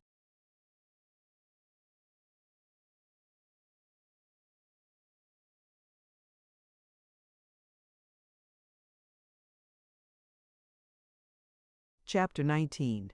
The Invisible Country. They were proceeding so easily and comfortably on their way to Mount Munk that Woot said in a serious tone of voice, "I'm afraid something is going to happen." "Why?" asked Polychrome. dancing around the group of travelers. "Because," said the boy thoughtfully, "I've noticed that when we have the least reason for getting into trouble, something is sure to go wrong. Just now, the weather is delightful. The grass is beautifully blue and quite soft to our feet. The mountain we are seeking shows clearly in the distance, and there is no reason anything should happen to delay us in getting there. Our troubles all seem to be over, and well, that's why I'm afraid," he added with a sigh. "Dear me," remarked the Scarecrow, "what unhappy thoughts you have, to be sure. This is proof that born brains cannot equal manufactured brains, for my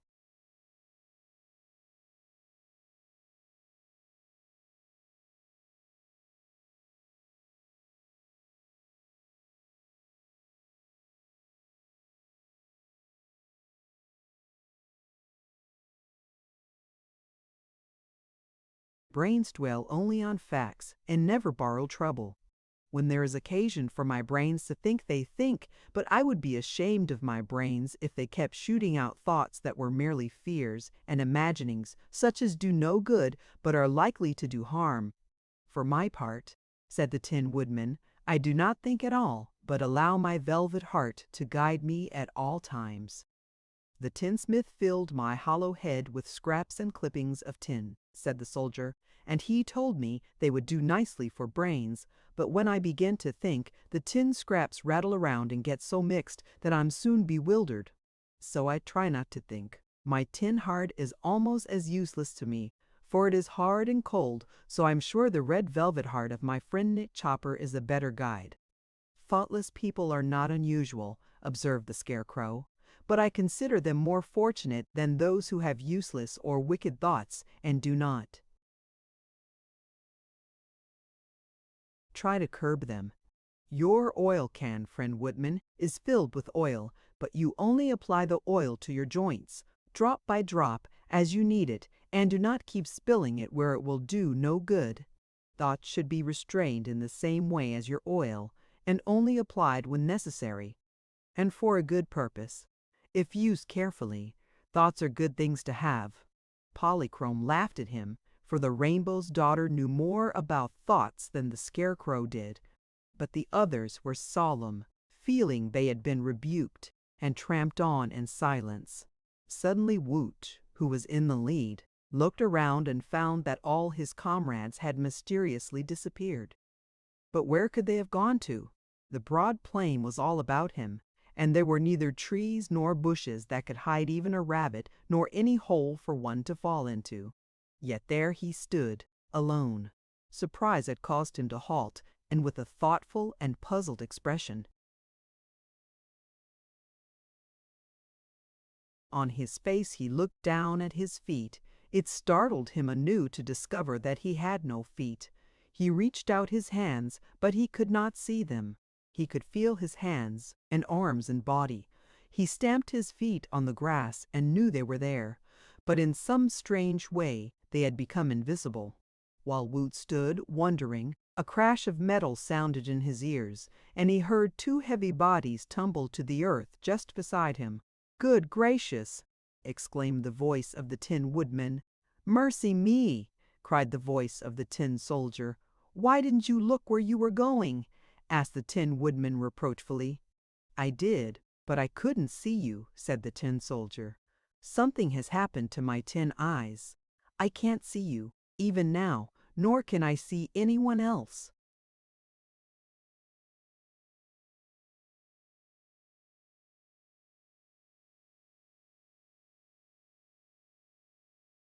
"It's the same way with me," admitted the Tin Woodman.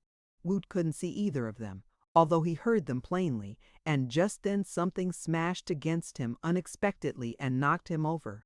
But it was only the straw-stuffed body of the Scarecrow that fell upon him, and while he could not see the Scarecrow, he managed to push him off and rose to his feet just as Polychrome whirled against him and made him tumble again. Sitting upon the ground, the boy asked, "Can you see us, Polly?"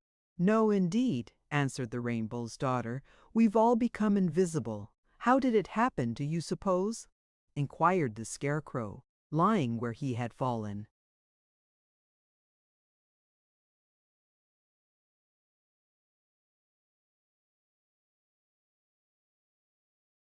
"We have met with no enemy," answered Polychrome. "So it must be that this part of the country has the magic quality of making people invisible, even fairies falling under the charm.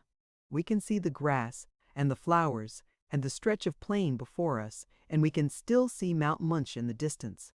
But we cannot see ourselves or one another." "Well, what are we to do about it?" demanded Woot. "I think this magic affects only a small part of the plain," replied Polychrome. "Perhaps there is only a streak of the country where an enchantment makes people become invisible. So, if we get together and hold hands, we can travel toward Mount Monk until the enchanted streak is past." "All right," said Woot, jumping up. "Give me your hand, Polychrome. Where are you?"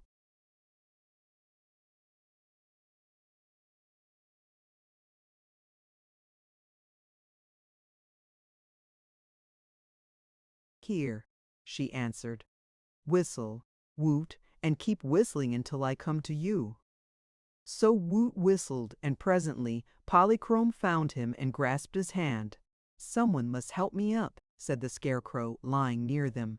So they found the straw man and sat him upon his feet, after which he held fast to Polychrome's other hand. Nick Chopper and the Tin Soldier had managed to scramble up without assistance, but it was awkward for them, and the Tin Woodman said, "I don't seem to stand straight somehow, but my joints all work, so I guess I can walk." Guided by his voice, they reached his side, where Woot grasped his tin fingers so they might keep together.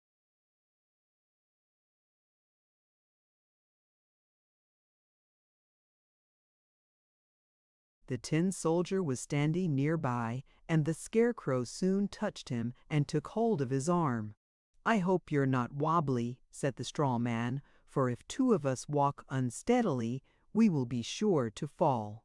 "I'm not wobbly," the Tin Soldier assured him, "but I'm certain that one of my legs is shorter than the other. I can't see it to tell what's gone wrong, but I'll limp on with the rest of you until we are out of this enchanted territory." They now formed a line, holding hands, and turning their faces toward Mont Monk, resumed their journey. They had not gone far, however, when a terrible growl saluted their ears. The sound seemed to come from a place just in front of them, so they halted abruptly and remained silent, listening with all their ears. "I smell straw," cried a hoarse, harsh voice, with more growls and snarls. "I smell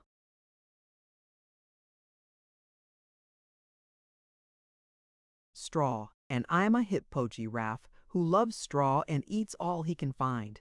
I want to eat this straw. Where is it? Where is it?" The Scarecrow, hearing this, trembled but kept silent. All the others were silent too, hoping that the invisible beast would be unable to find them. But the creature sniffed the odor of the straw and drew nearer and nearer to them until he reached the Tin Woodman on one end of the line. It was a big beast, and it smelled of the Tin Woodman and grated 2 rows of enormous teeth against the Emperor's tin body. "Bah!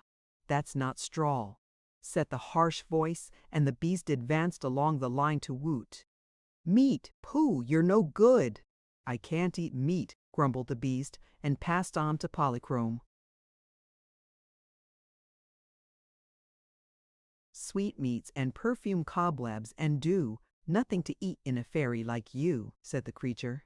Now the Scarecrow was next to Polychrome in the line, and he realized if the beast devoured his straw, he would be helpless for a long time, because the last farmhouse was far behind them, and only grass covered the vast expanse of plain.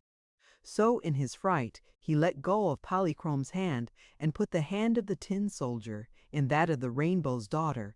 Then he slipped back of the line and went to the other end, where he silently seized the Tin Woodman's hand. Meantime, the beast had smelled the Tin Soldier and found he was the last of the line. "That's funny," growled the Hippo-Giraffe. "I can smell straw, but I can't find it.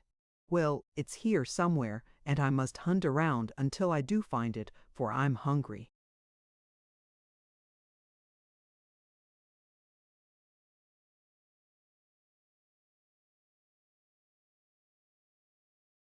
His voice was now at the left of them, so they started on, hoping to avoid him, and traveled as fast as they could in the direction of Mount Monk. "I don't like this invisible country," said Woot with a shudder. "We can't tell how many dreadful invisible beasts are roaming around us, or what danger we'll come to next." "Quit thinking about danger, please," said the Scarecrow warningly. "Why?" asked the boy.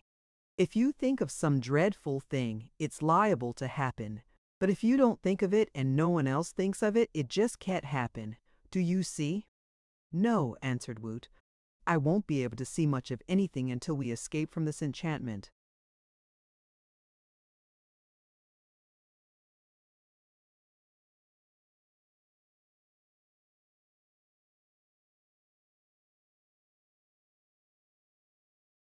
But they got out of the invisible strip of country as suddenly as they had entered it, and the instant they got out they stopped short.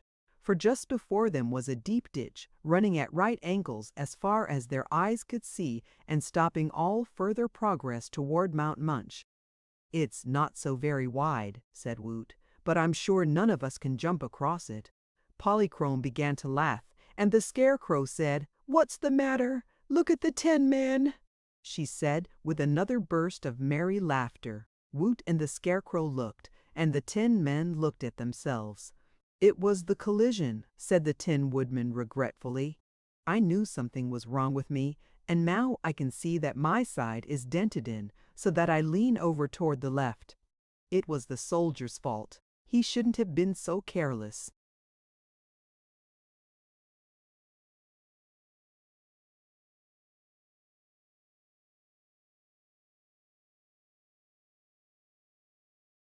"It is your fault that my right leg is bent, making it shorter than the other, so that I limp badly," retorted the soldier. "You shouldn't have stood where I was walking." "You shouldn't have walked where I was standing," replied the Tin Woodman. It was almost a quarrel, so Polychrome said soothingly, "Never mind, friends. As soon as we have time, I am sure we can straighten the soldier's leg and get the dent out of the woodman's body. The Scarecrow needs patting into shape too, for he had a bad tumble, but our first task is to get over this ditch." "Yes, the ditch is the most important thing, just now," added Woot. They were standing in a row looking hard at the unexpected barrier when a fierce growl from behind them made them all turn quickly, out of the invisible.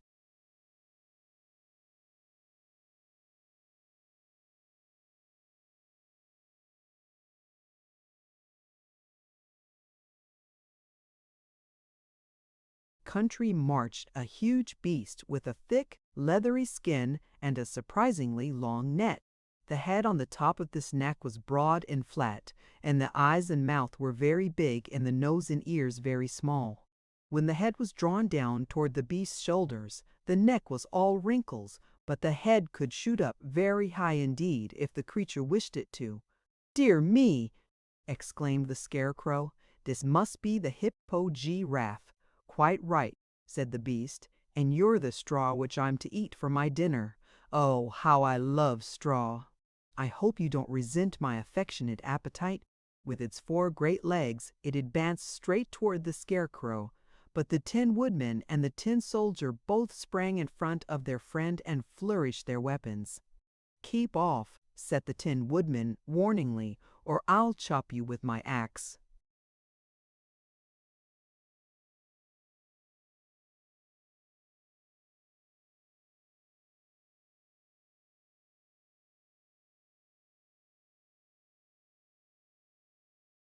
"Keep off," said the Tin Soldier, "or I'll cut you with my sword." "Would you really do that?" asked the Hippo-Giraffe in a disappointed voice. "We would," they both replied, and the Tin Woodman added, "The Scarecrow is our friend, and he would be useless without his straw stuffing.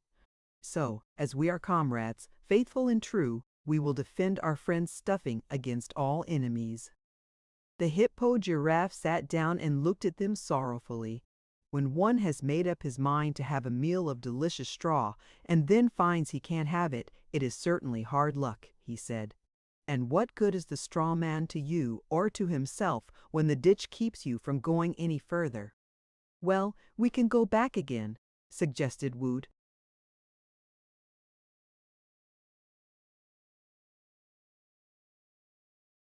true," said the Hippo. "And if you do, you'll be as disappointed as I am. That's some comfort anyhow." The travelers looked at the beast, and then they looked across the ditch at the level plain beyond. On the other side the grass had grown tall, and the sun had dried it, so there was a fine crop of hay that only needed to be cut and stacked. "Why don't you cross over and eat hay?" the boy asked the beast. "I'm not fond of hay," replied the hippo-giraffe. "Straw is much more delicious, to my notion, and it's more scarce in this neighborhood too. Also, I must confess that I can't get across the ditch, for my body is too heavy and clumsy for me to jump the distance. I can stretch my neck across though, and you will notice that I've nibbled the hay on the farther edge, not because I liked it, but because one must eat, and if one can't get the sort of food he desires, he must take what is offered or go hungry." "Ah, I see you are a philosopher," remarked the Scarecrow. "No, I'm just a hippo-giraffe," was the reply. Polychrome was not afraid of the big beast. She danced close to him and said, "If you can stretch your neck across the ditch, why not help us over? We can sit on your big head, one at a time, and then you can lift us across." "Yes, I can, it is true," answered the hippo, "but I refuse to do it. Unless," he added, and stopped short. "Unless what?" asked Polychrome. "Unless you first allow me to eat the straw with which the Scarecrow is stuffed." "No," said the Rainbow's Daughter, "that is too high a price to pay. Our friend's straw is nice and fresh, for he was restuffed only a little while ago." "I know," agreed the hippo-giraffe. "That's why I want it. If it was old, musty straw, I wouldn't care for it." "Please lift us across," pleaded Polychrome. "No," replied the beast. "Since you refuse my generous offer, I can be as stubborn as you are." After that, they were all silent for a time. But then the Scarecrow said bravely, "Friends, let us agree to the beast's terms. Give him my straw and carry the rest of me with you across the ditch. Once on the other side, the tin soldier can cut some of the hay with his sharp sword, and you can stuff me with that material until we reach a place where there is straw. It is true I have been stuffed with straw all my life, and it will be somewhat humiliating to be filled with common hay, but I am willing to sacrifice my pride in a good cause. Moreover, to abandon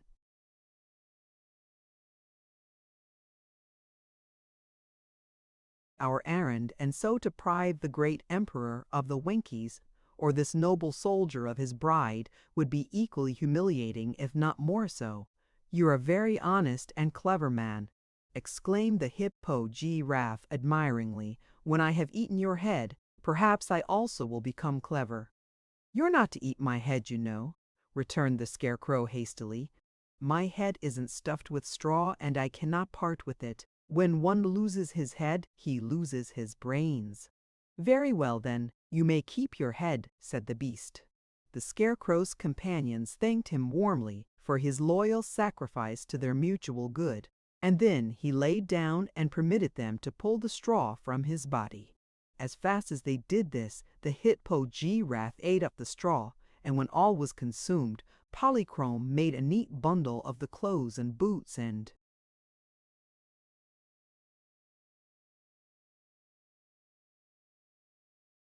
gloves and hat, and said she would carry them, while Woot tucked the Scarecrow's head under his arm and promised to guard its safety. "Now then," said the Tin Woodman, "keep your promise, beast, and lift us over the ditch." But that was a fine dinner," said the Hippo, smacking his thick lips in satisfaction, "and I'm as good as my word. Sit on my head, one at a time, and I'll land you safely on the other side." He approached close to the edge of the ditch and squatted down. Polychrome climbed over his big body and sat herself lightly upon the flat head, holding the bundle of the Scarecrow's raiment in her hand.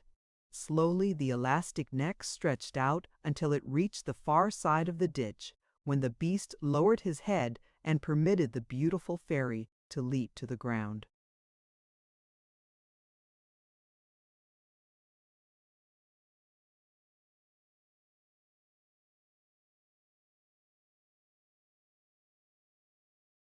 Woot made the queer journey next, and then the Tin Soldier and the Tin Woodman went over, and all were well pleased to have overcome this serious barrier to their progress. "Now, Soldier, cut the hay," said the Scarecrow's head, which was still held by Woot the Wanderer. "I'd like to, but I can't stoop over, with my bent leg, without falling," replied Captain Fighter. "What can we do about that leg, anyhow?" asked Woot, appealing to Polychrome. She danced around in a circle several times without replying, and the boy feared she had not heard him, but the Rainbow's Daughter was merely thinking upon the problem, and presently she paused beside the Tin Soldier and said,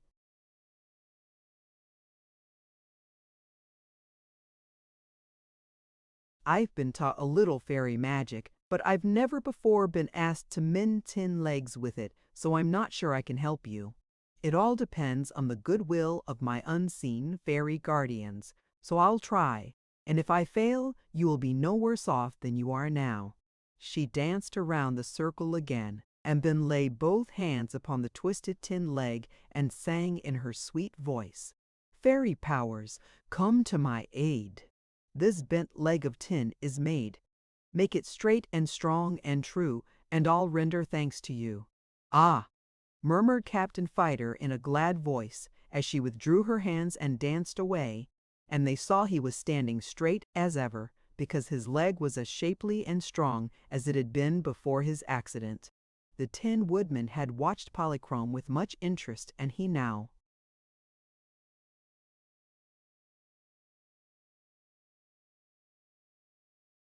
said, "Please take the dent out of my side, Polly, for I am more crippled than was the soldier." So the Rainbow's Daughter touched his side lightly and sang, "Here's a dent by accident. Such a thing was never meant. Fairy powers, so wondrous great, make our dear Tin Woodman straight." "Good!" cried the Emperor, again standing erect and strutting around to show his fine figure.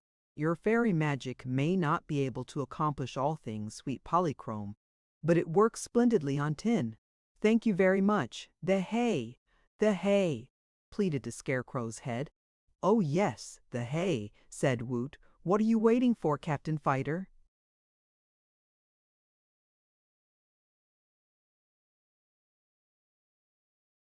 At once the Tin Soldier set to work cutting hay with his sword, and in a few minutes there was quite enough with which to stuff the Scarecrow's body. Woot and Polychrome did this, and it was no easy task, because the hay packed together more than straw, and as they had little experience in such work, their job, when completed, left the Scarecrow's arms and legs rather bunchy.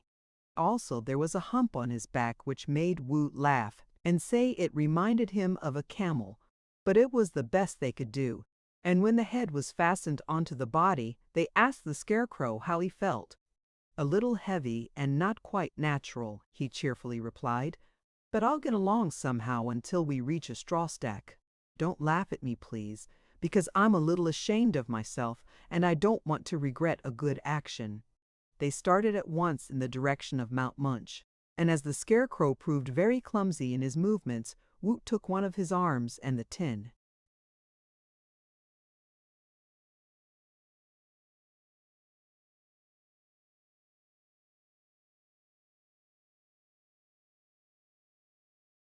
Woodman the other, and so helped their friend to walk in a straight line, and the Rainbow's Daughter, as before, danced ahead of them and behind them and all around them, and they never minded her odd ways, because to them she was like a ray of sunshine.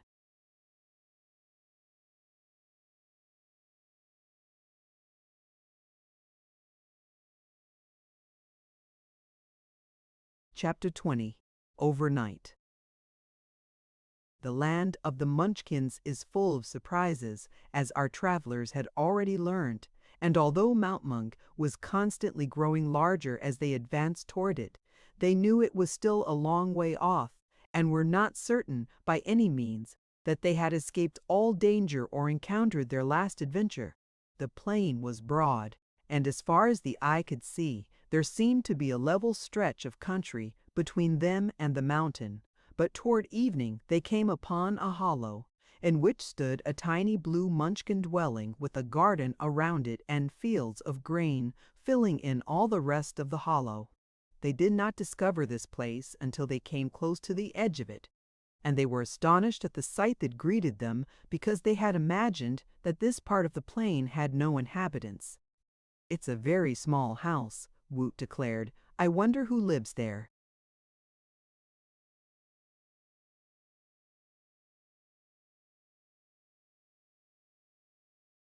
"The way to find out is to knock on the door and ask," replied the Tin Woodman.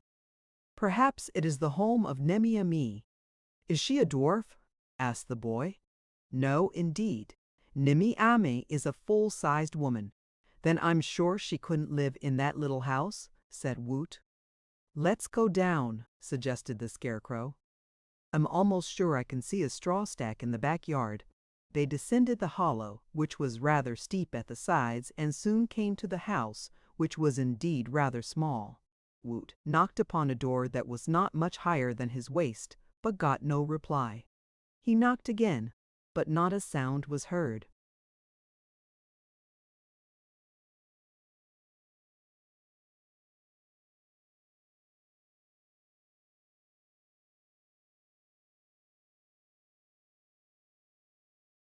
"Smoke is coming out of the chimney," announced Polychrome, who was dancing lightly through the garden where cabbages and beets and turnips and the like were growing finely. "Then someone surely lives here," said Woot, and knocked again. Now a window at the side of the house opened, and a queer head appeared. It was white and hairy, and had a long snout and little round eyes. The ears were hidden by a blue sunbonnet tied under the chin. "Oh, it's a pig!" exclaimed Woot. "Pardon me, I am Mrs. Squealina Sweena, wife of Professor Grunter Swine, and this is our home," said the one in the window. "What do you want?" "What sort of a professor is your husband?" inquired the Tin Woodman curiously. "He is professor of cabbage culture and corn perfection. He is very famous in his own family and would be the wonder of the world if he went abroad," said Mrs. Swine in a voice that was half proud and half irritable.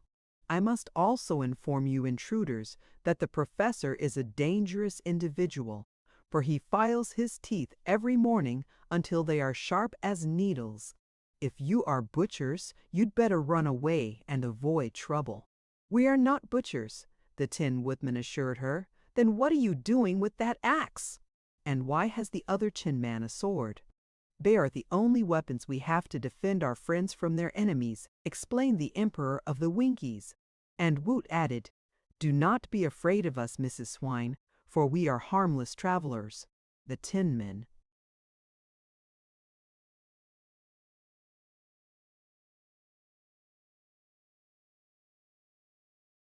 And the Scarecrow never eat anything, and Polychrome feasts only on dewdrops. As for me, I'm rather hungry, but there is plenty of food in your garden to satisfy me." Professor Swine now joined his wife at the window, looking rather scared in spite of the boy's assuring speech. He wore a blue Munchkin hat with pointed crown and broad brim, and big spectacles covered his eyes. He peeked around from behind his wife, and after looking hard at the strangers, he said, "My wisdom assures me that you are merely travelers, as you say, and not butchers. Butchers have reason to be afraid of me, but you are safe. We cannot invite you in, for you are too big for our house, but the boy who eats is welcome to all the carrots and turnips he wants. Make yourselves at home in the garden and stay all night if you like, but in the morning you must go away, for we are quiet people and do not care for company."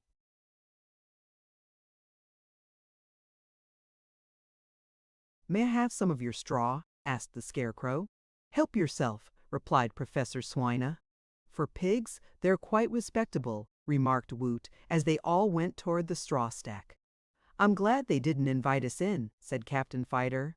"I hope I'm not too particular about my associates, but I draw the line at pigs." The Scarecrow was glad to be rid of his hay, for during the long walk it had sagged down and made him fat and squatty and more bumpy than at first. "I'm not specially proud," he said, "but I love a manly figure, such as only straw stuffing can create. I've not felt like myself since that hungry hippo ate my last straw."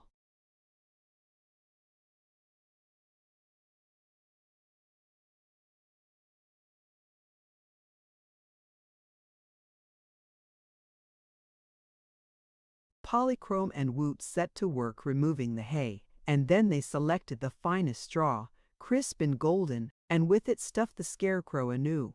He certainly looked better after the operation, and he was so pleased at being reformed that he tried to dance a little jig and almost succeeded.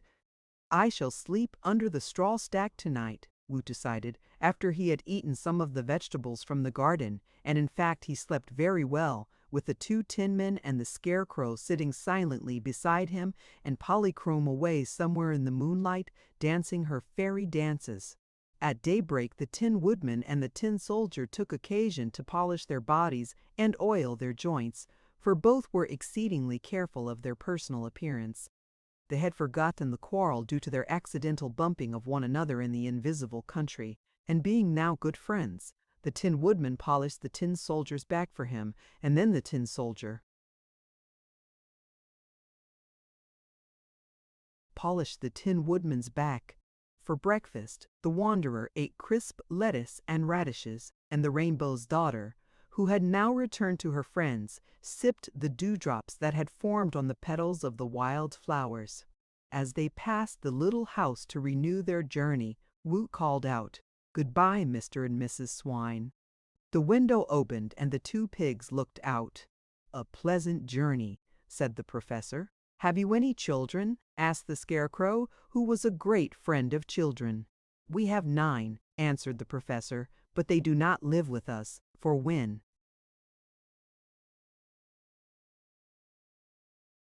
they were tiny piglets, the Wizard of Oz came here and offered to care for them and to educate them. So we let him have our 9 tiny piglets, for he's a good wizard and can be relied upon to keep his promises." "I know the 9 tiny piglets," said the Tin Woodman. "So do I," said the Scarecrow. "They still live in the Emerald City, and the wizard takes good care of them and teaches them to do all sorts of tricks." "Did they ever grow up?" inquired Mrs. Squealina Swina in an anxious voice. "No," answered the Scarecrow. "Like all other children in the land of Oz, they will always remain children. And in the case of the tiny piglets, that is a good thing, because they would not be nearly so cute and cunning if they were bigger." "But are they happy?" asked Mrs. Swine.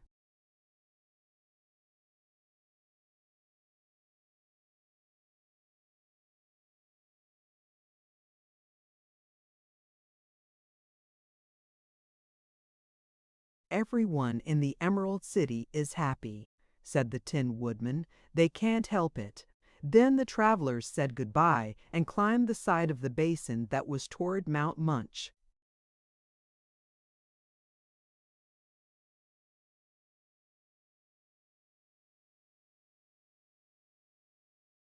Chapter 21. Polychrome's Magic. On this morning, which ought to be the last of this important journey, our friends started away as bright and cheery as could be, and Woot whistled a merry tune so that Polychrome could dance to the music. On reaching the top of the hill, the plain spread out before them in all its beauty of blue grasses and wild flowers, and Mount Munch seemed much nearer than it had the previous evening. They trudged on at a brisk pace, and by noon the mountain was so close that they could admire its appearance. Its slopes were partly clothed with pretty evergreens, and its foothills were tufted with a slender waving bluegrass that had a tassel on the end of every blade. And, for the first time, they perceived near the foot of the mountain a charming house, not of great size, but neatly painted, and with many flowers surrounding it, and vines climbing over the doors and windows. It was toward this solitary house that our travelers now directed their steps.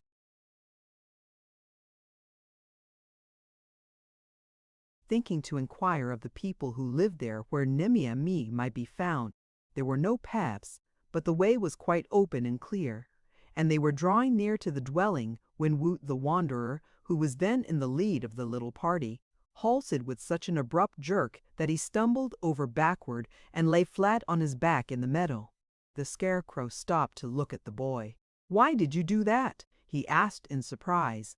Woot sat up and gazed around him in amazement. I don't know," he replied.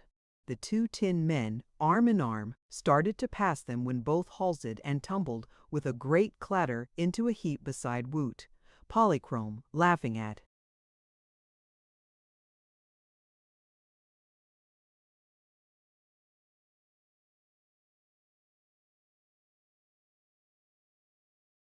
The absurd sight came dancing up, and she, also, came to a sudden stop but managed to save herself from falling.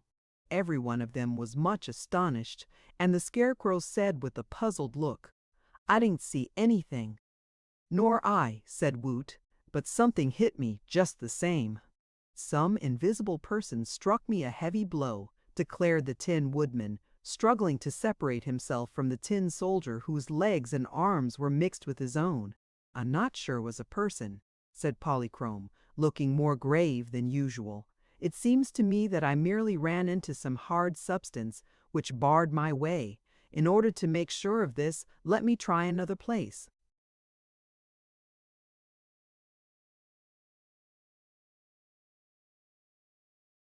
She ran back away and then with much caution advanced in a different place. But when she reached a position on a line with the others, she halted, her arms outstretched before her. "I can feel something hard, something smooth as glass," she said. "But I'm sure it is not glass." "Let me try," suggested Woot, getting up. But when he tried to go forward, he discovered the same barrier that Polychrome had encountered. "No," he said, "it isn't glass." "But what is it?" "Air," replied the small voice beside him. "Solid air, that's all." They all looked downward and found a sky-blue rabbit had stuck his head out of a burrow in the ground. The rabbit's eyes were a deeper blue than his fur, and the pretty creature seemed friendly and unafraid.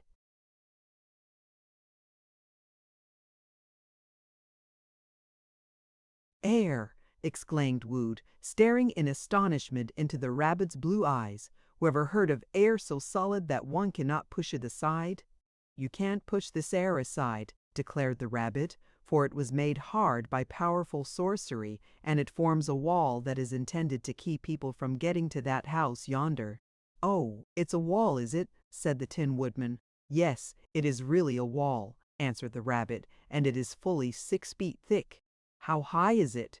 inquired Captain Fighter, the tin soldier. "Oh, ever so high. Perhaps a mile," said the rabbit. "Couldn't we go around it?" asked Woot. "Of course, for the wall is a circle," explained the rabbit. "In the center of the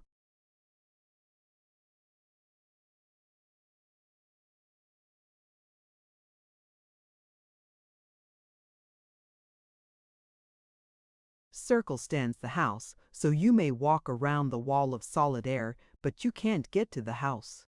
"Who put the air wall around the house?" was the Scarecrow's question. Me did that. Me, they all exclaimed in surprise. "Yes," answered the rabbit. "She used to live with an old witch who was suddenly destroyed, and when Me ran away from the witch's house, she took with her just one magic formula, pure sorcery. It was which enabled her to build this air wall around her house, the house yonder. It was quite a clever idea, I think, for it doesn't mar the beauty of the landscape, solid air being invisible, and yet it keeps all strangers away from the house." "Does Nimmy live there now?" asked the Tin Woodman anxiously. "Yes, indeed," said the rabbit. "And does she weep and wail from morning till night?" continued the Emperor. "No, she seems quite happy," asserted the rabbit. The Tin Woodman seemed quite disappointed to hear this report of his old sweetheart, but the Scarecrow reassured his friend, saying, "Never mind, Your Majesty. However happy Nimmy is now, I'm sure she will be much happier as Empress of the Winkies." "Perhaps," said Captain Fighter somewhat stiffly, "she will be still more happy to become the bride of a tin soldier." "She shall choose between us as we have agreed," the Tin Woodman promised. But how shall we get to the poor girl?"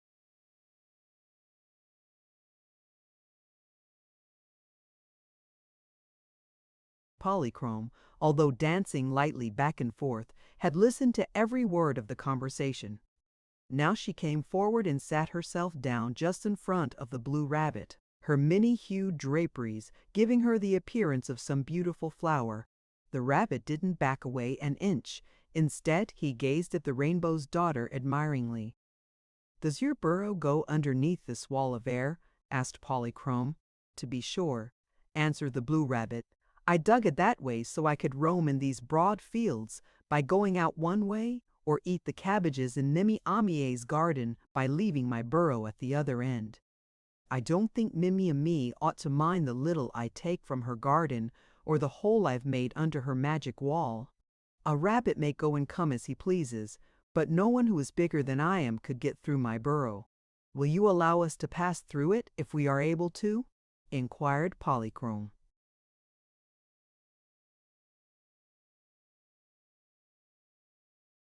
"Yes, indeed," answered the blue rabbit.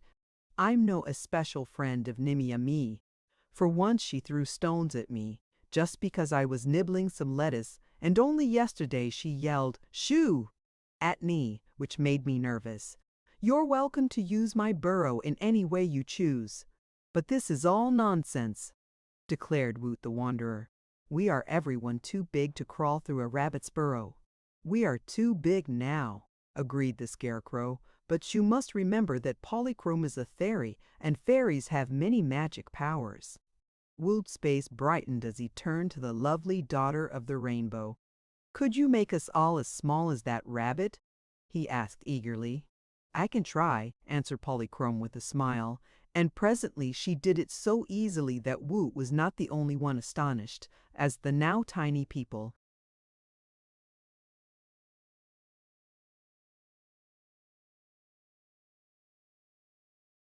grouped themselves before the rabbit's burrow. The hole appeared to them like the entrance to a tunnel, which indeed it was. "I'll go first," said wee Polychrome, who had made herself grow as small as the others, and into the tunnel she danced without hesitation. A tiny Scarecrow went next, and then the two funny little tin men. "Walk in, it's your turn," said the blue rabbit to Woot the Wanderer. "I'm coming after, to see how you get along. This will be a regular surprise party to Nimmy Amee." So Woot entered the hole and felt his way along its smooth sides in the dark until he finally saw the glimmer of daylight ahead and knew the journey was almost over. Had he remained his natural size, the distance could have been covered in a few steps, but to a thumb-high Woot it was quite a promenade. When he emerged from the burrow, he found himself but a short distance from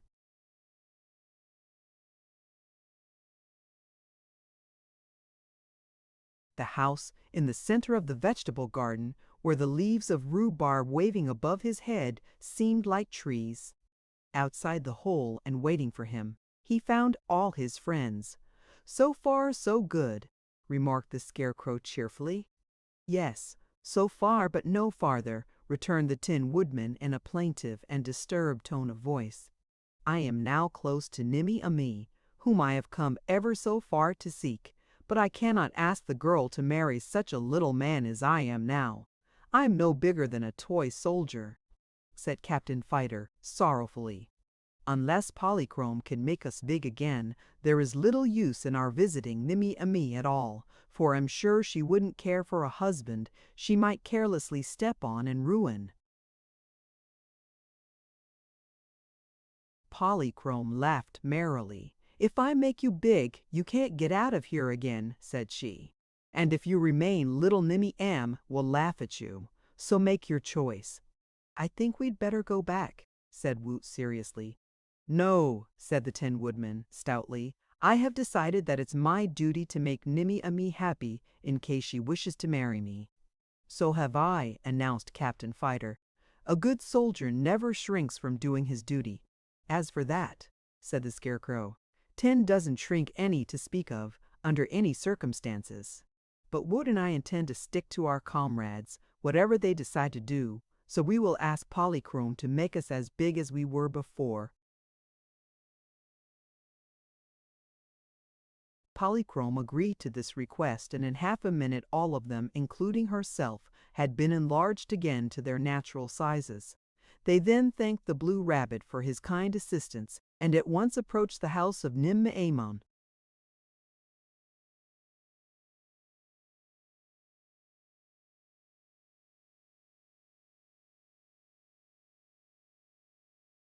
Chapter 22. Nim'Ame. We may be sure that at this moment our friends were all anxious to see the end of the adventure that had caused them so many trials and troubles. Perhaps the Tin Woodman's heart did not beat any faster because it was made of red velvet and stuffed with sawdust, and the Tin Soldier's heart was made of tin and reposed in his tin bosom without a hint of emotion. However, there is little doubt that they both knew that a critical moment in their lives had arrived, and that Nim'Ame's decision was destined to influence the future of one or the other. As they assumed their natural sizes, and the rhubarb leaves that had before towered above their heads now barely covered their feet, they looked around the garden and found that no person was visible save themselves. No sound of activity came from the house either, but they walked to the front door, which had a little porch built before it, and there the two tin men stood side by side while both knocked upon the door with their tin knuckles.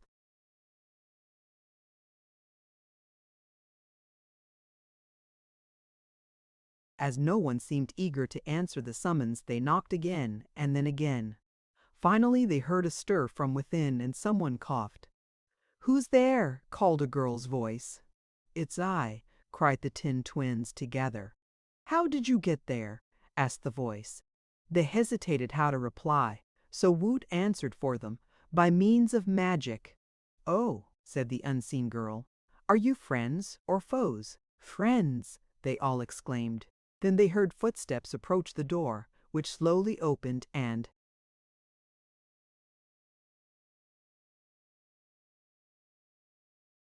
revealed a very pretty Munchkin girl standing in the doorway. "Nim'Ame!" cried the tin twins. "That's my name," replied the girl, looking at them in cold surprise. "But who can you be? Don't you know me, Nimmy?" said the Tin Woodman. "I'm your old sweetheart, Nick Chopper." "Don't you know me, my dear?" said the Tin Soldier. "I'm your old sweetheart, Captain Fighter." Nim'Ame smiled at them both. Then she looked beyond them at the rest of the party and smiled again. However, she seemed more amused than pleased.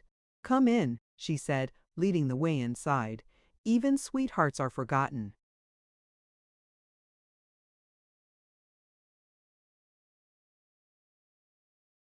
After a time, "But you and your friends are welcome."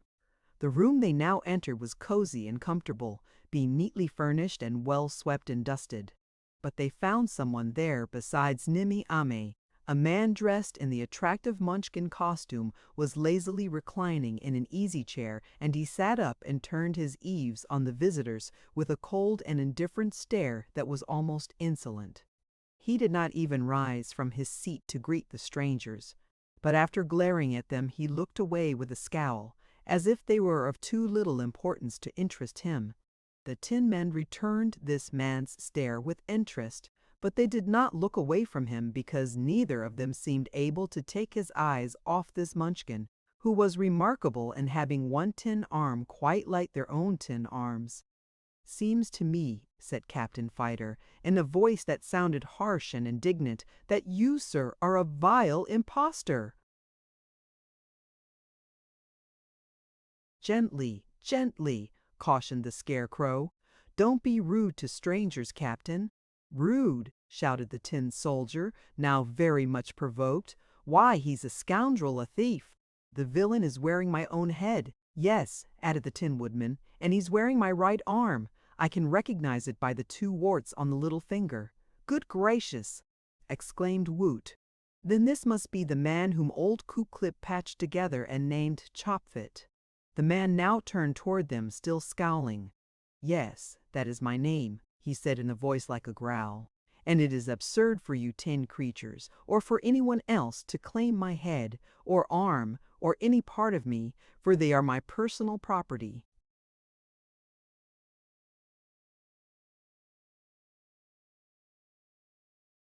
You're a nobody," shouted Captain Fighter. "You're just a mix-up," declared the Emperor. Now, gentlemen," interrupted Nimmy Amee, "I must ask you to be more respectful to poor Shopfit. For being my guests, it is not polite for you to insult my husband." "Your husband!" the Tin Twins exclaimed in dismay. "Yes," said she, "I married Chopfit a long time ago because my other two sweethearts had deserted me." This reproof embarrassed both Nick Chopper and Captain Fighter. They looked down shamefaced for a moment, and then the Tin Woodman explained in an earnest voice.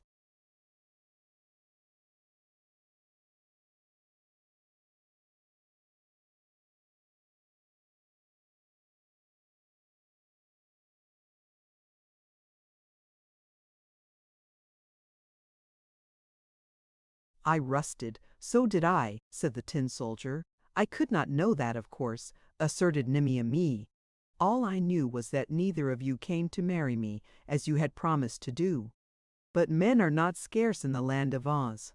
After I came here to live, I met Mr. Chawfeet, and he was the more interesting because he reminded me strongly of both of you, as you were before you became tin. He even had a tin arm, and that reminded me of you the more." "No wonder," remarked the Scarecrow.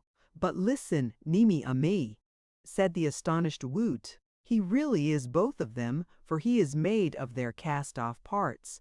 "Oh, you're quite wrong," declared Polychrome, laughing, for she was greatly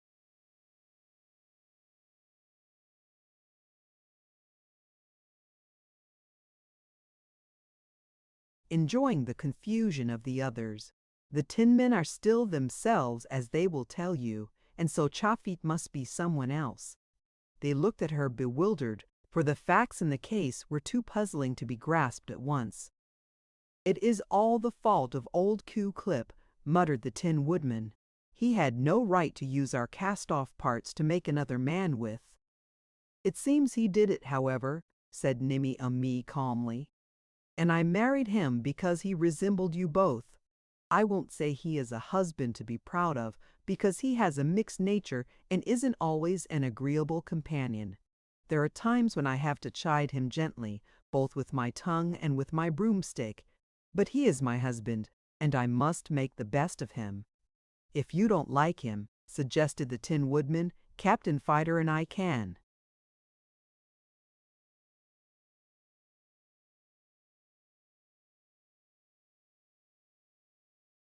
"Chop him up with our axe and sword, and each take such parts of the fellow as belong to him. Then we are willing for you to select one of us as your husband." "That is a good idea," approved Captain Fighter, drawing his sword. "No," said Nimmy Amee. "I think I'll keep the husband I now have. He is now trained to draw the water and carry in the wood and hoe the cabbages and weed the flower beds and dust the furniture and perform many tasks of a like character. A new husband would have to be scolded and gently chided until he learns my ways. So I think it will be better to keep my Chopfit, and I see no reason why you should object to him. You two gentlemen threw him away when you became tin, because you had no further use for him, so you cannot justly claim him now. I advise you to go back to your own homes and forget me, as I have forgotten you." "Good advice," laughed Polychrome, dancing. "Are you happy?" asked the Tin Soldier. "Of course I am," said Nimmy Amee. "I'm the mistress of all. I survey the queen of my little domain." "Wouldn't you like to be the Empress of the Winkies?" asked the Tin Woodman. "Mercy, no," she answered. "That would be a lot of bother. I don't care for society, or pomp, or posing. All I ask is to be left alone and not to be annoyed by visitors." The Scarecrow nudged Woot the Wanderer. "That sounds to me like a hint," he said. "Looks as if we'd had our journey for nothing," remarked Woot, who was a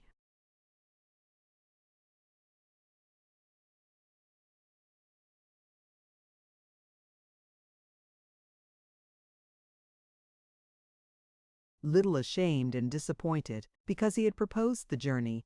"I am glad, however," said the Tin Woodman, "that I have found Nimmy Amee and discovered that she is already married and happy." It will relieve me of any further anxiety concerning her. For my part, said the tin soldier, I am not sorry to be free. The only thing that really annoys me is finding my head upon Chofet's body. As for that, I'm pretty sure it is my body or a part of it anyway, remarked the Emperor of the Winkies. But never mind, friend soldier, let us be willing to donate our cast-off members to ensure the happiness of Mimi Amy, and be thankful it is not our fate to hoe cabbages and draw water and be chided in the place of this creature Chopfit. Yes, agreed the soldier, we have much to be thankful for.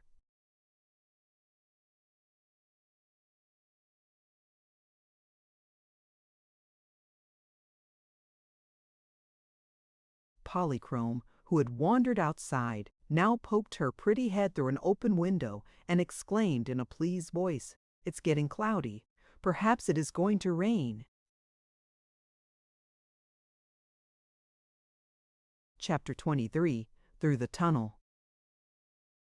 It didn't rain just then. Although the clouds in the sky grew thicker and more threatening, Polychrome hoped for a thunderstorm, followed by her rainbow. But the two tin men did not relish the idea of getting wet. They even preferred to remain in Nimmy Amee's house, although they felt they were not welcome there, rather than go out and face the coming storm. But the Scarecrow, who was a very thoughtful person, said to his friends, "If we remain here until after the storm, and Polychrome goes away on her rainbow, then we will be prisoners inside the wall of solid air. So it seems best to start upon our return journey at once. If I get wet, my straw stuffing will be ruined, and if you two tin gentlemen get wet, you may perhaps rust again and become useless. But even that is better than to stay here. Once we are free of the barrier, we have Woot the Wanderer to help us, and he can oil your joints and restuff my body, if it becomes necessary, for the boy is made of meat, which neither rusts nor gets soggy or moldy."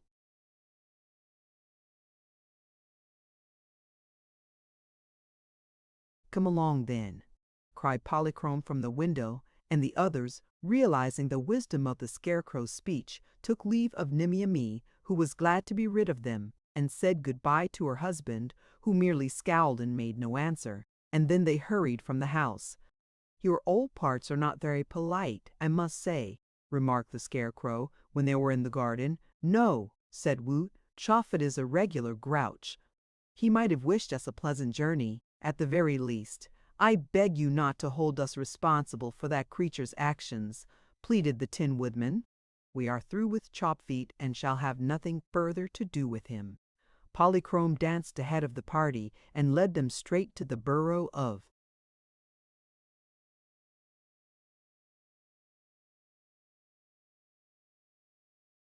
the Blue Rabbit, which they might have had some difficulty in finding without her. There she lost no time in making them all small again. The Blue Rabbit was busy nibbling cabbage leaves in Nimmy Amee's garden, so they did not ask his permission, but at once entered the burrow. Even now the raindrops were beginning to fall, but it was quite dry inside the tunnel, and by the time they had reached the other end, outside the circular wall of solid air, the storm was at its height and the rain was coming down in torrents. "Let us wait here," proposed Polychrome, peering out of the hole and then quickly retreating. "The rainbow won't appear until after the storm, and I can make you big again in a jiffy, before I join my sisters on our bough." "That's a good plan," said the Scarecrow approvingly. "It will save me from getting soaked and soggy." "It will save me from rusting," said the Tin Soldier. "It will enable me to remain highly polished," said the Tin Woodman. "Oh, as for that, I myself prefer not to get my pretty clothes wet," laughed the Rainbow's Daughter. "But while we wait, I will bid you all adieu. I must also thank you for saving me from that dreadful giantess, Mrs. Yoop.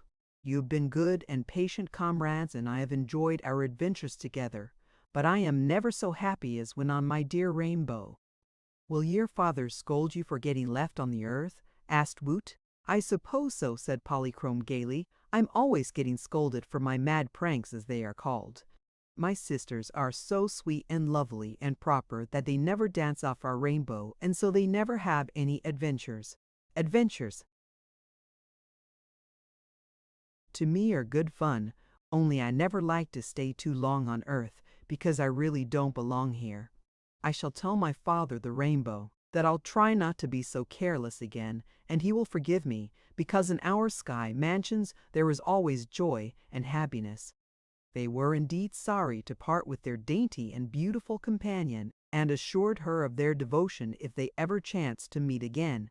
She shook hands with the Scarecrow and the Tin Men and kissed Woot the Wanderer lightly upon his forehead.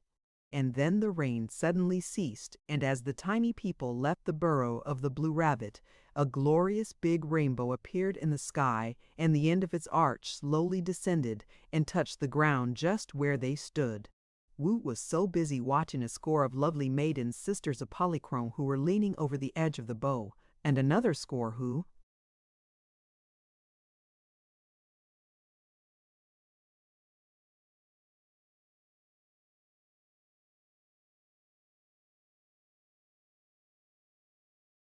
danced gaily amid the radiance of the splendid hues, that he did not notice he was growing big again. But now Polychrome joined her sisters on the rainbow, and the huge arch lifted and slowly melted away as the sun burst from the clouds and sent its own white beams dancing over the meadows. "Why, she's gone!" exclaimed the boy, and turned to see his companions still waving their hands in token of adieu to the vanished Polychrome.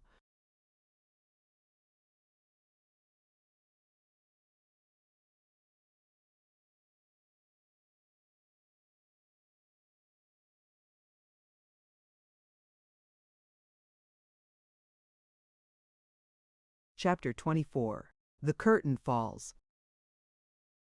Well, the rest of the story is quickly told, for the return journey of our adventurers was without any important incident. The Scarecrow was so afraid of meeting the Hippo-Giraffe and having his straw eaten again, that he urged his comrades to select another route to the Emerald City, and they willingly consented, so that the invisible country was wholly avoided. Of course, when they reached the Emerald City, their first duty was to visit Ozma's palace, where they were royally entertained. The Tin Soldier and Woot the Wanderer were welcomed as warmly as any strangers might be who had been the traveling companions of Ozma's dear old friends, the Scarecrow and the Tin Woodman. At the banquet table that evening, they related the manner in which they had discovered Nimmy Amé, and told how they had found her happily married to Chopfit, whose relationship to Nick Chopper and Captain Fighter was so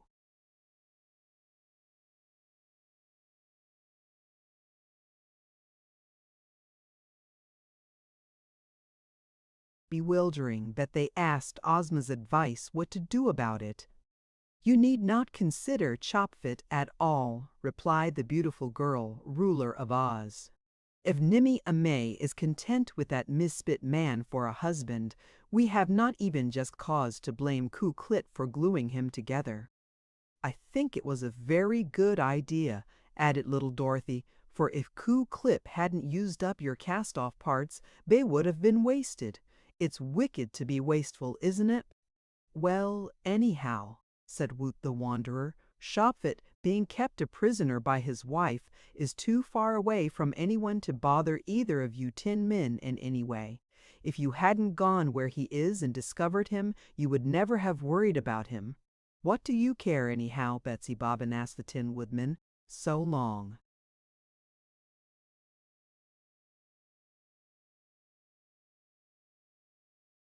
"As Nimmy Amee is satisfied. And just to think," remarked Tiny Trot, "that any girl would rather live with a mixture like Chopfitten on far-away Mount Munch than to be the Empress of the Winkies." "It is her own choice," said the Tin Woodman contentedly. "And, after all, I'm not sure the Winkies would care to have an Empress." It puzzled Ozma for a time to decide what to do with the Tin Soldier. If he went with the Tin Woodman to the Emperor's castle, she felt that the two Tin Men might not be able to live together in harmony, and moreover the Emperor would not be so distinguished if he had a double constantly beside him. So she asked Captain Fighter if he was willing to serve her as a soldier, and he promptly declared that nothing would please him more. After he had been in her service for some time, Ozma sent him into the Gillikin country with instructions to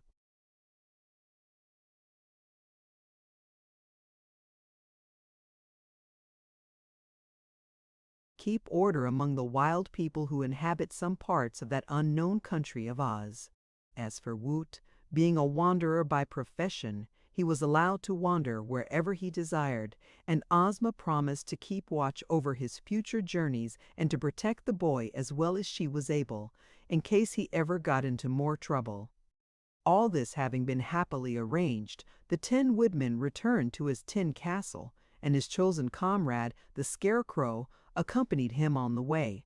The two friends were sure to pass many pleasant hours together in talking over their recent adventures, for as they neither ate nor slept, they found their greatest amusement in conversation. The Famous Oz Books.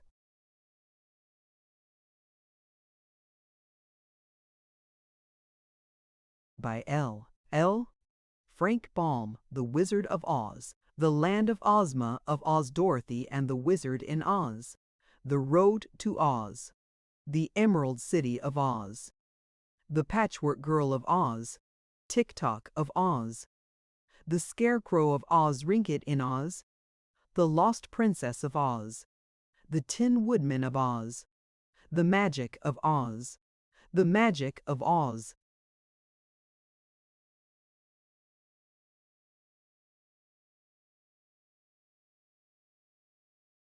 The end. Thank you for listening to this story. I hope you enjoyed the journey, the characters, and the world they carried with them. If you enjoyed this audiobook, please subscribe to the channel and leave a comment below. Your support helps keep these stories alive and allows more timeless books to be shared with listeners around the world. Until next time, thank you for listening.